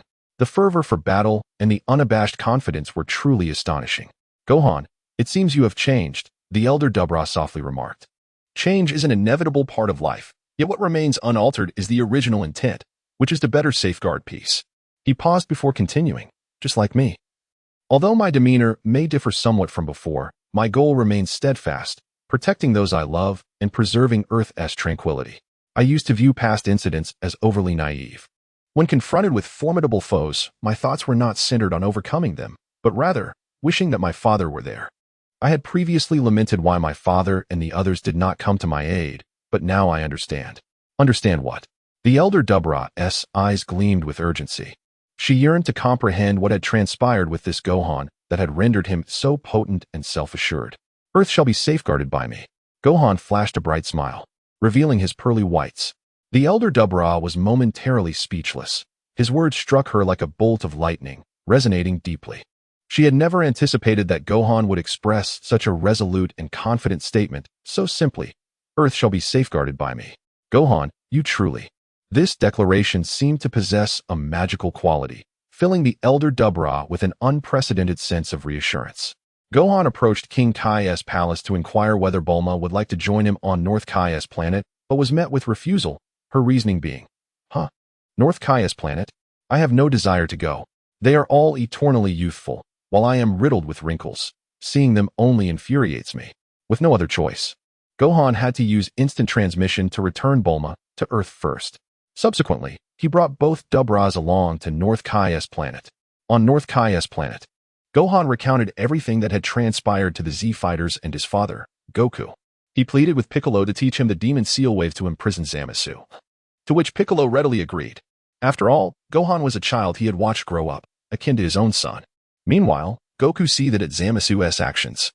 But his attention was soon captivated by Gohan's mention of the Super Saiyan God transformation. What is this transformation like? Gohan, may I witness it? Goku inquired with curiosity, hoping Gohan would demonstrate. Gohan felt a sense of helplessness, yet, being his father, he could hardly refuse. Thus, he concentrated his energy, and in an instant, a golden red aura enveloped him as if he were undergoing a rebirth through flames. His hair and irises transformed to a brilliant red, and he appeared rejuvenated, his muscles becoming harmoniously defined. Is this the Super Saiyan God? Incredible. Gohan, I can't sense your energy at all. Goku's eyes sparkled as he beheld Gohan in his Super Saiyan God form. Indeed, old friend, Piccolo interjected, rolling his eyes. This is a divine state. Mere mortals cannot perceive it. Divine? Gohan has become a deity? Krillin stammered, utterly astonished by this revelation. Is this what divinity entails? It doesn't seem all that impressive, not even as awe-inspiring as Super Saiyan 1. The T-God continued to critique without mercy. Yamcha, do not be deceived by appearances. Do you not realize that Gohan now exists on an entirely different plane from us? Tien, rolling his eyes, shot a glare at the T-God with his 3 eyes. Exactly. Yamcha is a fool. Kaiatsu echoed Tien's sentiments, retorting at Yamcha. Tianjin rice and dumplings. You all. Yamcha was left speechless, only managing an awkward smile. However, returning to the topic, Gohan, who are those 2 girls beside you? They seem like younger versions of Bulma. Piccolo pointed at the 2 bra. This is Bulma's daughter, bra, Gohan explained. What? Bulma's daughter. All the Z-Fighters widened their eyes, especially Yamcha, whose eyes grew the widest. Is she the one born with Vegeta? I thought there was only one. Yamcha pointed at the 2 bras in confusion. Well, it's like this. Gohan had no choice but to explain the origins of the older bra to everyone. Only then did they understand. Honestly, the feeling of holding the script is indeed delightful, as it provides a godlike perspective. However, Having to explain everything to others every time can be quite overwhelming for Gohan. He couldn't help but reflect that in the Dragon Ball series, during the Cell arc, it was mentioned that Bra was living well in the future alongside Bulma, enjoying a happy life. Yet, for the sake of this popular character, Dragon Ball Super had to bring her out for mockery. In the end, not only was Bulma killed by Goku, but that entire universe was erased by the Omni King, leaving no trace. It was truly a tragic sight, akin to the waste of potential, and it was unfortunate for the originally happy Bra. Thus, Gohan resolved to reverse all of this, ensuring that everyone in that timeline could also have a bright future. Clenching his fists, he vowed silently to seal Zamasu. This was imperative. Without further ado, they dove straight into the main topic. Piccolo publicly demonstrated the technique of the magic sealing wave and instructed Gohan on how to draw the talisman. The container didn't matter much, even a rice cooker would suffice, but it must be suppressed with the talisman. Gohan learned earnestly, perhaps due to the fusion of two souls. He was exceptionally intelligent, and, after only 2 demonstrations, felt he had grasped the method of creating talismans and utilizing the magic sealing wave. It was truly a remarkable skill. Gohan couldn't help but marvel at the inventor of this technique, the great Master Roshi. He was indeed a god of martial arts. It was astonishing that such a martial artist existed on this small planet, comparable to deities despite being merely immortal. It is worth noting that this sealing technique, which even the highest gods cannot master, was invented by a mere mortal, and it was quite simple, requiring only a sealed container. The original purpose of this technique was to seal the first Demon King Piccolo, whose power was merely in the hundreds. Yet it remained effective even in the era of Dragon Ball Super, where power levels inflated dramatically. It was truly a conceptual technique. The more Gohan thought about it, the more marvelous it seemed. His eyes lit up as he recalled the near-instantaneous magic convergence light cannon he had used during his battle with Uncle Piccolo. It was evident that this was the result of 15 years of training in the other world. Surely, besides Uncle Piccolo, the other Z fighters must have also upgraded their respective skills, right? Without hesitation, Gohan immediately voiced his question to everyone. Oh, some have upgraded. Apart from the magic convergence light cannon, we have all delved deeper into our techniques. Krillin replied, revealing a confident smile. I have upgraded my Ki Circular Slash into the Iato Ki Circular Slash, and now it can be unleashed instantaneously. With that, Krillin gathered his energy, forming a long blade made of Ki in his hand, resembling Vegeta's soul sword, utterly dazzling. The buzzing sound, akin to a chainsaw, unmistakably indicated the extreme compression of his Ki. Truly astonishing. Gohan stared in awe at Krillin, completely taken aback by the fact that after over a decade of training in the other world, Krillin had managed to upgrade the Dragon Ball's first conceptual technique, the Ki Circular Slash, into an instantaneous Ki sword. It was simply terrifying. It is worth noting that among all the enemies in the original Dragon Ball series, the Ki Circular Slash had achieved effective attacks. The scene where Cell ignored this technique is an original from the Dragon Ball Z anime in the manga. Krillin never used this technique against Cell. In actual combat, only Majin Buu dared to take this attack head-on. And that was only because the range of the Ki Circular Slash could not eliminate all of his cells, allowing Majin Buu to regenerate after being hit by the multiple segments of the attack. It could be said to be a super powerful skill that meant certain death for anyone who faced it, with the only drawback being the need for preparation time, similar to the earlier magic convergence light cannon. Yet now, Krillin had developed it into an instantaneous Iato Ki Circular Slash that required no preparation time. It was utterly invincible. Anyone who was displeased could simply be met with the Iato Ki Circular Slash, and even a cat would have to kneel. Gohan was left speechless, akin to Master Roshi seeing a beautiful woman, unable to move, his eyes fixed in astonishment. Haha, Gohan, your expression is too exaggerated. It's just an upgraded version of the Ki Circular Slash. Krillin couldn't help but laugh at Gohan's shocked appearance. But it was evident that he knew just how powerful the skill he had developed was. The other Z fighters also offered high praise. Krillin is truly a genius at developing martial arts. The Iato Ki Circular Slash might even intimidate the gods. Tianjin Fan couldn't help but exclaim, his 3 eyes sparkling with admiration. Tianjin Fan, didn't he your new Ki Wave upgrade too? Its power is several times stronger than before. Yamcha retorted defiantly, unwilling to let Krillin steal the limelight, even though he had just been embarrassed by Tianjin Fan and the dumplings. Of course, my new Ki cannon is astonishing. Unlike some who only know how to boast. Tianjin Fan scoffed, the corners of his mouth slightly curling up, clearly engaging in another verbal spar with Yamcha. All right. You two stop arguing. Piccolo interrupted their bickering and turned to Gohan. Gohan, how are you progressing? Have you grasped the essentials of the magic sealing wave? I've mastered it, Uncle Piccolo. Gohan was eager to learn Krillin's Iato Ki circular slash immediately, but sealing Zamasu was the primary task. This technique would be ineffective against Zamasu. After all, he was immortal. Really? Then show me. Piccolo instructed Gohan to demonstrate the magic sealing wave on the spot. All right, no problem. Gohan patted his chest and began to mimic the actions of the magic sealing wave in front of Piccolo. Due to the lack of materials for drawing talismans, Gohan's demonstration could only remain in the realm of gestures. He certainly couldn't just seal someone at random. Not bad. Piccolo nodded slightly, acknowledging Gohan's training results with the magic sealing wave, indicating that he had nearly mastered it. Gohan's gaze then eagerly shifted to Krillin, who naturally understood his intent. He enthusiastically imparted the essence of the Iato Ki circular slash to Gohan. In Krillin's perspective, a martial artist's training requires mutual learning and inspiration to progress. Thus, it was only natural for him to teach Gohan, especially since he was the son of his good friend, Goku. Additionally, since he was now deceased, the piece of earth depended on Gohan to safeguard it. The more skills Gohan had for survival, the better his chances against future enemies. It could be said that Krillin had undergone the most significant transformation during his 15 years of training in the other world.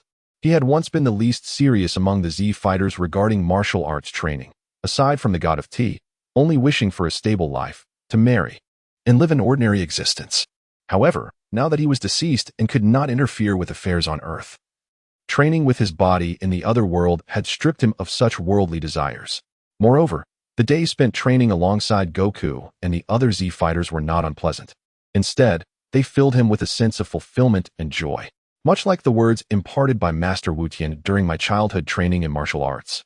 The pursuit of martial arts is not merely for the sake of victory in combat. Rather, it is a pathway to achieving both physical and mental well-being, allowing one to navigate through life with purpose. Now, the tale of Krillin has reached its conclusion, while Gohan's journey is just commencing. Krillin has undeniably adopted the demeanor of a martial arts master, contemplating the future of the next generation. He succinctly imparts the essence of the Ki circle slash to Gohan. This technique, characterized by its explosive power, emphasizes the instantaneous gathering of energy throughout the body, which is unleashed at the moment of drawing the blade, forming a rotating energy blade capable of effortlessly slicing through any obstacle. In essence, it transforms a conventional circular energy slash into a more concentrated and penetrating rotating blade, capable of extending several dozen meters through a sudden burst of energy. The key for Gohan lies in the momentary explosive power.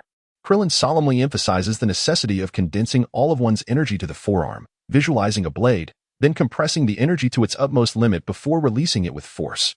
This demands exceptional focus and precise control over one's energy. Gohan nods and takes a deep breath, attempting to emulate Krillin's movements.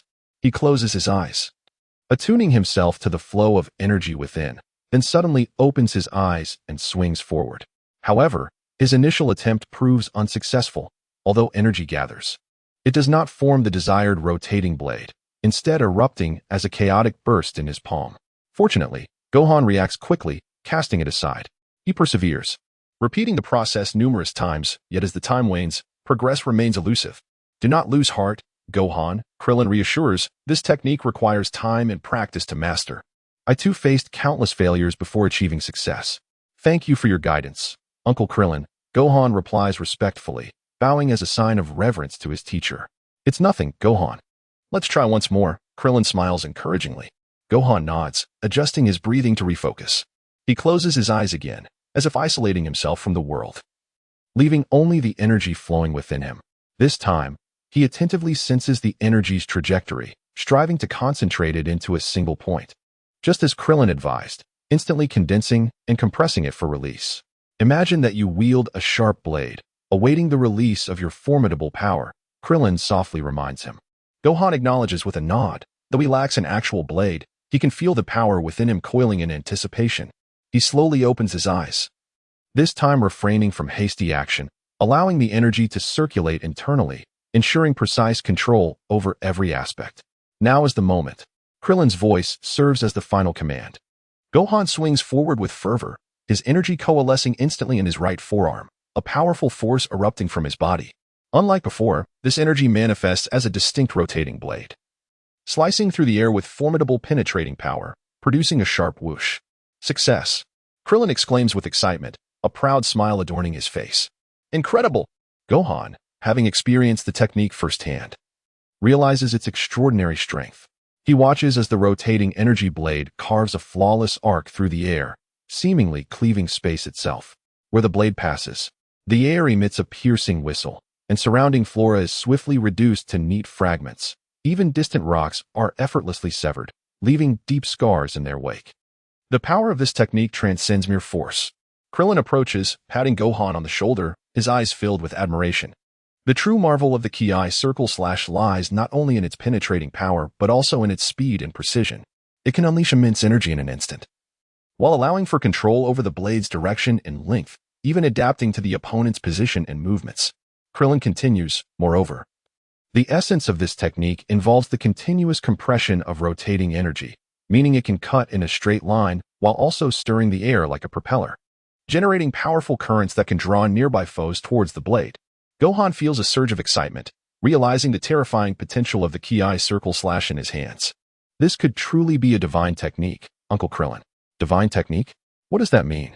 Are you suggesting it is a technique used by deities? Indeed. Haha. Am I truly that remarkable?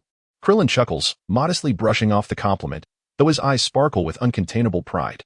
Come now, Gohan, do not elevate me too high. He waves his hand in playful dismissal. I merely had the fortune of solidifying my martial foundation under Master Wu Tian, and through my own exploration, I crafted this technique. In truth, the core remains the energy slash. My contribution is but a slight modification. The energy slash, a technique learned by Frieza with a mere glance, is nothing extraordinary. Krillin, ever humble, underestimates his own creation. However, to Gohan, the ability to envision compressing energy into a nearly two-dimensional disc and subsequently developing it into an instant adhesive energy blade marks Krillin as a true martial genius. But if you genuinely consider this technique impressive, I am exceedingly pleased, Krillin adds playfully, yet with sincerity in his gaze. This suggests that my teachings have borne some fruit, at least not rendering your efforts futile. Should you master it thoroughly, perhaps you will even devise techniques of greater prowess. Listening to Krillin, Gohan is filled with respect and gratitude. Krillin's guidance transcends the mere transmission of techniques. It embodies a legacy of martial spirit. This spirit instills in him an unprecedented sense of duty. Those who plant trees for others to enjoy, he reflects, is perhaps the reason why the martial arts of Earth stand uniquely within the cosmos. In an alternate timeline, Zamasu, seething with rage, tears down a banner that was initially prepared for a celebration marking the demise of the last scion, casting it aside in disdain. His crimson eyes blaze with fury as he rages. Damn it. How could there be a human even more powerful than Son Goku? Witnessing the fall of Black Goku, utterly defenseless, was a brutal slaughter. Black Goku, after all, was a version of himself from another timeline, stirring feelings of mournful empathy within him.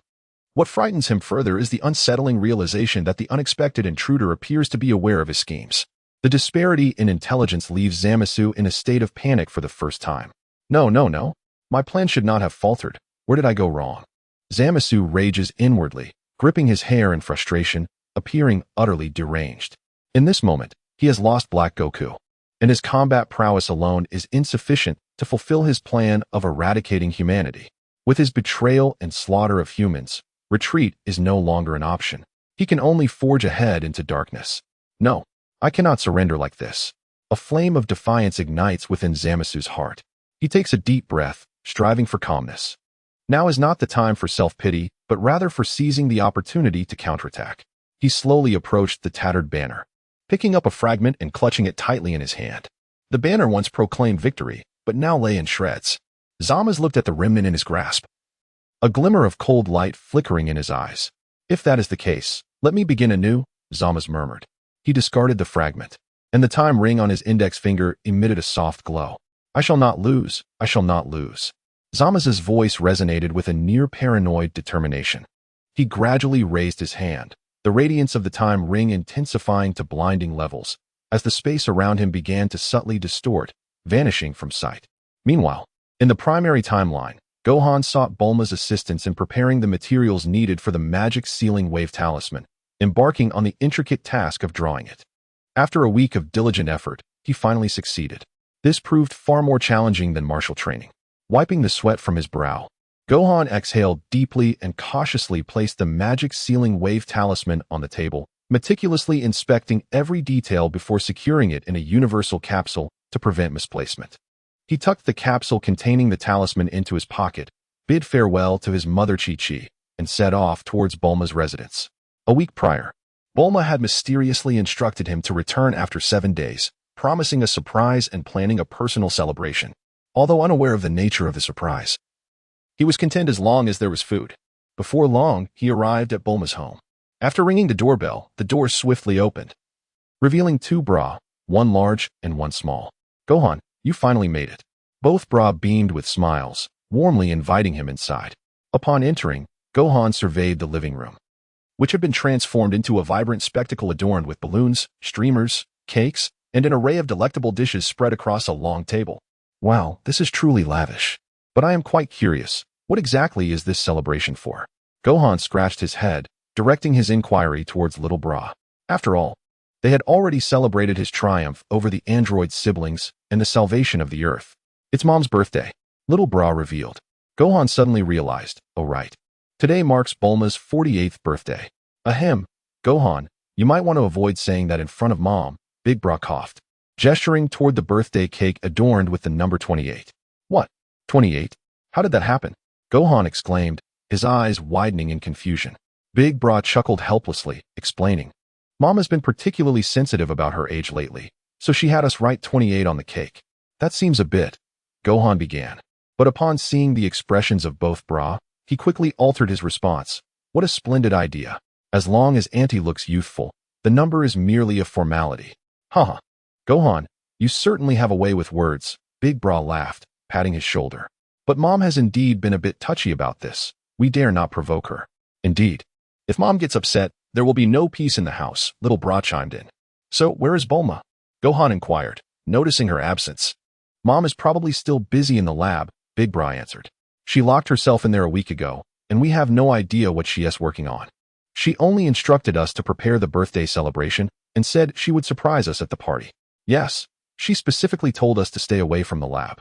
Little Bra added, saying she would appear with a brand new look. A brand new look? Gohan felt a twinge of curiosity, but before he could dwell on it, familiar footsteps echoed from the direction of the lab. Mom is coming. Both Bra exclaimed excitedly. Bulma emerged from the lab door, leaving Gohan and the Bra utterly astounded. Before them stood a Bulma who appeared to have rejuvenated by over 20 years, resembling Big Bra's sister, a youthful woman in her 20s. Her skin was smooth and flawless, her figure more slender, and her blue hair was tied into a high ponytail, radiating a vibrant youthful energy. Wow, Mom, you look so young, Little Bra exclaimed joyously, rushing to embrace Bulma. Haha, my darlings, how do you like this surprise from me? Bulma grinned proudly, turning to Gohan. Gohan, do you think I look young too? Ah. Yes, Bulma Auntie, Gohan stammered, utterly taken aback by the sight, struggling to find his words. Haha, this is the result of my recent research, Bulma declared with pride. I performed a slight modification on myself, rejuvenating my cellular structure. Now, I need not worry about aging. Modification? You mean you turned yourself into an android? Gohan asked in astonishment.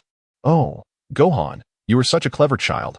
Bulma smiled softly, a hint of something unidentifiable in her gaze. She lightly placed her hand on Gohan's shoulder and explained, Indeed, I have transformed myself into an android. But why? Haha, of course. I didn't want to be merely a non-combatant, watching you children fight to protect me. I felt I needed to make a change. Bulma elucidated her reasoning behind her transformation. So, Mom, are you still human? Little Bra asked, concern etched on her face. Silly, androids are still humans, not robots. Bulma gently ruffled Little Bra's hair, smiling.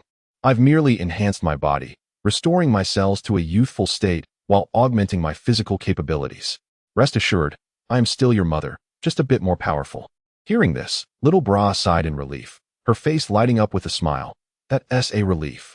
All right, enough of that. Let us get this party started. I'm famished, Bulma declared, patting her stomach. Let us begin then. Happy birthday, Bulma Auntie. Gohan held the candle-adorned cake in his hands, presenting it to Bulma. Lord Kappa. Have you not yet located the Super Dragon Balls? I am quite hungry, Kappa grumbled, clutching his rumbling stomach with impatience. To him, nothing was more crucial than satisfying his hunger. He was on the brink of starvation. Lord Kappa, mind your temper, or you might raise your blood pressure, Vados replied. Wholly focused on her angelic staff, searching for the location of the Super Dragon Balls, only offering Kappa perfunctory responses. I don't care. I'm hungry and need to eat. Let us put the search for the Super Dragon Balls on hold for now, Kappa declared stubbornly, refusing to budge until he had satisfied his hunger. All right. I'm at my wit's end with you, Vados sighed in resignation. Shifting her focus from the Super Dragon Balls to finding a suitable planet where they could procure food for the ever-unruly deity. With a gentle wave of her hand, she adjusted the staff's settings to locate a planet inhabited by humans, facilitating their quest for sustenance for Lord Kappa.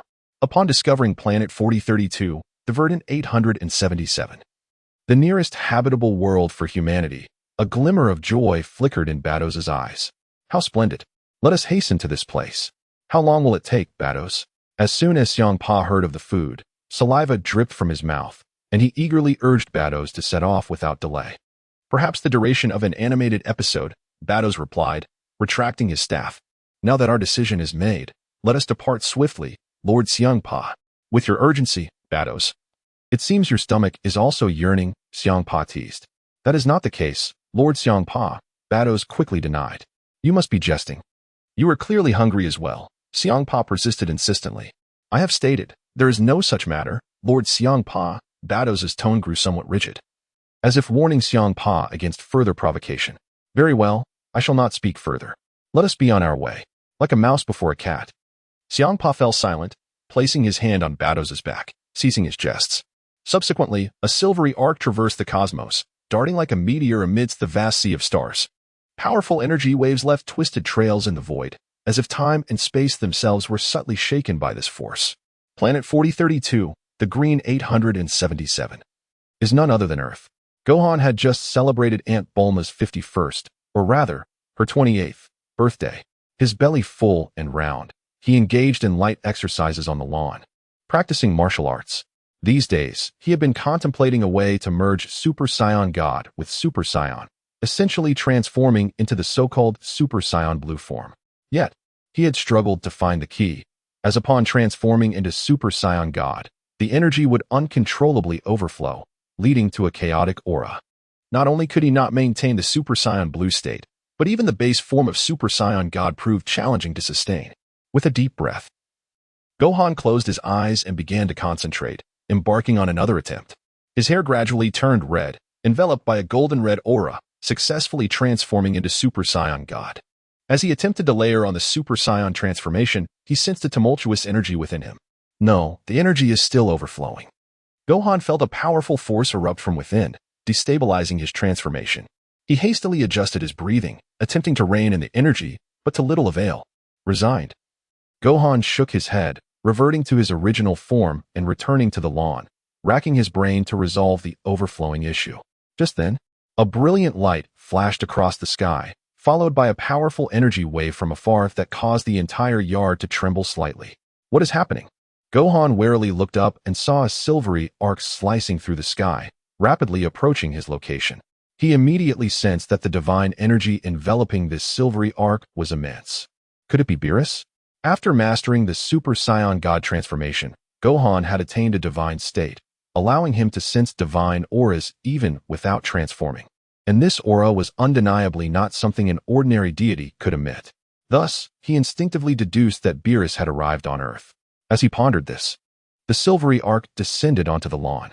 Before Gohan appeared a plump purple cat and a blue-skinned, white-haired woman. What is this? Gohan gasped internally, recognizing their attire and identity as the god of destruction, Xiangpa, and the angel, Vados from Universe 6. Why had they come to Earth? Oh, we have arrived already? The scenery here is rather pleasant. I hope there is delectable food, Xiangpa remarked, surveying the surroundings with a hint of satisfaction. His stomach growled, clearly anticipating the forthcoming feast. Who are you? Why are you here? Gohan's gaze hardened. He could not discern whether they were foes or allies, thus adopting a cautious demeanor. That divine energy was emanating from you, wasn't it? Yet you appear to be merely a mortal. The god of destruction, Xiangpa, expressed astonishment. having sensed an impressive divine presence, only to find a mere mortal before him. It was I. That was my transformation, Gohan replied, neither demeaning nor overly proud. Transformation? What is that? Never mind, it matters not. Hey, kid, I'm hungry. Hurry and fetch me something to eat, Xiangpa declared with an air of arrogance. Lord Xiangpa, this is not Universe 6. It is rather unbecoming to throw a tantrum on another's turf. Bados gently tugged at Xiangpa's garment, offering a discreet reminder. I'm hungry. Who has time for niceties? Xiangpa grumbled but slightly tempered his arrogance, for he did not wish to cause trouble. After all, a god of destruction sneaking into another universe would be a grave sin. He glanced around, his eyes landing on the kitchen window nearby, seemingly catching the enticing aroma wafting through. Bados, it appears there is food over there. Xiangpa pointed towards the kitchen, his eyes glinting with anticipation. Bados sighed in resignation and turned to Gohan. Sir, we mean no disruption. It is merely that my companion here, the plump cat, is quite famished. Might you be so kind as to prepare us some food? We shall leave promptly and will not cause you any inconvenience. So it was merely hunger that drove them here. Gohan, not wishing to cause any trouble, informed Aunt Bulma and Bra about the god of destruction Xiangpa's visit for a meal. The affluent Aunt Bulma, with a wave of her hand, summoned a multitude of chefs to prepare a feast on site. After all, it was her 28th birthday, and having a divine guest was certainly fortuitous. In Bulma's courtyard, the air was filled with an intoxicating aroma. The dining table overflowed with an array of exquisite dishes, overwhelming the senses. This is simply divine, Bados murmured, gently caressing her cheek while savoring the takoyaki, her face radiating satisfaction as if immersed in boundless bliss. The golden, crispy exterior combined with the tender, juicy octopus within made each bite a lingering delight. I never imagined such delectable cuisine existed in this world, she softly praised. Meanwhile, the skewers sizzling over the charcoal emitted a mouth-watering fragrance as fat dripped down, permeating the air with a rich meaty scent that made one salivate uncontrollably. Bados, no matter how many of those little dumplings you consume, they will hardly sate your appetite.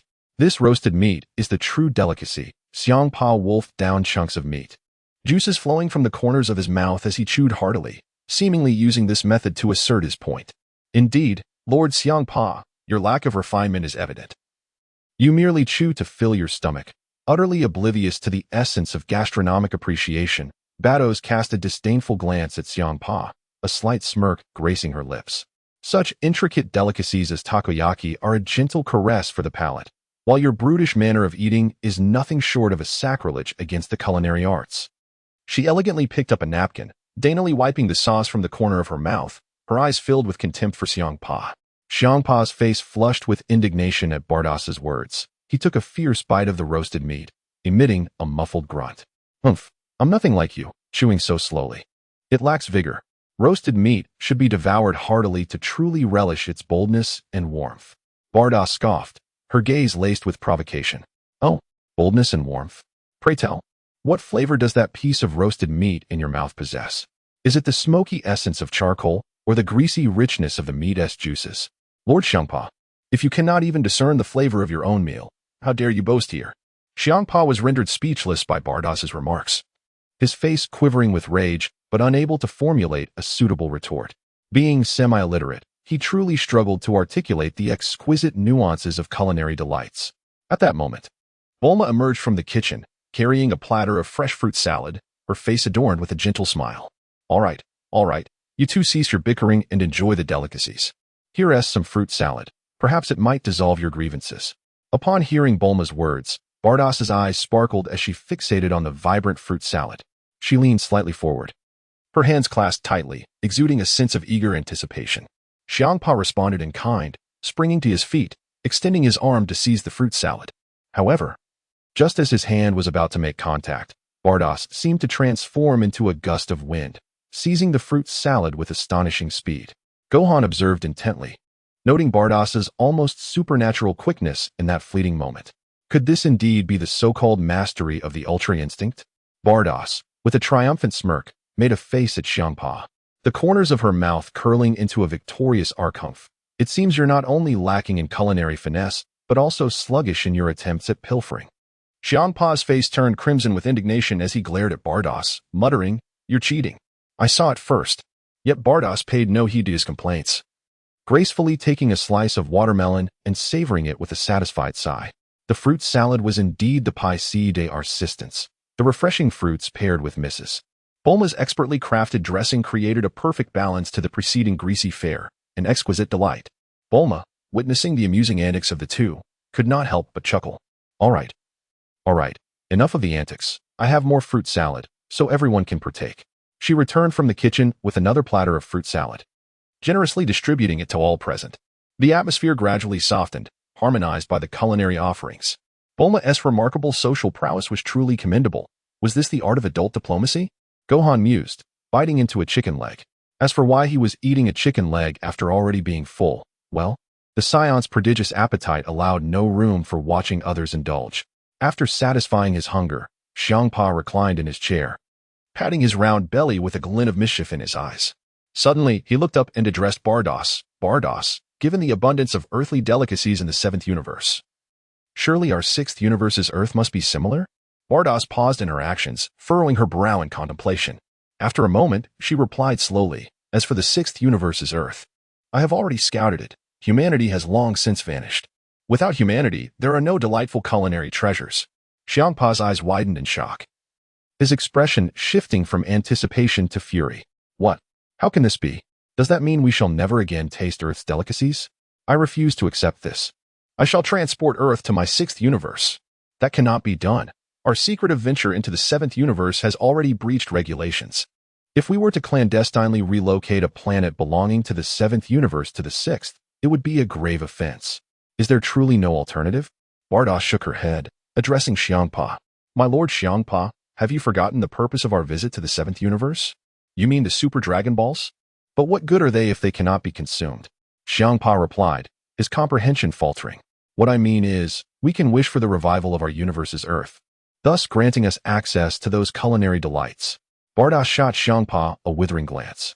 Xiangpa paused, his eyes suddenly brightening as he slapped his forehead, as if a light bulb had gone off.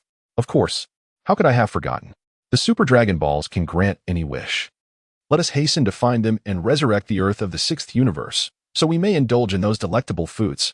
Hey, Bardos, let us embark on our quest to seek out the Super Dragon Balls and restore our universe's Earth. Xiangpa sprang from his chair, his round belly heaving with his rapid breaths.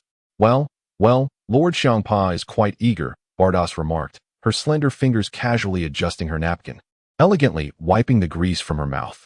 However, it would be exceedingly rude not to express gratitude after being treated by others. Bardos picked up the angelic staff beside the table, her eyes narrowing as she fixed her gaze on Xiangpa. Ugh, I know.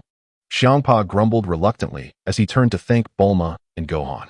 Hey, mortals, thank you for your hospitality. Earth's cuisine is truly delightful, and I thoroughly enjoyed it. Though his tone was somewhat brusque, it sufficed as a gesture of thanks. Bardos's expression softened slightly as she too bowed to Bulma and Gohan in appreciation. I have a question regarding my training. Might I request your guidance? Gohan asked shyly, his eyes gleaming with anticipation. He had long been troubled by the transformation into Super Saiyan Blue and was perplexed about controlling his energy when transforming further into Super Saiyan. Training questions, you say? Very well, since I have been graciously accommodated, a brief guidance would not be amiss. Hey, Bardos, you're being rather presumptuous. We don't have the luxury to instruct this youngling. Xiangpa huffed impatiently, tapping his foot. Bardos gently waved her hand, signaling Xiangpa to be patient. Lord Xiangpa, hold your horses, it won't take long. Fine, but if it delays us, you will be held accountable.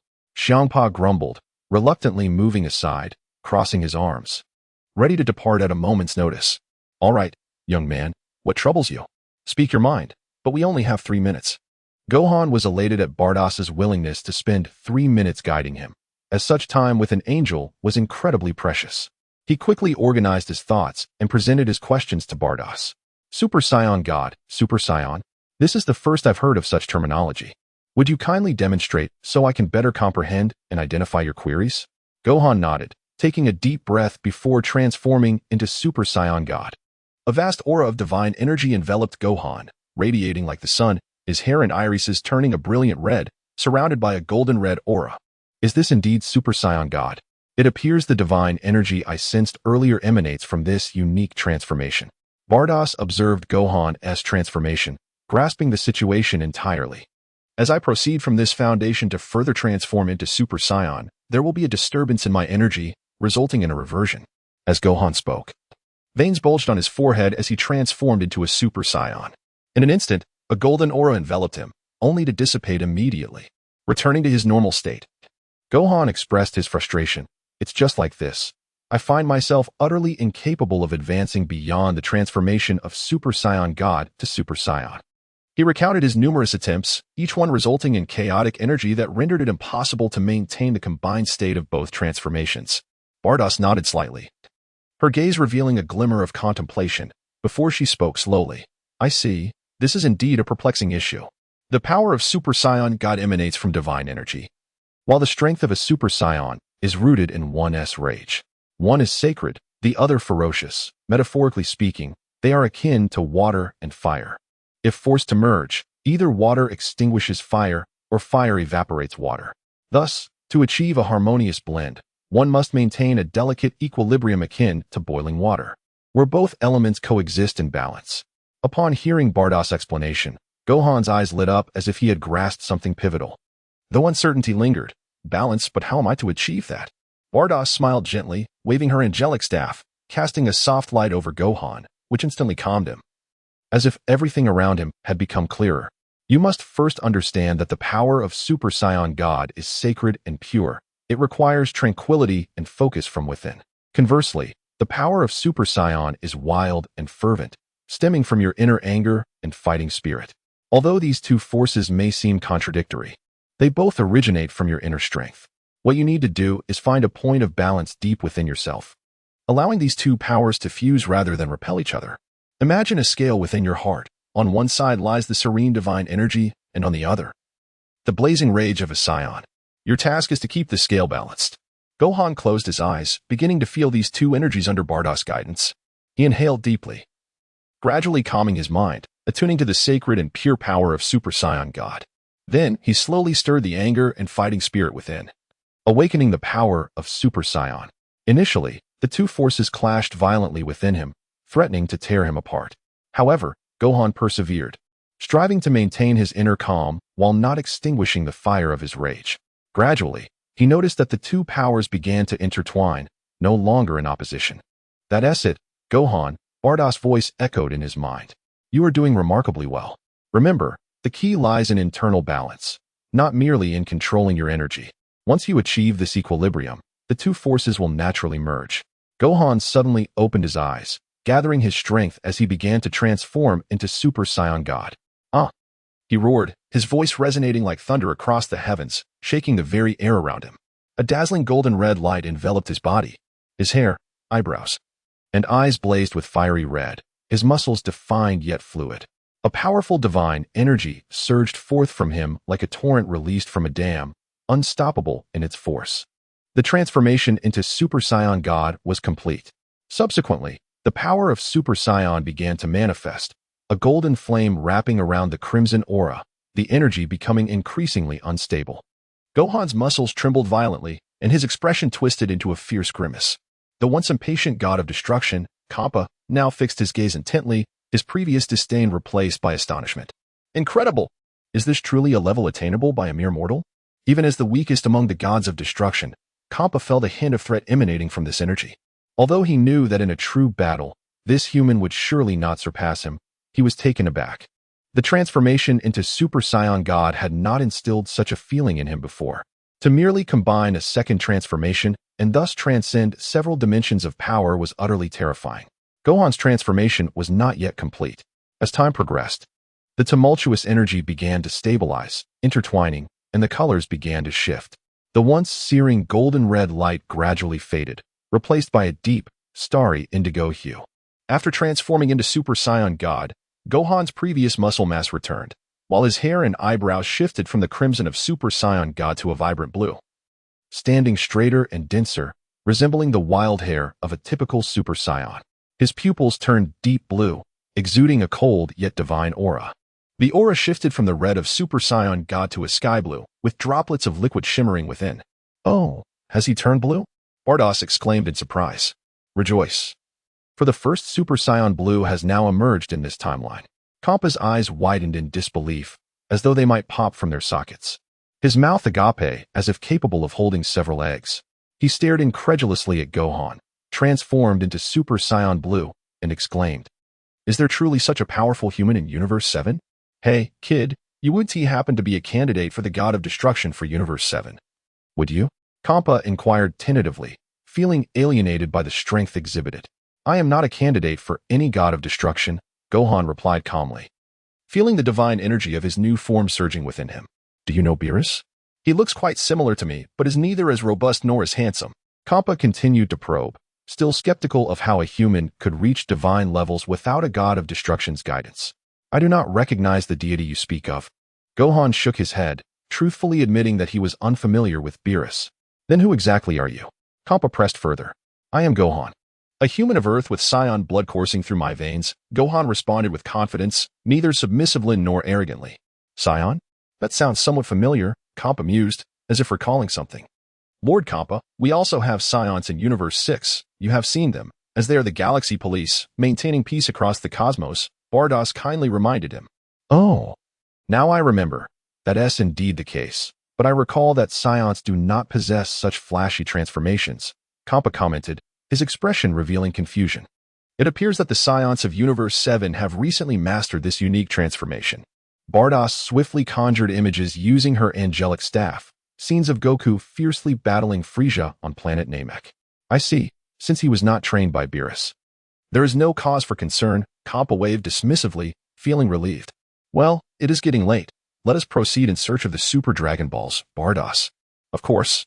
"Lord Kampa," Bardoss replied as she gently touched the ground with her staff, enveloping both herself and Kampa in a soft blue protective shield.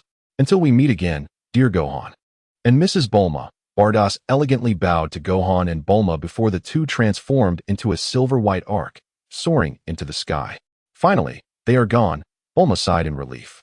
Although she felt that Bardoss and Kampa were relatively easy to deal with, Gohan had previously stated that these two possessed the power to obliterate the universe in an instant, which indeed made him somewhat anxious about hosting them. "Thank you, Bulma," Gohan said, as he reverted from his Super Saiyan Blue transformation and turned to express his gratitude to Bulma. If it weren't for Bulma's hospitality that left Bardoss feeling satisfied, she would not have guided him to transform into Super Blue. "Hey, what are you saying? Aren't we family?" Bulma chuckled, waving her hand dismissively, indicating that such formalities were unnecessary among kin. Gohan, comforted by Bulma's smile, responded with a grin, "Yes." Time flew by, and soon 2 weeks had elapsed, marking the arrival of the anticipated meeting with Dandy. Gohan entered the sacred temple alone. Inside, Bobo and Dandy had been waiting for quite some time. "Gohan, you're here," Dandy exclaimed, visibly pleased to see him again. "Sorry for keeping you waiting," Gohan replied with a slight smile, hurrying over to embrace Dandy. "Haha, it wasn't a long wait. After all, this is my home too. I was just sitting at the doorstep waiting for you, so it's nothing," Dandy joked, evidently feeling quite at home in the sacred temple. "It seems you fully acclimated to your role as the Supreme Kai, Dandy." "Haha, indeed. I've completely adapted to this new identity," Dandy said with a smile, signaling Bobo to retrieve the new Dragon Balls. These new Dragon Balls were significantly larger than the original Earth Dragon Balls. "I utilized the secret technique I learned from the Elder Kai to upgrade the Earth Dragon. Now, summoning the dragon will allow for 3 wishes at once, and the number of people that can be resurrected is no longer limited to just 1. "Well done, Dandy." Gohan gave Dandy a thumbs up. "It's nothing. Let's arrange the Dragon Balls together in preparation for summoning the dragon." Dandy gestured to Bobo, who promptly understood and placed the 7 Dragon Balls in the center of the sacred temple. The 7 Dragon Balls emitted a gentle and mysterious glow, as if resonating with one another's frequencies. Bobo carefully positioned the final Dragon Ball and then stepped aside, his gaze fixed intently on the orbs. "All right, Gohan. Let us begin summoning the dragon." Dandy took a deep breath, clasped his hands together, and then suddenly raised them above his head, shouting, "Come forth, dragon." His voice was deep and powerful, causing the very air within the sacred temple to tremble slightly. With Dandy's command, the light from the 7 Dragon Balls intensified, ultimately converging into a brilliant beam that shot skyward. A thunderous roar of a dragon echoed as a massive azure eastern dragon gradually emerged from the light, its eyes glimmering with wisdom, exuding an air of majesty and sanctity. Earth Dragon, resurrecting. The dragon's voice resonated, deep and authoritative. Mortal, state your wishes. I can fulfill any desire. My first wish is to revive those who perished in the battle against the android siblings, excluding those who were irredeemably wicked, Gohan declared. The dragon nodded slightly, its eyes shimmering with a red glow, as if assessing the validity of Gohan's wish. Moments later, it spoke in its deep voice. Your wish has been granted. My second wish is to grant me the ability to survive in the universe, Gohan continued. It was indeed a source of embarrassment not to be able to survive in space. Even though he could transform into Super Saiyan Blue, he still required oxygen and could not endure the cosmic environment. Therefore, acquiring the ability to exist in the universe was essential. He did not wish to suffocate while battling extraterrestrials or deities. This wish is quite simple. The dragon's voice remained deep and powerful as its colossal body swayed slightly, and a red light emanated from its eyes, bathing Gohan in its glow. From now on, you shall possess the ability to thrive in the universe, breathing, resisting cosmic radiation, and maintaining vitality in extreme conditions will no longer pose a challenge. Now, please state your final wish. My third wish. Gohan pondered, stroking his chin thoughtfully. He found himself at a loss for additional wishes. The situation deviated slightly from his initial expectations. The deceased Z fighters, including his father, had no desire to return. They proclaimed, those who have passed should not interfere with the affairs of the living. In essence, on King Kai's planet, there were ample provisions and opportunities for training, and they had long since shed desires, living as if in a monastic retreat. As for Vegeta, regrettably, although he had later participated in the battle against the androids, indirectly safeguarding the Earth, he had committed countless atrocities during his life as a member of Frieza's army and could not atone for his sins. He was not only denied reincarnation, but was cast into hell for several years. In hell, he could only watch as his father Goku transformed into Super Saiyan 2 before him. Ultimately, Vegeta's pride could not withstand the humiliation, and in frustration, he requested to be reborn. However, the reincarnation business encompassed the entirety of the 7th universe, and unless the Super Dragon Balls were utilized, locating him would be impossible. Thus, resurrecting him was futile. Yet when Gohan relayed this to Bulma, surprisingly, she did not display sadness. Instead, she seemed to breathe a sigh of relief. While peculiar, upon reflection, it made sense. After all, this timeline's Vegeta had yet to evolve into a good person, husband, or father before departing from the world. If he were resurrected, Bulma, accustomed to her single life, might indeed find it difficult to accept the sudden reappearance of a man who had vanished from her life for 15 years. The ensuing situation could be exceedingly awkward. Wait, why am I contemplating Vegeta right now? This is straying from the topic. Shouldn't I be focusing on what wishes to make? Gohan suddenly realized he had wandered into thoughts of familial relationships while in the process of making wishes to the dragon, which felt rather odd. Ahem, have you not yet decided? The Earth Dragon seemed to grow impatient, clearing its throat to assert its presence. Great Dragon, I apologize for my momentary distraction. Gohan clasped his hands together and bowed in apology to the Earth Dragon. My third wish is to ensure that my mother, Chi-Chi, remains forever youthful. This wish was exceedingly simple.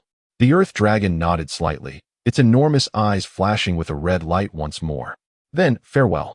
As the dragon's words concluded, the 3 wishes were fulfilled, and the 7 Dragon Balls transformed into stone orbs.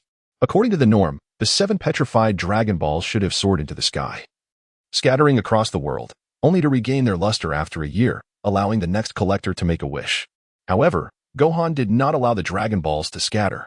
He swiftly retrieved a prepared bag from his capsule and, in the blink of an eye, securely placed all 7 Dragon Balls back into the bag.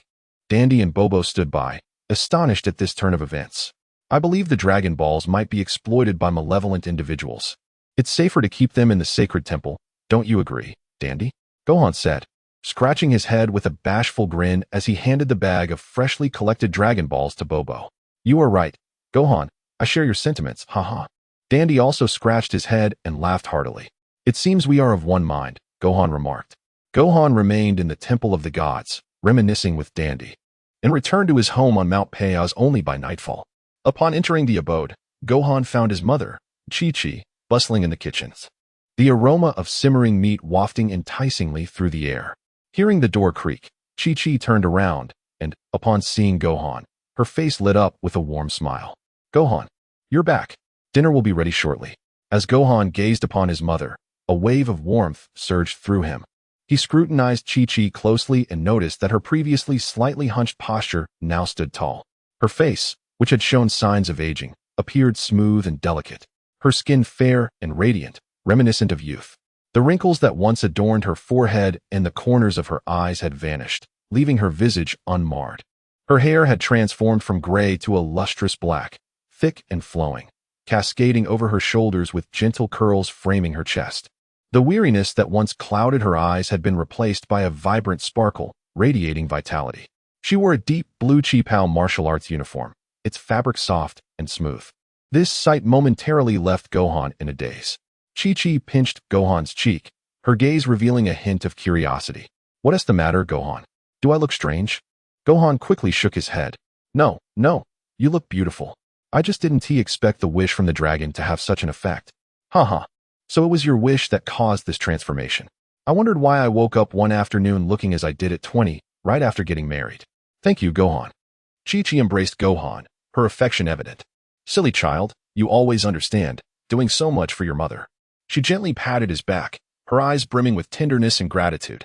Mother, I have always wished for your happiness. Gohan lifted his head, determination gleaming in his eyes. You have sacrificed so much for me and this family. It is now my turn to protect you. Oh, Gohan, you will protect me? Chi-Chi's lips curved into a slight smile. It appeared that regaining her youthfulness had also invigorated her spirit. Then let us make a promise? Huh, a pinky promise? Gohan was taken aback by his mother's suggestion, the moment invoking a sense of nostalgia, reminiscent of his childhood, albeit now he stood taller than her. Oh dear, are you crying, Gohan? Huh. Gohan snapped back to reality, realizing tears were streaming down his face. Honestly, Gohan, you've grown up yet still cry so easily. If one day I were to leave this world and join your father in another realm, how would you manage alone? Chi-Chi produced a handkerchief, delicately wiping away the tears from Gohan's eyes. Mother, you won't leave me, will you? Gohan's voice trembled, clinging tightly to her hand. Chi-Chi smiled softly, patting the back of his hand. Silly child, how could I ever bear to leave you? But, alas, death is a part of life. Moreover, I have heard you mention that your father does not wish to return to the mortal realm, preferring to remain with King Kai for training. Haha, that does sound like something Goku would say. I wonder if, after my passing, I could retain my physical form like him. If so, I would seek him out. For it has been so long since he savored my cooking. I wonder if he has lost weight, mother. Please don't think like that, Gohan interrupted, feeling a sense of unease. Look at you, so youthful and healthy. You will surely live a long life. I want to see you witness my marriage. You cannot leave just yet. You must see my children. Yet, I cannot shake the feeling that my life is laden with regrets. Chi-Chi smiled faintly, her eyes reflecting a mixture of warmth and melancholy as her thoughts drifted back to her younger days. The following is Chi-Chi's inner monologue. That day, Goku took Gohan to visit Master Roshi, and they had been gone for quite some time. After completing my chores in the kitchen, I realized it was late, and with my husband and child still absent, I left in frustration to find them. Upon arriving at Master Roshi's, I found neither Gohan nor Goku.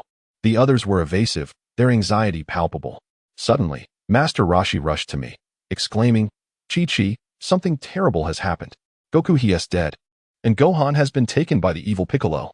My world shattered as if struck by lightning, leaving my mind blank. It felt as though the sky was collapsing, plunging me into darkness, the buzzing in my ears drowning out the voices surrounding me.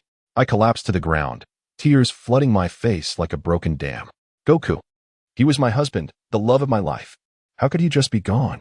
And Gohan, my precious son, so young, captured by an enemy, what was I to do? Despair and helplessness consumed me, my heart feeling as though it were being torn apart. Before I could recover from this immense blow, I was informed that a year later, Goku's compatriots would come to destroy Earth. Destroy Earth? This was more terrifying than a bolt from the blue. I felt as though fate was cruelly toying with me. I was merely an ordinary woman, wishing only for a peaceful life with my family. Why must the heavens inflict such suffering upon me? Why? I gritted my teeth, forcing myself to remain calm. I could not falter. I had a son. I could not allow Gohan to lose his mother. I searched high and low, seeking any glimmer of hope, vowing never to give up in my quest to find Gohan.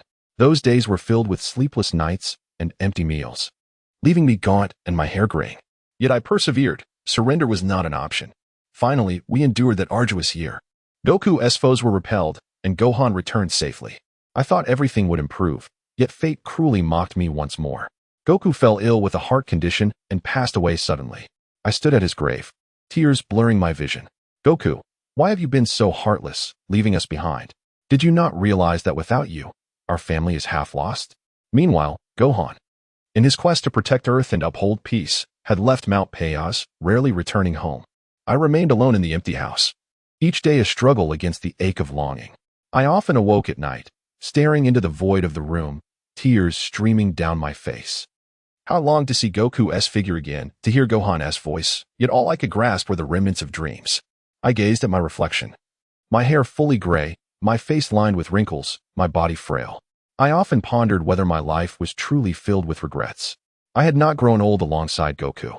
Nor had I been able to accompany Gohan through his childhood, never once enjoying a single day of tranquility. I felt as if I were swept away by the torrents of fate, unable to escape. Thus, the long lament of life flows on 39, still echoing the people beneath the trees. Chi-Chi's story concluded. Yet, I took solace in the fact that Gohan had vanquished the android siblings. Observing his empty sleeve and the scar by his eye, I could only suppress my tears, asking him with feigned nonchalance, but Gohan responded indifferently. I've long since grown accustomed to it. My heart ached.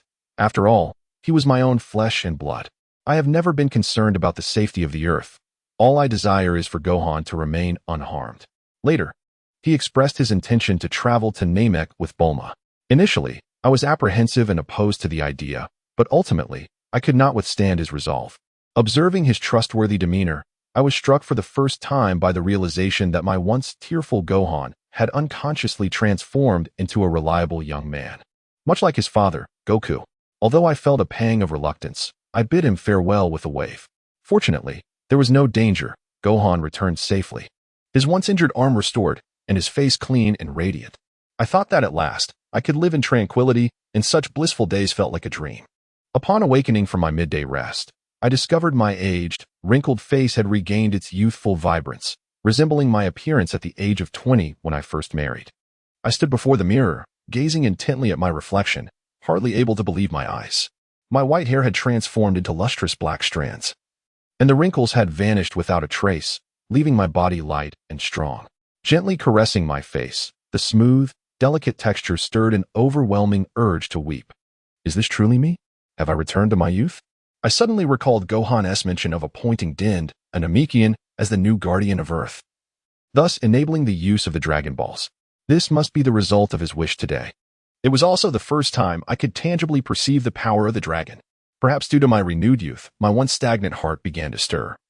Reminiscent of the vibrant spirit I had at 20, I opened my wardrobe and unearthed the deep blue martial arts uniform I had worn when I first embraced my identity as a martial artist. It fit as perfectly as it had years ago, as if it had never left my body. In a daze, I gazed at the familiar yet strange young woman in the mirror, tears streaming down my cheeks. Is this a dream? No, it is not. I inhaled deeply, just as I had in my youth, standing at the threshold of my home, executing the Kamehameha technique. With a graceful motion, I kicked the sturdy tree at the entrance, severing it in an instant. In that moment, I felt transported back to that passionate era of my youth. I stared blankly at the tree I had just felled. My thoughts whisked away to the past. It was during the early days of our marriage when Goku was still an innocent child, utterly oblivious to matters between men and women. He naively believed that marriage simply meant sharing meals, living together, and sleeping side by side, completely unaware of the nuances and intimacy that existed between spouses. One day, with an innocent expression, he asked me, "Is marriage just about sleeping together?" My face flushed crimson with embarrassment and frustration. I thought to myself, how could Goku be so clueless? Was he genuinely ignorant or merely pretending? After all, his teacher was the notoriously lascivious Master Roshi. In a fit of anger, I stomped my foot and kicked the tree at the entrance, causing leaves to scatter everywhere. Goku, startled, rushed over to inquire, "What's wrong? Did I do something wrong?" His large, bewildered eyes filled me with a mix of irritation and compassion. I took a deep breath, striving to calm myself. Looking into his innocent and hopeful gaze, I knew I could not scold him. Thus, I lowered my head and softly explained, "Goku, marriage is not just about sharing meals, living together, and sleeping side by side.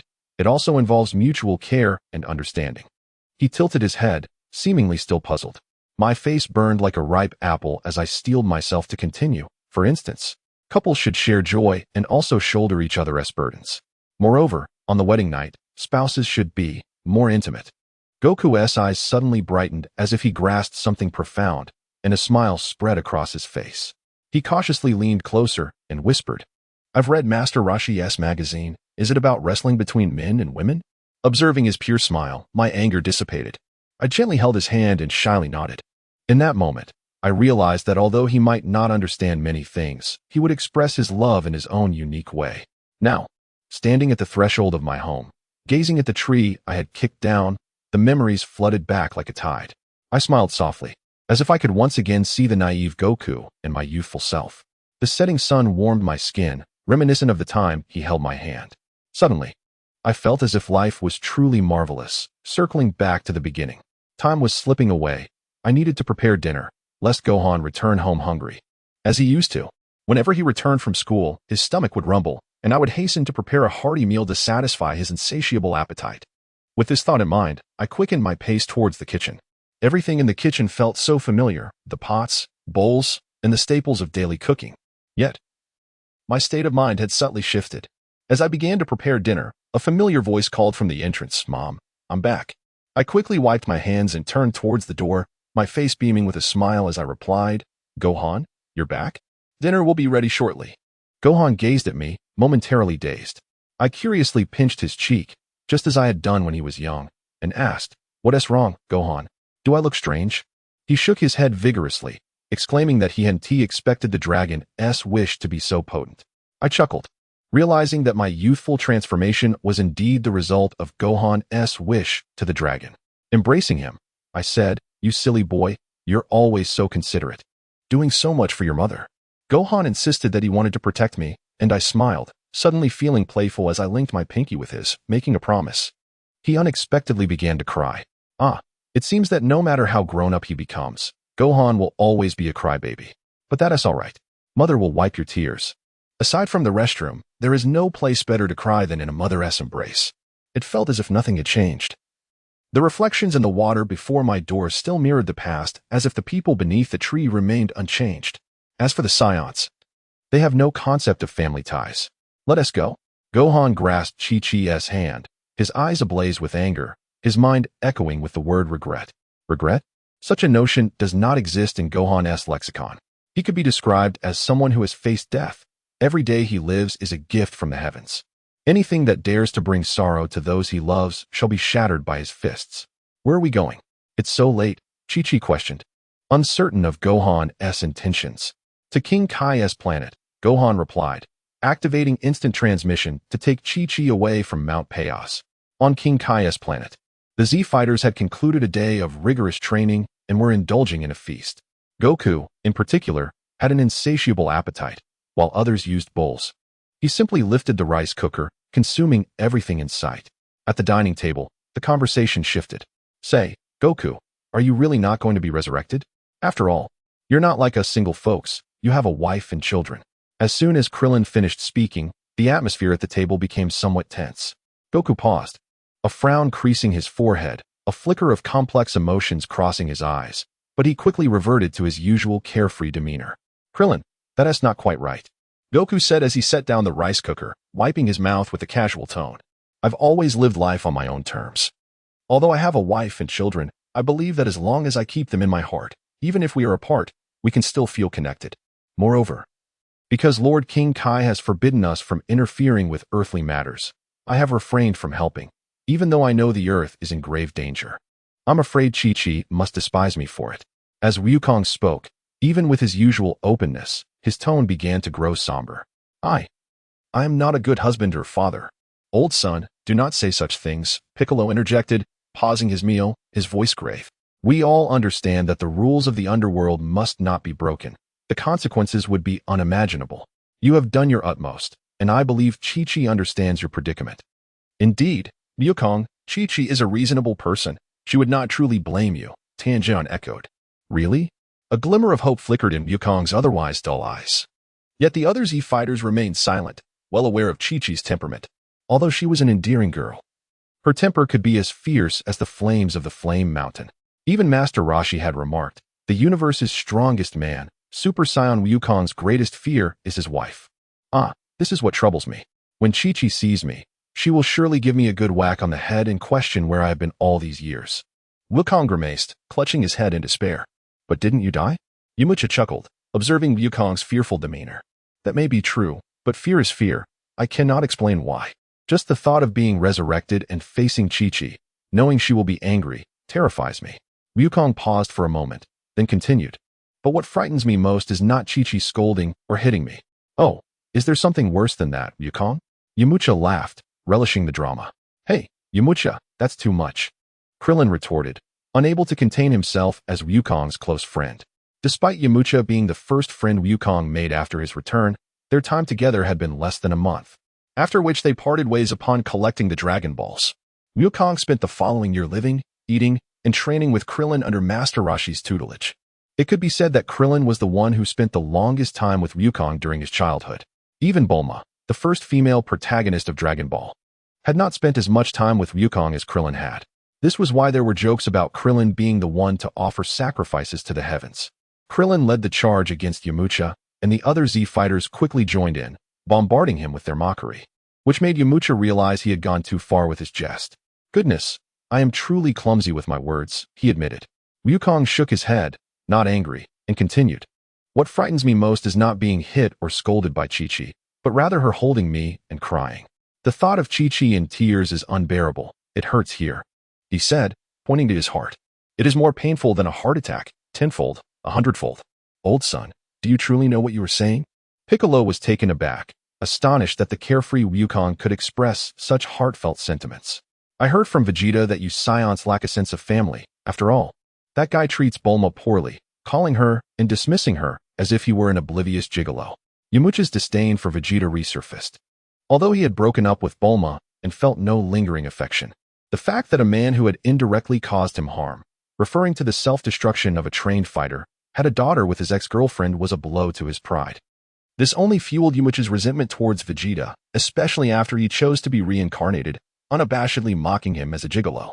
The dining table fell into a profound silence, and the gazes of the others towards Yamcha shifted, questioning his social awareness. That is not true. I have a sense of family. Wukong's tone turned indignant, his frustration boiling over for the first time. He felt Yamcha was treating him as a fool. What Saiyan lacks a sense of family? I know very well the distinction between family members and friends. Chi-Chi has taught me firsthand. Wukong's outburst startled Yamcha, as even Krillin, who had spent the most time with Wukong, rarely witnessed him angry. Wukong's Super Saiyan 4 form was well known among them, and it was no exaggeration to say that in everyone's eyes, he was the strongest in the universe. Who would not be frightened by the universe's strongest man shouting at them? The atmosphere grew increasingly chaotic until a familiar female voice broke through. Wukong, is that really you? The call, filled with shyness and anticipation, caught Wukong off guard. He turned sharply, his gaze drawn to a figure not far away. It was a woman clad in a deep blue Chi-Pao martial arts uniform, radiating both strength and grace. Her stature was as upright as a pine, her eyes sparkling with warmth, and her long, ebony hair fluttered gently in the breeze, embodying both gentleness and resilience. In that moment, Wukong felt an indescribable sense of familiarity wash over him, as if time had turned back to a long-ago era. After searching for him countless times, suddenly turning back, there she was, perfectly aligning with the scene before him. Chi-Chi. Wukong's expression transformed with excitement. Look out! Chi-Chi suddenly exclaimed, her form flashing towards Wukong like lightning. Swiftly assuming the starting stance of Master Roshi's technique, Wukong instinctively recoiled. This moment instantly resurrected memories from 25 years prior at the World Martial Arts Tournament, when a youthful Chi-Chi had similarly approached him, filled with both expectation and a hint of anger. Back then, Wukong had easily sent her flying with a single punch.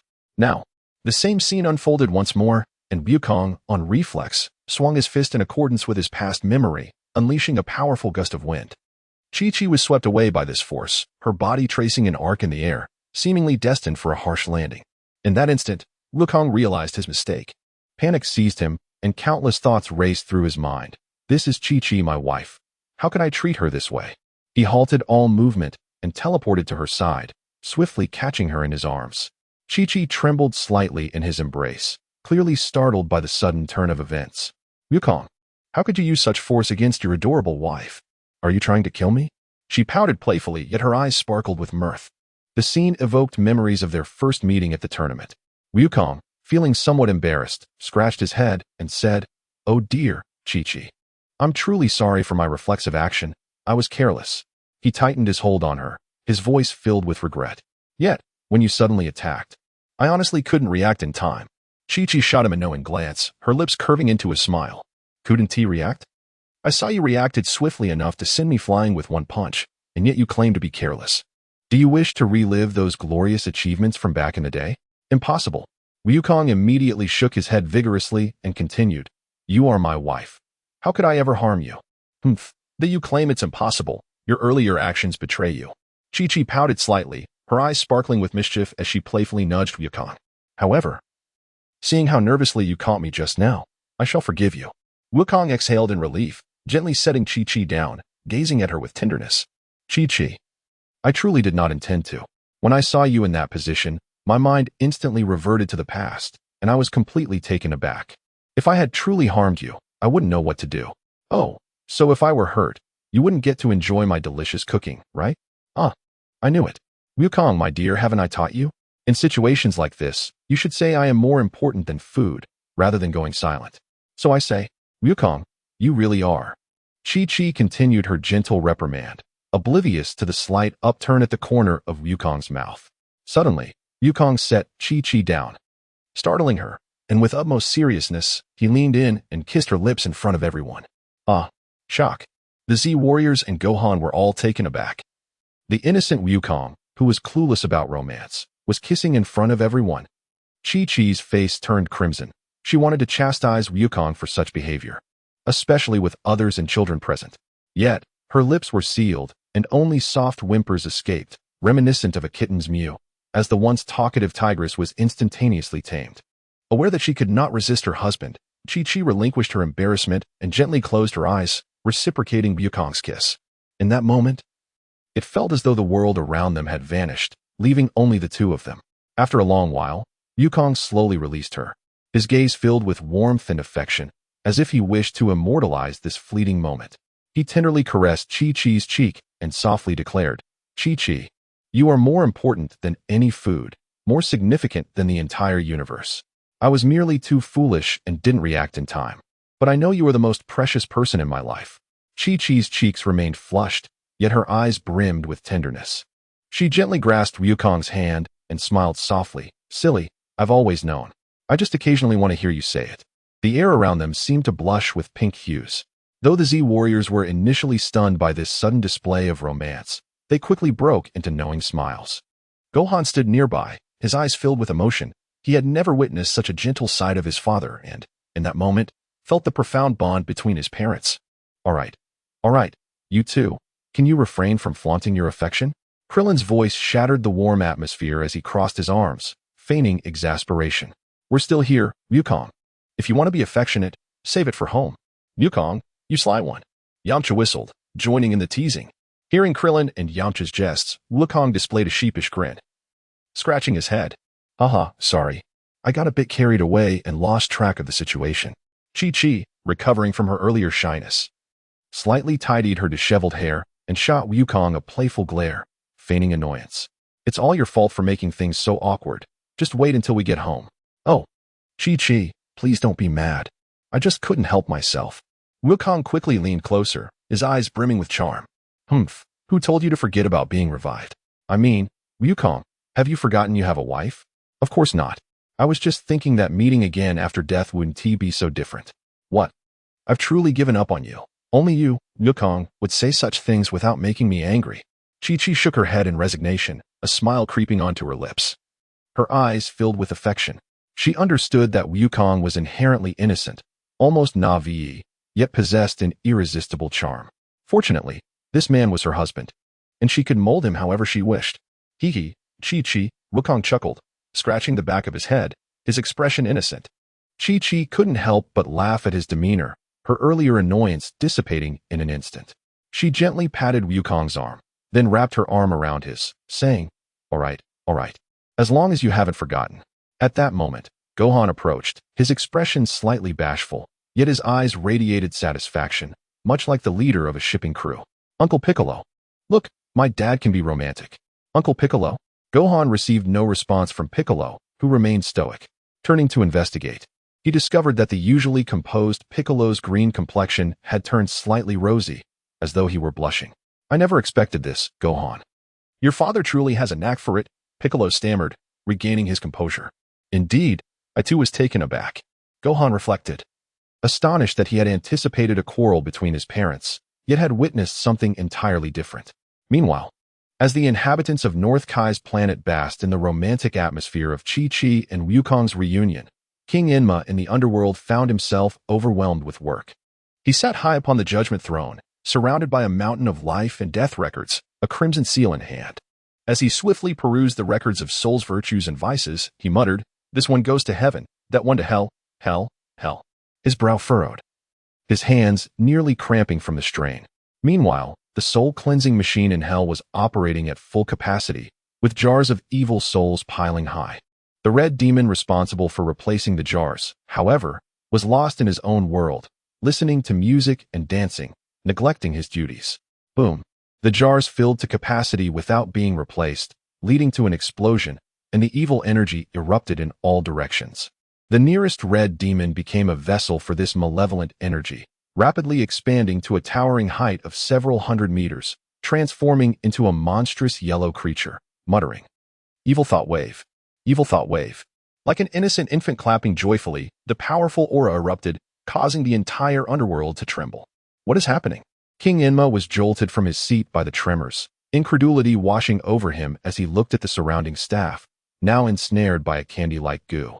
He sensed a strange sound emanating from above the throne room. Summoning his courage, King Enma opened the window and looked up, only to see a yellow-skinned monster incessantly chanting "Evil thought wave," its gaping maw wide open. "Who are you?" King Enma demanded, not a hint of fear in his voice. He was the king of hell. Any being that appeared in the underworld, regardless of their past combat prowess, was bound to submit to him. This was the cosmic order. However, the evil thought wave was not a deceased entity, but rather a conglomeration of malevolent thoughts from the entire seventh universe. Ignoring King Enma, the evil thought wave clapped its hands, ensnaring him in candy-like goo, and released all the souls trapped in the underworld. Whether in hell or heaven, or among the souls awaiting reincarnation, all were transported to Earth by the sinister energy waves. The reason remains elusive, yet such is the nature of the original tale.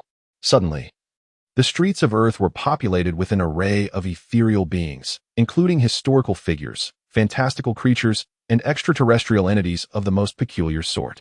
Most daunting of all were the android siblings. This malevolence, which had lingered over humanity for 15 years, had resurrected once more. "Long time no see, everyone on Earth," proclaimed Android 17, extending his arms as if to embrace the entire planet. "Damn you, Gohan." Android 18's beautiful eyes glinted with a cruel light. "Ha ha ha. I, Frieza, have returned." Frieza's unmistakable voice echoed through the skies as he laughed unabashedly. The denizens of North Kai's planet suddenly sensed a foreboding aura from the underworld. "This presence is formidable," Piccolo remarked, his brow furrowed and a grave expression crossing his face. The aura was steeped in evil and chaos, surely not a good omen. North Kai spoke with a deep and powerful voice. "Let me use my abilities to assess the situation. Perhaps I can uncover some clues." He closed his eyes, his antennae swaying as he began to sense the dynamics of the universe. Moments later, he opened his eyes, his face grave. "Things are dire, Goku. The souls from the underworld have been unleashed by a powerful malevolent force, disrupting the very order of the afterlife. The deceased Frieza and the androids have also manifested on Earth." "What?" Goku's expression turned serious in an instant. Gohan could no longer remain passive, eager to use instant transmission to return to Earth. However, he reconsidered. "No need. There are 2 Super Saiyan 2s and a Super Saiyan 1 in Bulma. They will easily overpower any foes that appear." North Kai continued. "The creature is currently around King Yema's palace. Yema has reported being immobilized by a gelatinous substance." Gohan furrowed his brow, recalling a scene from the Dragon Ball movie, the amalgamation of all evil thoughts known as the evil energy wave. According to the lore, this overwhelming force possessed abilities far beyond Super Saiyan 3, including the capacity to create spatial portals, rendering its next moves unpredictable. "Lord Kai, I shall visit King Yama's palace. Father, please take care of Mother. Gohan sensed the evil energy and utilized instant transmission to depart from North Kai's planet. Gohan. Chi-Chi, anxious about Gohan's safety, urged Goku to accompany him. No need, Chi-Chi. Though this aura is powerful, it poses no threat to Gohan. Have faith in our son, Goku replied, shaking his head. However, Chi-Chi, unconcerned with the details, insisted that Goku assist. With no other choice, Goku acquiesced. At King Yama's palace, a massive yellow-skinned creature was employing its supernatural abilities to transform the entire underworld into a sugary realm. Is this the evil energy wave? Gohan mused as he appeared above the palace, gazing down at the chaotic scene. He let out a powerful shout, channeling his energy into the mysterious Gohan form. Leaping from the sky in freefall, he struck the evil energy wave with a mighty punch, sending it crashing to the ground with a pained shriek, ultimately silencing it. However, the creature's rotund form began to shrink and alter, revealing a 2-meter-tall, red-skinned humanoid demon. Phase 2. Gohan observed as the evil energy wave morphed into a familiar visage from his memory. Unable to restrain himself, he transformed into Super Saiyan God, declaring, "Let us see if you can withstand this." Gohan, a resolute Saiyan, knew that while his mysterious form could defeat the evil energy wave, it would take several minutes. He opted instead for the speed of transformation into Super Saiyan God to eliminate the threat in an instant. His entire being radiated divine energy, enveloping him in a golden-red aura reminiscent of a deity. In an instant, the evil energy wave was obliterated without a sound. This was in stark contrast to the original tale where the fused being Vegito utilized a special technique to eradicate the evil thoughts. Gohan, however, did not possess such a technique and chose instead to rely on sheer strength to annihilate the evil energy wave. In the Dragon Ball universe, special abilities or peculiar magic only proved effective against opponents of equal or lesser strength. When the power disparity was too vast, those skills became ineffective. A prime example being the puppet's magic that transformed the fused Vegito into a cookie, only for the cookie to be soundly defeated due to the overwhelming power gap. Thus, Gohan, transformed into Super Saiyan God, could indeed eradicate the evil energy wave, as it was not immortal, merely a conglomeration of malevolent thoughts. The sole drawback was the complete obliteration of the possessed red demon. Though Gohan had no desire to kill the possessed being, he could not overlook the fact that it had only recently been revived following the android massacre. If these villains were to engage in further slaughter, causing casualties, it would render Gohan's earlier wish futile. He could not allow such a tragedy to unfold. With the demise of the evil energy wave, the previously disrupted order of the underworld was restored. The souls who had yet to wander were swiftly returned to the afterlife.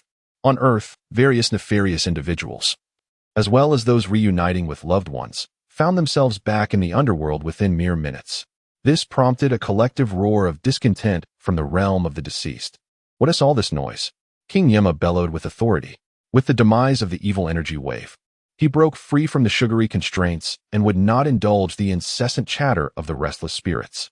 Those who have passed must cease their interference with the realm of the living and promptly return to the queue. The evil energy wave incident was resolved in less than 5 minutes. Yet, it must be noted that a significant number of Earthlings, at least 100 million, perished during this brief span, many of whom had just been revived only to meet their demise again. The resentment they harbored was palpable. Gohan witnessed all of this unfold. It appeared that he would once again need to make a wish to the dragon next year. Gohan lamented, "Why did the evil energy wave have to emerge just after I wished for those who had died to be revived? It's truly maddening." Fortunately, the Dragon of Earth, enhanced by Dandy, now possessed capabilities akin to the Namekian dragon, able to resurrect individuals multiple times. In fact, it surpassed even that, eliminating the previous limitation of reviving only one person at a time, allowing for the resurrection of an entire planet's populace. One could only praise Dandy as the most exceptional member of the Namekian dragon lineage, blessed with remarkable talent. "Gohan, have you resolved it so swiftly?" Goku materialized next to Gohan, surprised that Gohan had accomplished the task in such a short time, despite expecting a longer battle. Goku gazed at the transformed Gohan and marveled. "The Super Saiyan God is truly formidable. Although I cannot sense your aura, I know that even in my Super Saiyan 4 form, I could not have dispatched that monster in under a minute." "Not bad," Gohan modestly replied. However, he noticed the glaring halo above his father's head and inquired, "Dad, can you come home now? Can you come home?"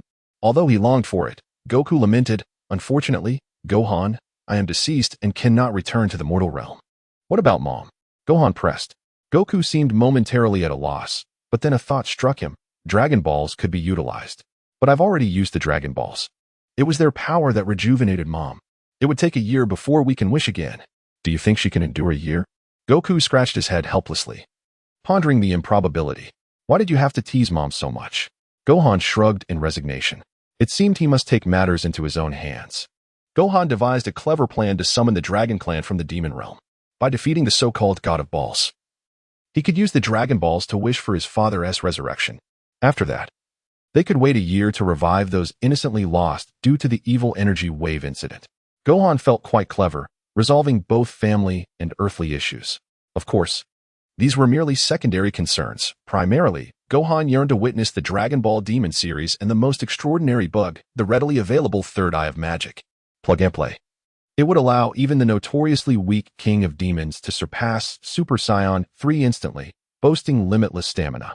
Had Ku not struck the third eye with a book, who knows, it might have amplified to a level beyond Super Saiyan 4. And there were various bugs, such as the recovery bug, rivaling the Senzu Beans, and the unused fusion bug, which might prove useful against Zamasu. Once again, it must be emphasized that Gohan is the least reckless Saiyan throughout the battles fought. He has always emerged victorious. The android siblings, Black Goku, and the evil energy wave were all easily defeated, perhaps related to his soul's inherent fear of insufficient firepower. If there were only a 90% chance of victory, what difference would it make from courting death? Setting off for the Demon Realm, Gohan felt a chill. It has indeed cooled down, Chi-Chi remarked with mild exasperation as she gazed at the dishes in the pot. Although reheating them would suffice, they lacked the freshness and flavor of just cooked meals. It's fine, this will do, Gohan replied, showing indifference to the food's temperature. His stomach growled. He was famished and only needed sustenance. Despite the ease of combating the evil energy wave, it had drained his energy, and he needed to replenish. Let us eat first. Chi-Chi watched Gohan devour his meal with guilt creeping in. She felt like a terrible mother for forgetting that Gohan hadn't had dinner yet after meeting Goku. Gohan, let me heat this up for you. It's not good for your stomach to eat like this. No need, Mom. I'm too hungry to wait, Gohan said, taking another bite of a cold bun. No. Chi-Chi suddenly became stern. I've already said not to eat cold food, no matter how hungry you are. It's not allowed. Otherwise, you'll upset your stomach. Fine, Gohan sighed, reluctantly yielding to his mother's insistence. He sat down, casting longing glances at the pot of buns. All right, you can eat now. Chi-Chi placed the warm dishes on the table. I'm starting.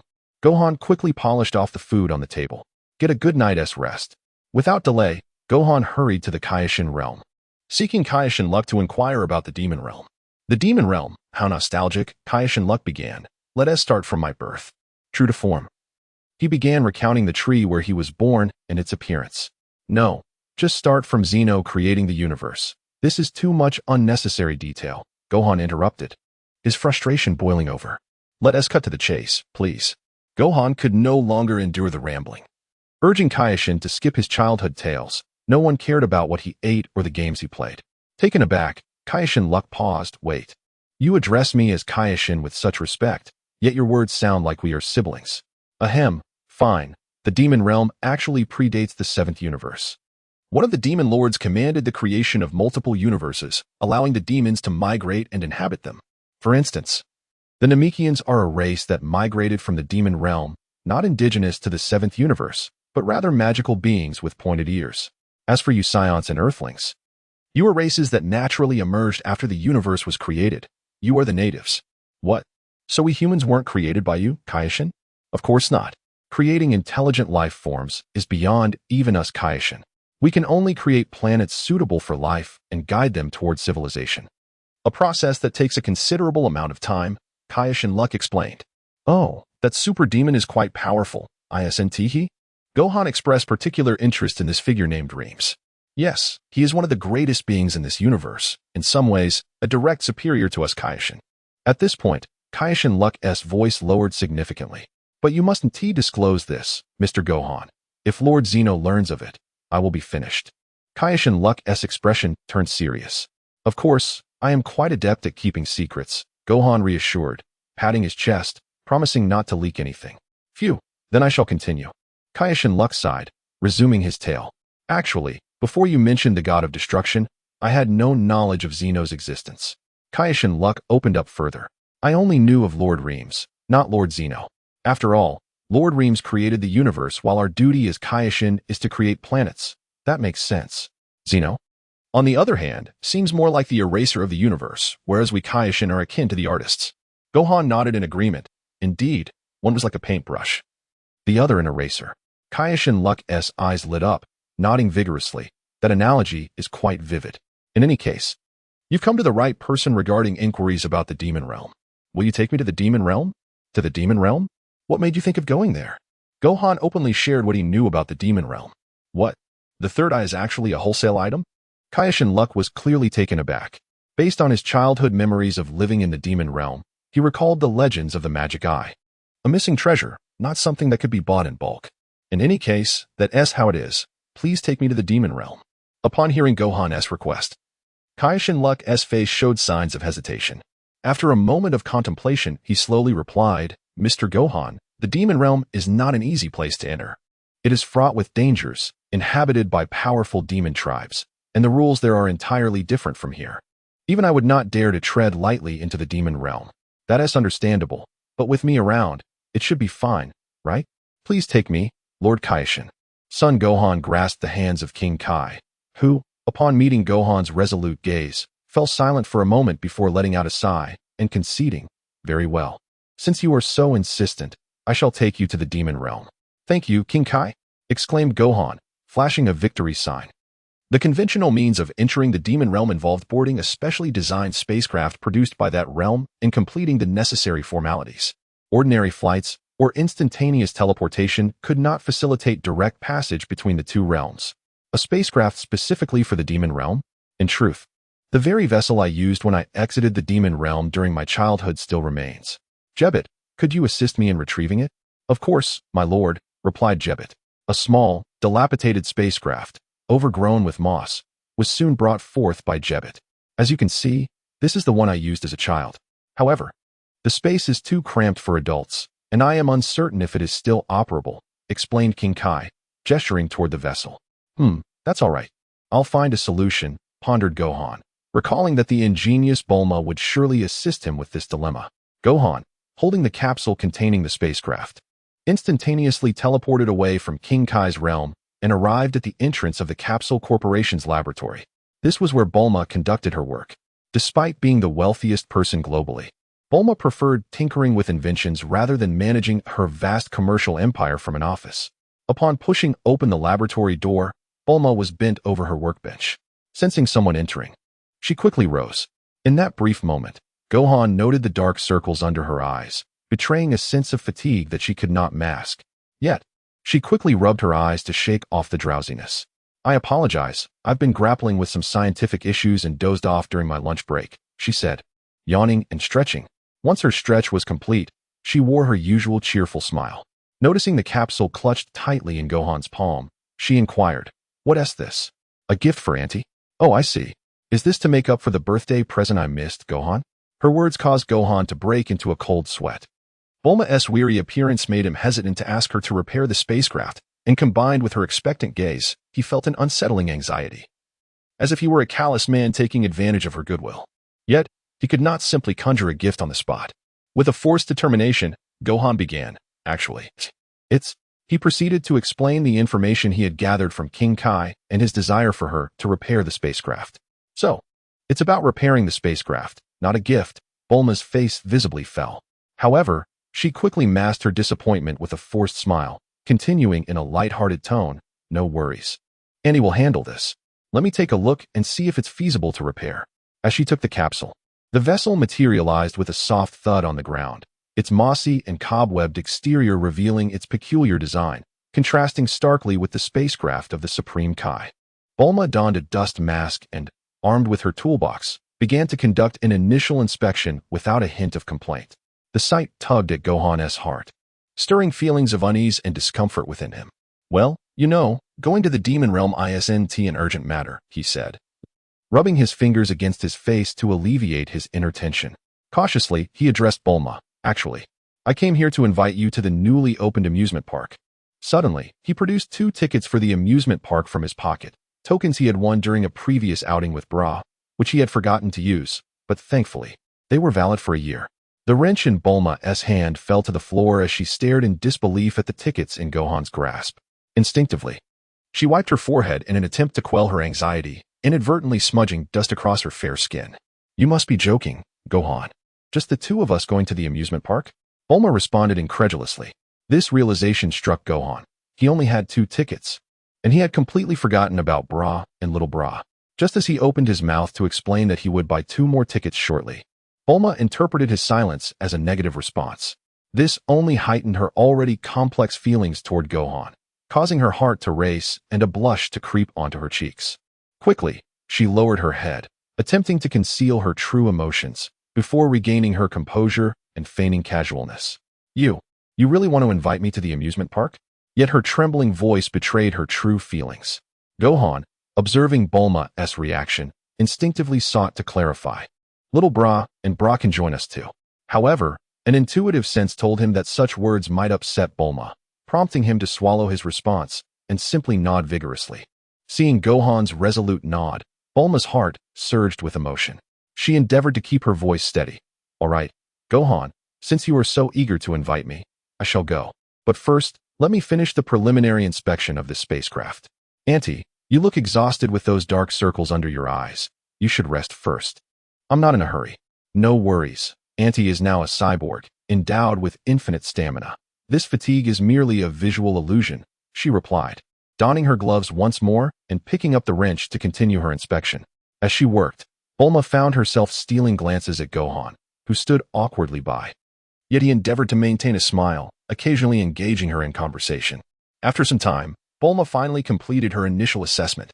Looking up, she removed her dust mask and remarked, "The damage to this spacecraft is more complex than I anticipated, but it is not beyond repair. However, I will need some time to gather tools and parts. If I can procure the necessary components, I should be able to complete the repairs in about half a day. The primary issue is the vessel's size. I will need to modify it to make it more functional, which could take about a day." Yet, Bulma soon noticed that Gohan was not fully engaged in her explanation. Instead, he was reaching out with his hand. As Gohan's hand approached, Bulma's heart raced with excitement and trepidation. "Gohan, what are you trying to do? Surely you're not." Bulma, feeling a mix of resignation and anticipation, instinctively closed her eyes. She thought to herself, Gohan must be trying to take advantage of this moment. However, when Gohan's hand gently brushed her forehead, she only felt a tender touch. Gohan had simply wiped away the dust from her forehead, expressing concern. "Auntie, you have dust on your face. You should wash it off." Bulma was taken aback. Her anxious tension evaporated as her cheeks flushed with warmth. Then, her expression darkened as she playfully punched Gohan in the stomach. "Get out of here with those 2 pathetic tickets." "What?" Gohan found himself unceremoniously expelled from the laboratory. Standing alone at the entrance with the 2 tickets in hand, feeling bewildered and aggrieved. Unbeknownst to her, Bulma suddenly found herself engulfed in a fit of anger. Despite the fact that Gohan had committed no apparent offense. This, of course, could be attributed to Gohan's own inner turmoil. In the face of the monikers bestowed upon him, he had previously felt a sense of discomfort rooted in the fears of a bygone era. However, upon realizing that no one in the present seemed to care, he began to dismiss those haunting memories, leading to an emotional numbness greater than his original self. Yet, perhaps this very dullness, combined with a candidness regarding feelings, imbued with a certain charm when interacting with older characters. In her laboratory, Bulma gazed at the door Gohan had just closed, her heart a tumult of emotions. Sitting at her workbench, she cradled her chin in her hands, her eyes clouded with confusion. The scenes of their earlier encounter replayed in her mind, her heart still racing. What is wrong with me? Why did I unleash such fury upon Gohan? She pondered, seeking answers that eluded her grasp. She was acutely aware of her unique feelings for Gohan, yet the nature of these feelings remained elusive. Initially, she had seen a glimmer of Goku in Gohan, nurturing a sense of affection akin to that of an elder for a junior. As time passed, following Goku's untimely demise and Gohan's subsequent departure, he had spent more time at home, quietly becoming her support as he helped care for his sister, Bra. Then came the dark days of the evil Goku's emergence, during which Gohan and she had forged a promise to protect each other for life. "Ah, Gohan, my thoughts are becoming muddled." She rose from her seat and approached the mirror, noting the flush on her cheeks, a realization dawning upon her that she harbored romantic feelings for Gohan. Her gaze settled upon a family portrait featuring Bra, Bulma, and Gohan taken at the base. With a key, she opened the drawer of her desk, revealing an album filled with photographs chronicling Gohan's growth from childhood to adolescence. In many ways, Gohan's formative years had unfolded in her company, a bond that even Chi-Chi could not rival. Just as a farmer devotes their finest energies to the fruits of their own labor, so too had Bulma invested her affections. With a gentle sigh, she returned the photos to the drawer and retrieved an envelope, its seal worn from countless readings. Carefully, she opened it, extracting a piece of paper bearing Gohan's youthful handwriting. "Dear Aunt Bulma, today I saw you working late on your new invention, and it made me worry. I know you are incredible, but please remember to rest. I will strive to become stronger to protect you and Bra, just as Dad protected Mom. I hope you won't be angry with me. I truly appreciate your care. Ah, Gohan, how adorable."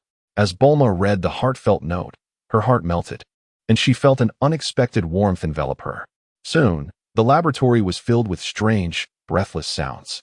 Unbeknownst to her, her emotional turmoil was setting the wheels of fate in motion once more.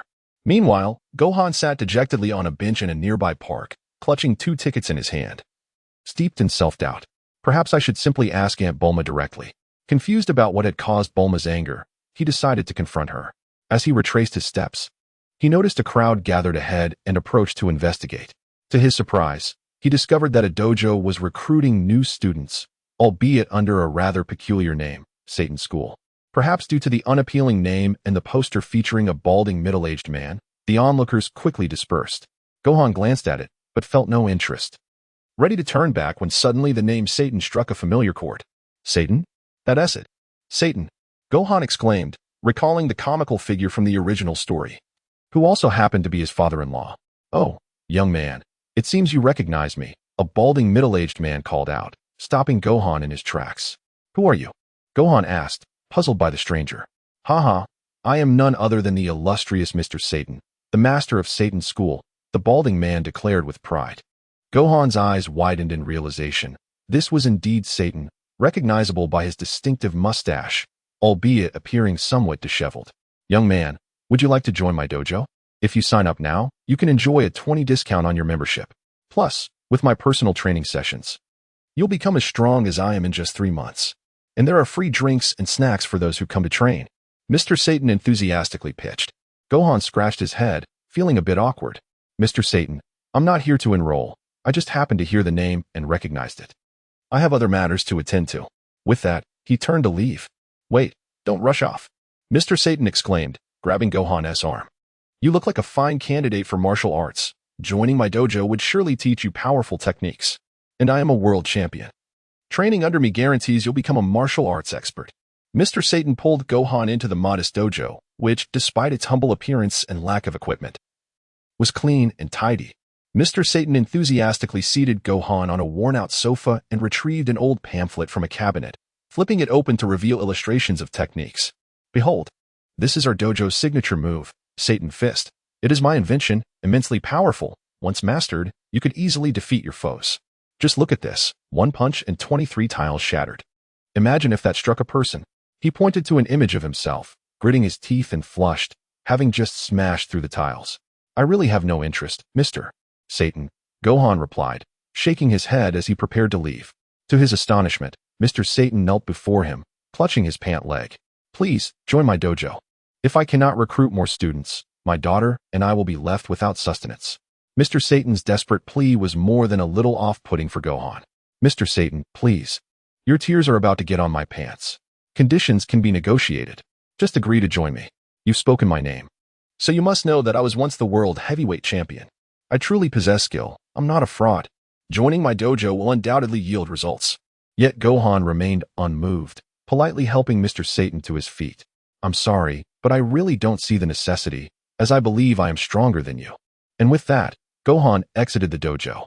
Truly a persistent one, Gohan muttered as he stepped out, noting that dusk had begun to settle, the time wasted with Mr. Satan weighing heavily on his mind. I should have avoided the commotion. As he walked, he resolved to head directly to Bulma's house to inquire about her earlier anger. However, just as he rounded a corner, he was halted by a girl with black hair styled in twin ponytails. "Hey, what was that about just now?" The girl confronted him, her posture aggressive, her eyes clearly filled with displeasure and fury. She stood with her hands on her hips, blocking Gohan's path. Gohan felt somewhat bewildered as he scratched his head, attempting to recall the events that had transpired to provoke the ire of this formidable-looking woman. Cautiously, he inquired, May I ask what I did to upset you? Humph. How dare you question me? The woman with black twin tails glowered at Gohan. What an oddity. Could it be that I am simply at odds with women today? Gohan muttered to himself, recalling how Bulma had reacted similarly. Why do these women always seem to become inexplicably angry? How dare you claim to be stronger than Mr. Satan? You are insulting him. Mr. Satan is the world champion, while you, with your slender arms and legs, are merely a pretty boy. What gives you such confidence? Gohan was taken aback by her words. While he possessed a somewhat delicate appearance, his finely honed muscles certainly did not align with her description of a pretty boy. Was she simply spouting nonsense? I meant no offense to Mr. Satan. He insisted that I join his dojo. Besides, I am merely speaking the truth. I genuinely believe I am stronger than Mr. Satan. Gohan patiently explained. And I have my own matters to attend to, so. Yet sometimes, the truth goes unrecognized, as people tend to trust only their own judgments. Humph. Do you think saying that will get you off the hook? The black-haired woman evidently was not convinced. She crossed her arms, her gaze laced with challenge. If you truly believe you are stronger than Mr. Satan, then follow me and let us have a contest. No, this is ridiculous. Gohan truly did not wish to waste any more time and turned to leave. Humph, think you can escape? Behold my Satan punch, the woman suddenly shouted, launching her fist toward Gohan. To those unacquainted with martial arts, her movements appeared swift, but to Gohan, they seemed rather slow. The speed was hardly faster than a bullet. No different from being at a standstill. Gohan frowned slightly. Such an unprovoked attack was quite lacking in finesse. He merely sidestepped with ease. And with a gentle wave of his right hand, a faint stream of energy struck the woman's shoulder. She felt a sudden numbness, losing her balance and stumbling forward before collapsing to the ground. Please do not waste any more time. I truly have urgent matters to attend to. Gohan's voice reached her from behind, carrying a tone of gentle warning. As the woman turned to face Gohan's calm gaze, her anger was gradually replaced by a flicker of respect. She realized that this man before her was not someone she could easily contend with. Who are you? She asked softly, her voice tinged with reluctance. Ignoring her, Gohan prepared to depart. Wait. The woman called out suddenly, urgency in her tone. What is your name? Gohan paused, turning back to respond nonchalantly, Son Gohan. With that, he continued on his way, leaving the woman standing there, her eyes filled with a complex array of emotions. Son Gohan. I will surely defeat you, Dilly, she murmured to herself. In the afternoon, Bulma had expressed her irritation with Gohan, initially expecting him to return in a few days once the ship was repaired. However, he unexpectedly came to find her that very evening.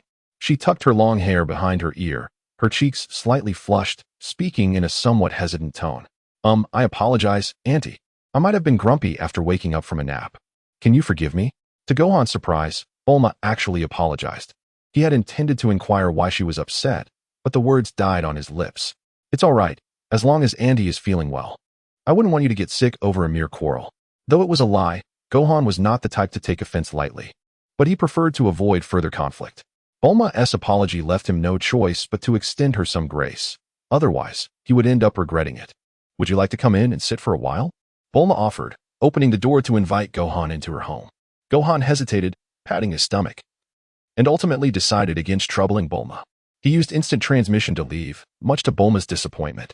A shadowy figure had been observing everything. Where did he go? Such a large person, how could he just vanish? Dilly set down her binoculars, rubbing her eyes in disbelief as she witnessed Son Gohan seemingly dissolve into thin air, as if he had never been there at all. Son Gohan, no matter where you flee, I will find you, she declared, hastily climbing down from the tree and departing the scene. After all, the security measures at the home of the world's richest person were exceptionally strict. Who knew if merely watching would lead to Bulma discovering her presence, resulting in her being locked away? At Baozi Mountain, after enjoying a hearty meal, Gohan took his mother, Chi-Chi, to North Kai's planet to reunite with his father, Goku. This had seemingly become a routine part of his life. In this back and forth, Gohan felt akin to the mythical Magpie Bridge, while his parents were like the cowherd and weaver girl, meeting once a year. After 2 days, the spaceship was finally repaired. Gohan arrived at Capsule Corporation's laboratory to receive the universal capsule containing the spaceship from Bulma. How long do you plan to be gone? 2 or 3 days? I just want to take a look. Be safe on your journey and do not act recklessly. Bulma approached Gohan, smoothing out the wrinkles in his collar. Resembling a wife reluctant to see her husband off on a business trip. The long-absent bra made her appearance, although this was the bra from this timeline. The other bra had departed for the past via time machine the previous day.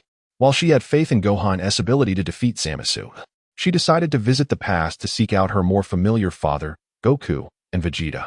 Before departing, she gave Gohan a complex look, walking up to him and earnestly saying, "Gohan, take care of Mom and me." With that, she left amidst Gohan's puzzled gaze. "Hey, Gohan, can I go with you?" Bra asked with wide, adorable eyes fixated on Gohan. No. Gohan firmly declined her request. "The Earth needs you to protect it while I'm away." "I understand, Gohan," Bra replied. Though a hint of disappointment lingered in her voice, knowing that the Earth required powerful warriors for its protection, Gohan flashed a bright smile, gently patting Bra's head. "The other Bra has taught you swordsmanship, hasn't she? Spend this time practicing, and when I return, we can go to the amusement park together." "Yay!" Bra cheered with excitement. Despite the grim environment of the apocalyptic timeline shaping her into a serious and mature individual, she was still a teenage girl who reveled in fun. After bidding farewell to the two women, Gohan used instant transmission to leave Earth, arriving at the Supreme Kai's realm. "Supreme Kai, shall we set off?"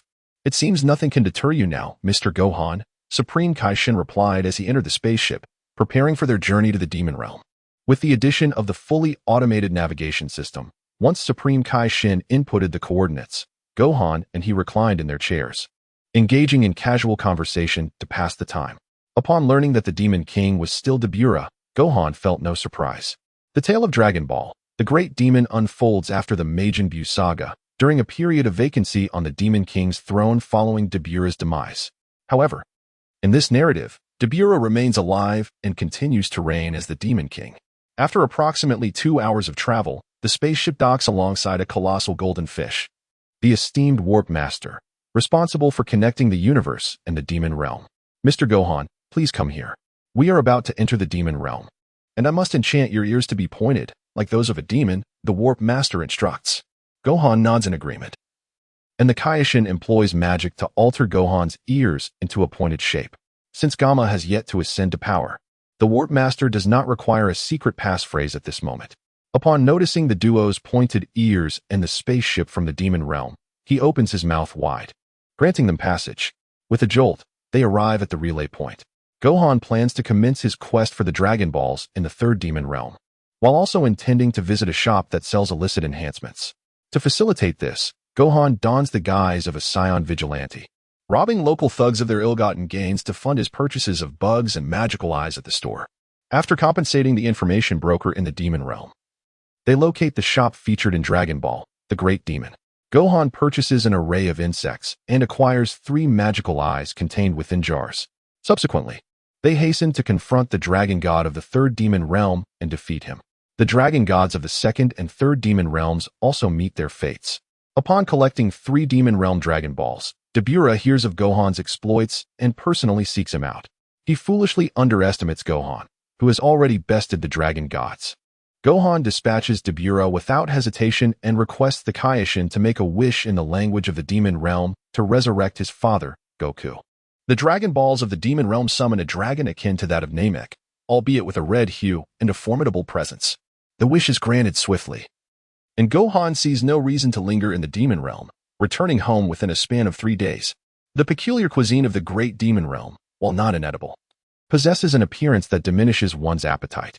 Soon, Gohan and his companion return to the Kaioshin realm, where the Kaioshin reflects nostalgically upon his homeland. After exchanging pleasantries with the Kaioshin, Gohan returns to Earth. Upon arrival, he finds Goku in farming attire, operating a plow with a somewhat bored expression.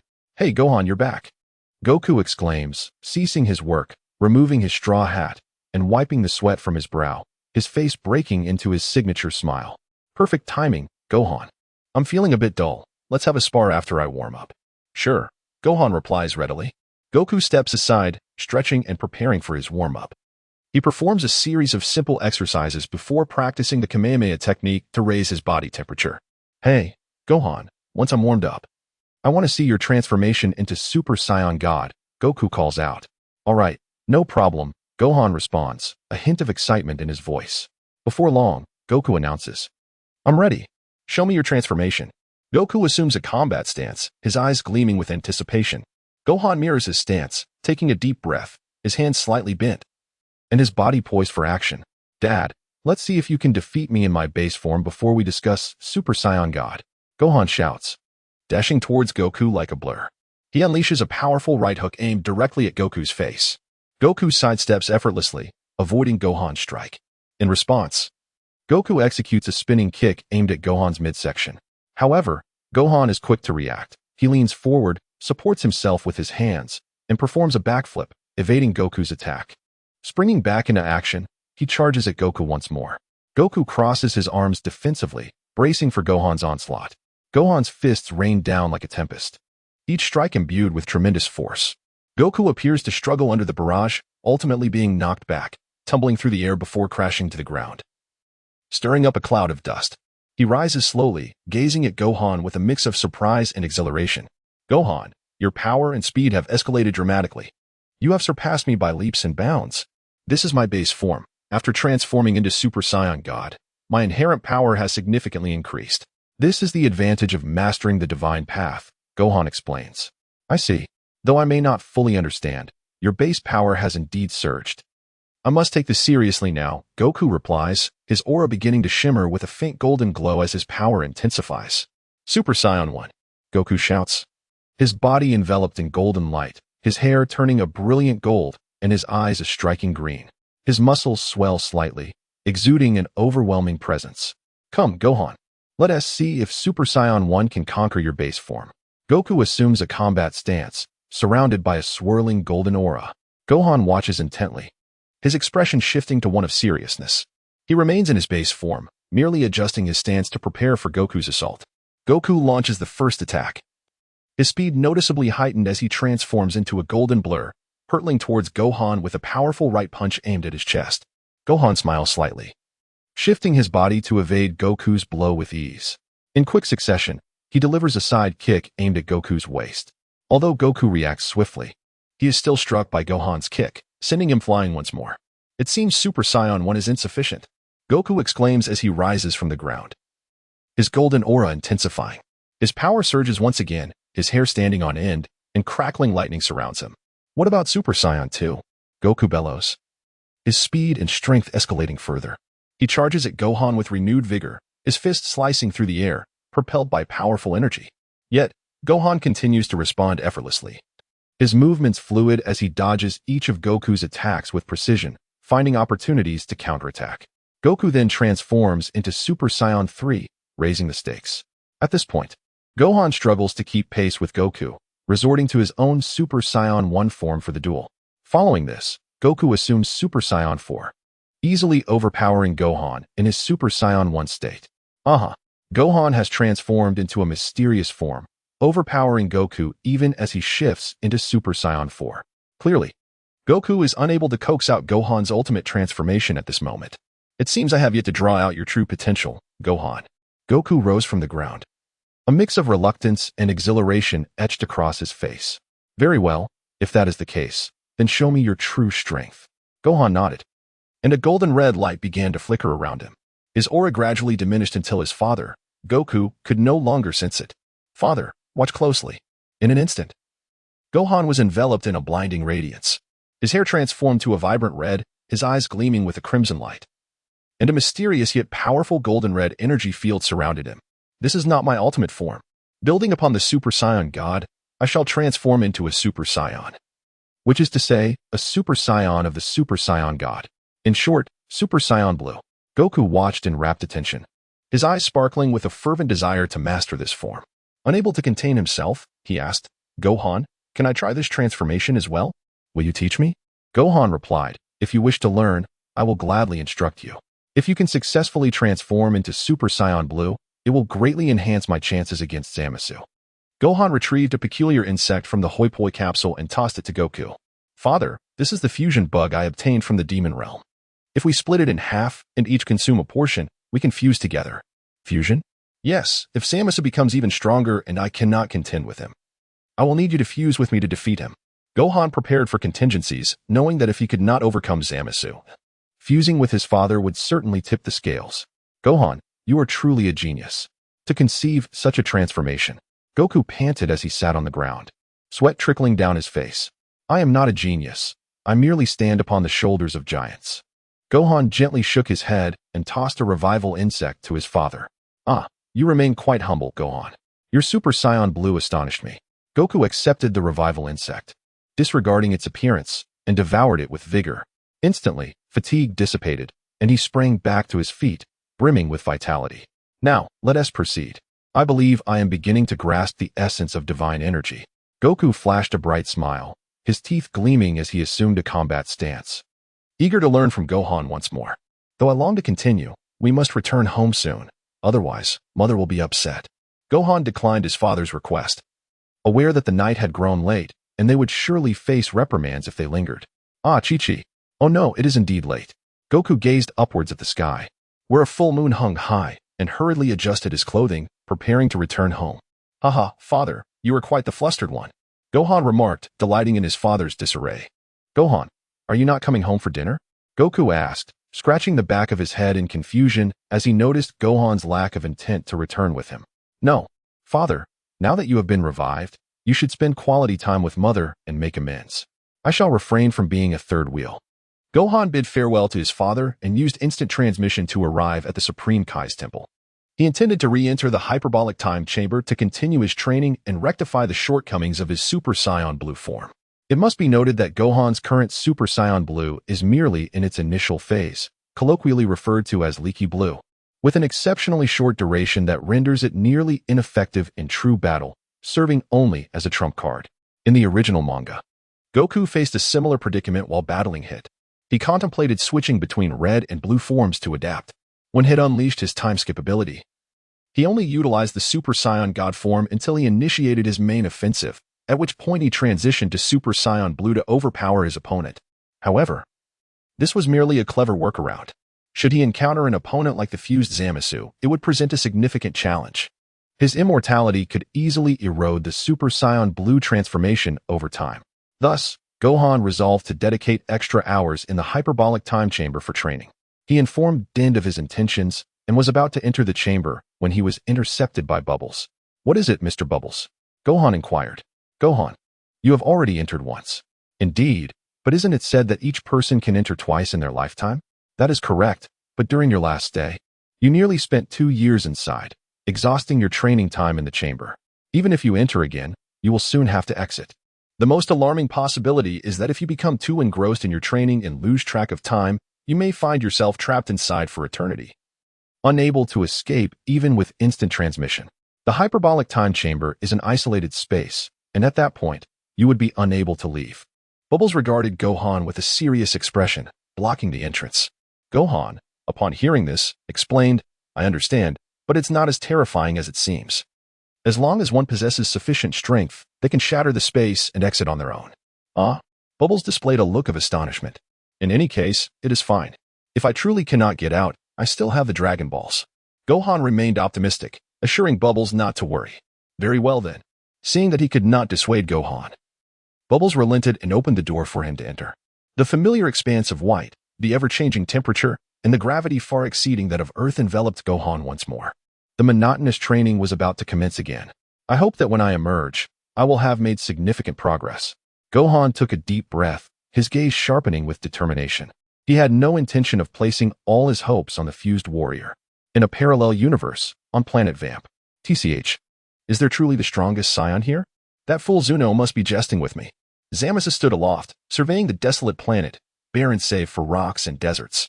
His gaze was filled with disdain. On such a forsaken world, it was unlikely that even animals could survive, let alone humans. Suddenly, a fierce gale swept through, stirring up clouds of yellow sand, and Zamasu's robe billowed in the wind. He frowned, preparing to unleash his powers to dispel the storm when he heard a deep, powerful human roar from beyond the gusts. This is a human? Zamasu silently descended to the ground for closer observation. Before him stood a towering man, his disheveled hair cascading down his shoulders, adorned with a collar around his neck, his upper body bare, revealing well-defined, muscular pectorals. His physique was sculpted like steel, every inch exuding strength. His chest bore countless scars from battle, and a piece of unknown green hide was casually tied around his waist, emanating a primal, untamed beauty. He was engaged in a brutal skirmish with a 100-meter-long monster, delivering bone-crushing blows, each strike drawing blood. Zamos's gaze was instantly captivated. He had never witnessed such a savage and formidable style of combat, starkly contrasting with the disciplined, technique-driven warriors he was accustomed to. The raw ferocity of this brawl, even employing the crude tactic of biting the enemy's tail, repulsed him. Indeed, humanity is such a shameless existence. It is truly revolting. Zamos grimaced, covering his mouth as if on the verge of retching. The man, panting heavily, landed a devastating punch on the monster's head, the immense force shattering its skull and splattering blood and shattered bone across the battlefield. Zamos's gaze remained fixed on the man, a flicker of surprise crossing his features. The strength is indeed formidable. However, his combat style remains rather crude. Were I in his position, I would undoubtedly employ far more graceful and perfect techniques to vanquish my adversary. Zamos stood disdainfully, his lips curling in a sneer. After dispatching the monster, the man slowly turned to face Zamos, his gaze filled with wariness and hostility, as if he had already sensed Zamos's presence. Zamos remained poised, his hands clasped behind his back, chin slightly raised, exuding an air of superiority. Who are you? Why are you here? The man's voice faltered, as though he had not conversed with anyone in quite some time. I am Zamos, the supreme deity of the universe. It is truly remarkable that you discovered my location solely through your beast-like instincts. Zamos maintained an elegant smile, reminiscent of a gentleman, yet his tone conveyed an authoritative disdain, as if his words were the ultimate decree, provoking ire. And your name? I am Broly. Broly, is it? Zamos's lips curled at the absurdity of such a vegetable-inspired name. It appeared that this brutish, filthy creature before him was indeed the strongest scion, as mentioned by Zuno. Huh? The strongest scion? How laughable. A smirk of derision crossed Zamos's face. How could a barbarian with no understanding of combat technique possibly deserve such a title? Upon hearing Zamos's words, a flicker of confusion crossed Broly's eyes, yet he refrained from reacting immediately, instead scrutinizing Zamos, assessing his strength. Although he appeared coarse, years of battle experience had instilled in him a sense of caution. You seem powerful, yet your fighting style is exceedingly primitive, Zamos continued to provoke. Do you not understand the concept of elegant combat? Fighting is simply fighting. There is no elegance involved. Broly's voice resonated deep and strong. As long as he could defeat his opponent, the means were inconsequential. How foolish, Zamos scoffed. You, a mere savage, are unworthy of conversing with me. However, since Zuno claims you are the strongest scion, I shall witness your true strength. No sooner had Zamos finished speaking than his form vanished from sight, reappearing instantaneously before Broly. His speed was astonishing. Although Broly reacted swiftly, he was still a moment too late. Zamos's fist struck Broly squarely in the face, sending him hurtling backwards into a boulder, shattering it to smithereens. Is this your strength? I find myself sorely disappointed. Zamos stood still, shaking his head slightly, realizing that Zuno had deceived him. You are by no means the strongest scion. With such feeble power, you couldn't even defeat me, let alone Gohan. Emerging slowly from the rubble, Broly bore a cut across his face, yet his eyes sharpened with intensity. Wiping the blood from his visage, he recognized that this green-skinned figure was an enemy, a threat. Letting out a low growl, a powerful aura erupted around him, surging towards Zamos. You believe this can defeat me? Such naivety, Zamos sneered, his own aura flaring to life, rising to a terrifying level. Come, let me see your true power. Zamos regarded Broly with a challenging gaze, as if anticipating his counterattack. Broly remained silent, fixated on Zamos, his aura intensifying, threatening to tear the very air asunder. His eyes burned with fury and determination, ready for battle. It seems you possess some skill. Zamos observed as Broly's energy swelled, a glint of surprise flickering in his eyes, yet he dismissed it as insufficient. With a sudden movement, Zamos vanished again. Reappearing in front of Broly, he unleashed another powerful punch, but this time Broly was prepared. He extended his hands, gripping Zamos's fist tightly, the clash of their energies producing a deafening roar. The surrounding rocks and sand were sent flying, as if the very planet trembled beneath their might. Zamos followed up with a sweeping kick, sending Broly crashing into the debris. TCH, worthless, a waste of time. Is this truly the strongest scion? Zama's considered Broly nothing more than a brute, lacking in both strength and technique, inferior even to the previous Goku. If he were to seize such a weakling's body, he might find himself weakened in turn. Broly, what has happened to you?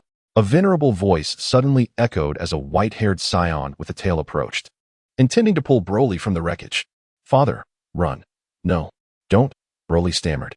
Despite his disdain for his father Paragus' control over him, he could not allow harm to befall the only family he had known for over 40 years. An insipid trick. Zama's fingertips coalesced with energy, shooting a beam that struck the old man. With a sickening thud, Paragus crumpled to the ground, blood spilling from his chest. The remote control for Broly's collar falling alongside him. What have you done to my father? Broly's voice deepened, filled with rage and hatred, rising slowly from the rubble. His aura surged violently, a powerful presence enveloping him, distorting the very air around. With a resounding crack, Broly stomped on the fallen remote, shattering it. The slumbering beast awakens. Zama's raised an eyebrow, sensing Broly's energy rapidly escalating, a development that surprised him. However, recalling the Scion's unique ability to transform through fury, he quickly deduced the situation. Is he about to become a Super Saiyan? Merely a 50-fold increase. What will that accomplish? Zama's face twisted into a dismissive grin.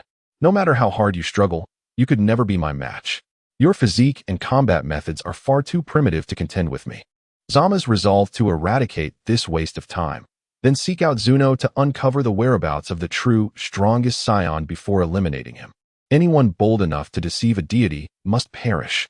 As Zama's contemplated this, his fingers spread wide, preparing to send Broly to the depths of despair. However, what transpired next exceeded his wildest expectations. A blinding green light erupted around Broly, resembling a diminutive green sun rising in the desert. His hair transformed to golden hues, standing upright, enveloped in a terrifying green flame. Then, with a single punch, just a simple punch, Zama's found half of his body obliterated, blood raining down. In disbelief, he stared at the devastation wrought upon him, grateful for his wish to the Super Dragon Balls for immortality. Otherwise, he would have truly perished. Zama's form rejuvenated instantly, his wounds healing at an astonishing rate, his skin returning to its former smoothness. He lifted his head, fury igniting in his eyes, fixing his gaze upon Broly. You dare to harm me. I will make you pay. Zama's voice dripped with malice as he employed the battle techniques of the Kaioshin to attack Broly. However, Broly seized Zamasu by the head and delivered a brutal knee strike, shattering his nasal bone. Infuriated, Zamasu felt a surge of pain. Yet, this was just the beginning. Broly grasped his feet, spinning him through the air like a yo-yo before crashing him violently to the ground. This torment repeated hundreds of times. Zamasu's vision blurred with pain, his expression twisted in agony, teetering on the brink of unconsciousness. Fortunately, as a Kaioshin, he utilized instant transmission to escape from planet Vampa. Incredible. Is this the might of the strongest Scion? Although Zamasu felt humiliated, it mattered little, for no one was watching. He was now certain that the power residing within Broly was far greater than what he had witnessed. Thus, he began to gather the Super Dragon Balls of this timeline. After some time, he successfully collected all 7. A gleeful smile spread across his face as he invoked the language of the gods to summon the Eternal Dragon. A magnificent golden dragon, reminiscent of the Blue Eyes White Dragon, materialized before him. I wish to exchange bodies with Broly. Meanwhile, on the desolate terrain of planet Vampa, Broly knelt, desperately digging into the earth with his hands, striving to create a resting place for his aging father. Though his actions were rugged, each scoop of soil was laden with profound sorrow for his father. Paragus had never been a good father. He had even harmed Broly's only true friend. Yet, on this planet, he was Broly's sole connection, the only family he could approach. Despite his father's faults, he remained Broly's only anchor in this world. Why was I born into this existence? Tears streamed down Broly's face, each drop crashing to the ground as if voicing his grievances and helplessness. Since childhood, he had been forced to fight against his will, and as he grew older, he was shackled with a collar that restrained his power. For over 40 years, his life resembled that of a caged bird. Now, with his father slain and the collar's remote control lost, the one who had imprisoned him and endangered his friends had vanished. Yet, Broly felt no joy. Instead, he was engulfed in confusion. After all, his entire life had been orchestrated by his father, and without him, Broly was uncertain how to navigate his future. He began to question the very essence of his existence. In the midst of this heavy moment, Broly suddenly experienced a violent palpitation. It felt as if an invisible force was surging from deep within him, enveloping him entirely. His soul was being drawn away at a suffocating speed, as if pulled by a powerful vacuum. Despite his desperate struggles against this mysterious and formidable force, it effortlessly dismantled all his resistance. In an instant, his once mighty form shrank rapidly, his muscles vanishing like desiccated fruit. His healthy skin transformed into an eerie green, and his dark hair turned white, his appearance morphing into that of the green-skinned foe he had loathed. Ha ha ha, what splendid power you possess, Broly. A mocking laughter echoed from the heavens. It was a familiar yet foreign voice, his own. Broly looked up to see a version of himself floating in the air, adorned with a sly grin, gazing down at his current pitiful state. How could this be? Broly's mouth fell slightly agape, his face a mask of shock and disbelief. His eyes filled with confusion and fear. It felt as though the world was collapsing around him, leaving him at a loss as to how to confront this sudden upheaval, rendering him momentarily frozen. Humph, a fool who cannot function without his father. Your body shall be granted to me, the one and only supreme deity of this universe, Zamasu. As for you, descend into oblivion. Ha ha, Zamasu. No, he should now be referred to as Black Broly, pierced his own flesh with a pink energy blade. With a heart full of rage yet devoid of strength, he pondered when he might break free from this cage. Broly, trapped in endless confusion regarding the significance of his existence, found himself entirely consumed within Zamasu's vessel, dissipating into the void of the cosmos. Well done, another me. A particularly irksome voice came from behind Black Broly. The speaker was none other than the immortal Zamasu. After enduring a beating from Broly, he had summoned this timeline-esque version of himself, much like he had drawn in Black Goku from another timeline. Zamasu had always been distrustful of others, which was why he wished for immortality. Unlike other versions of Zamasu, this one was particularly twisted and deranged. He subconsciously believed himself to be the true Zamasu of the main timeline, viewing other versions as mere tools. He intended to utilize these tools to seize the pitiful mortal flesh of others, preserving his divine identity while orchestrating the fusion. This was the crux of his scheme. In this world, aside from me, Zamasu, everything can be overturned and rebuilt. This was the genuine reflection of Zamasu's inner turmoil. He acted accordingly, having already betrayed a Black Goku, and now sought to enlist this timeline's Black Broly.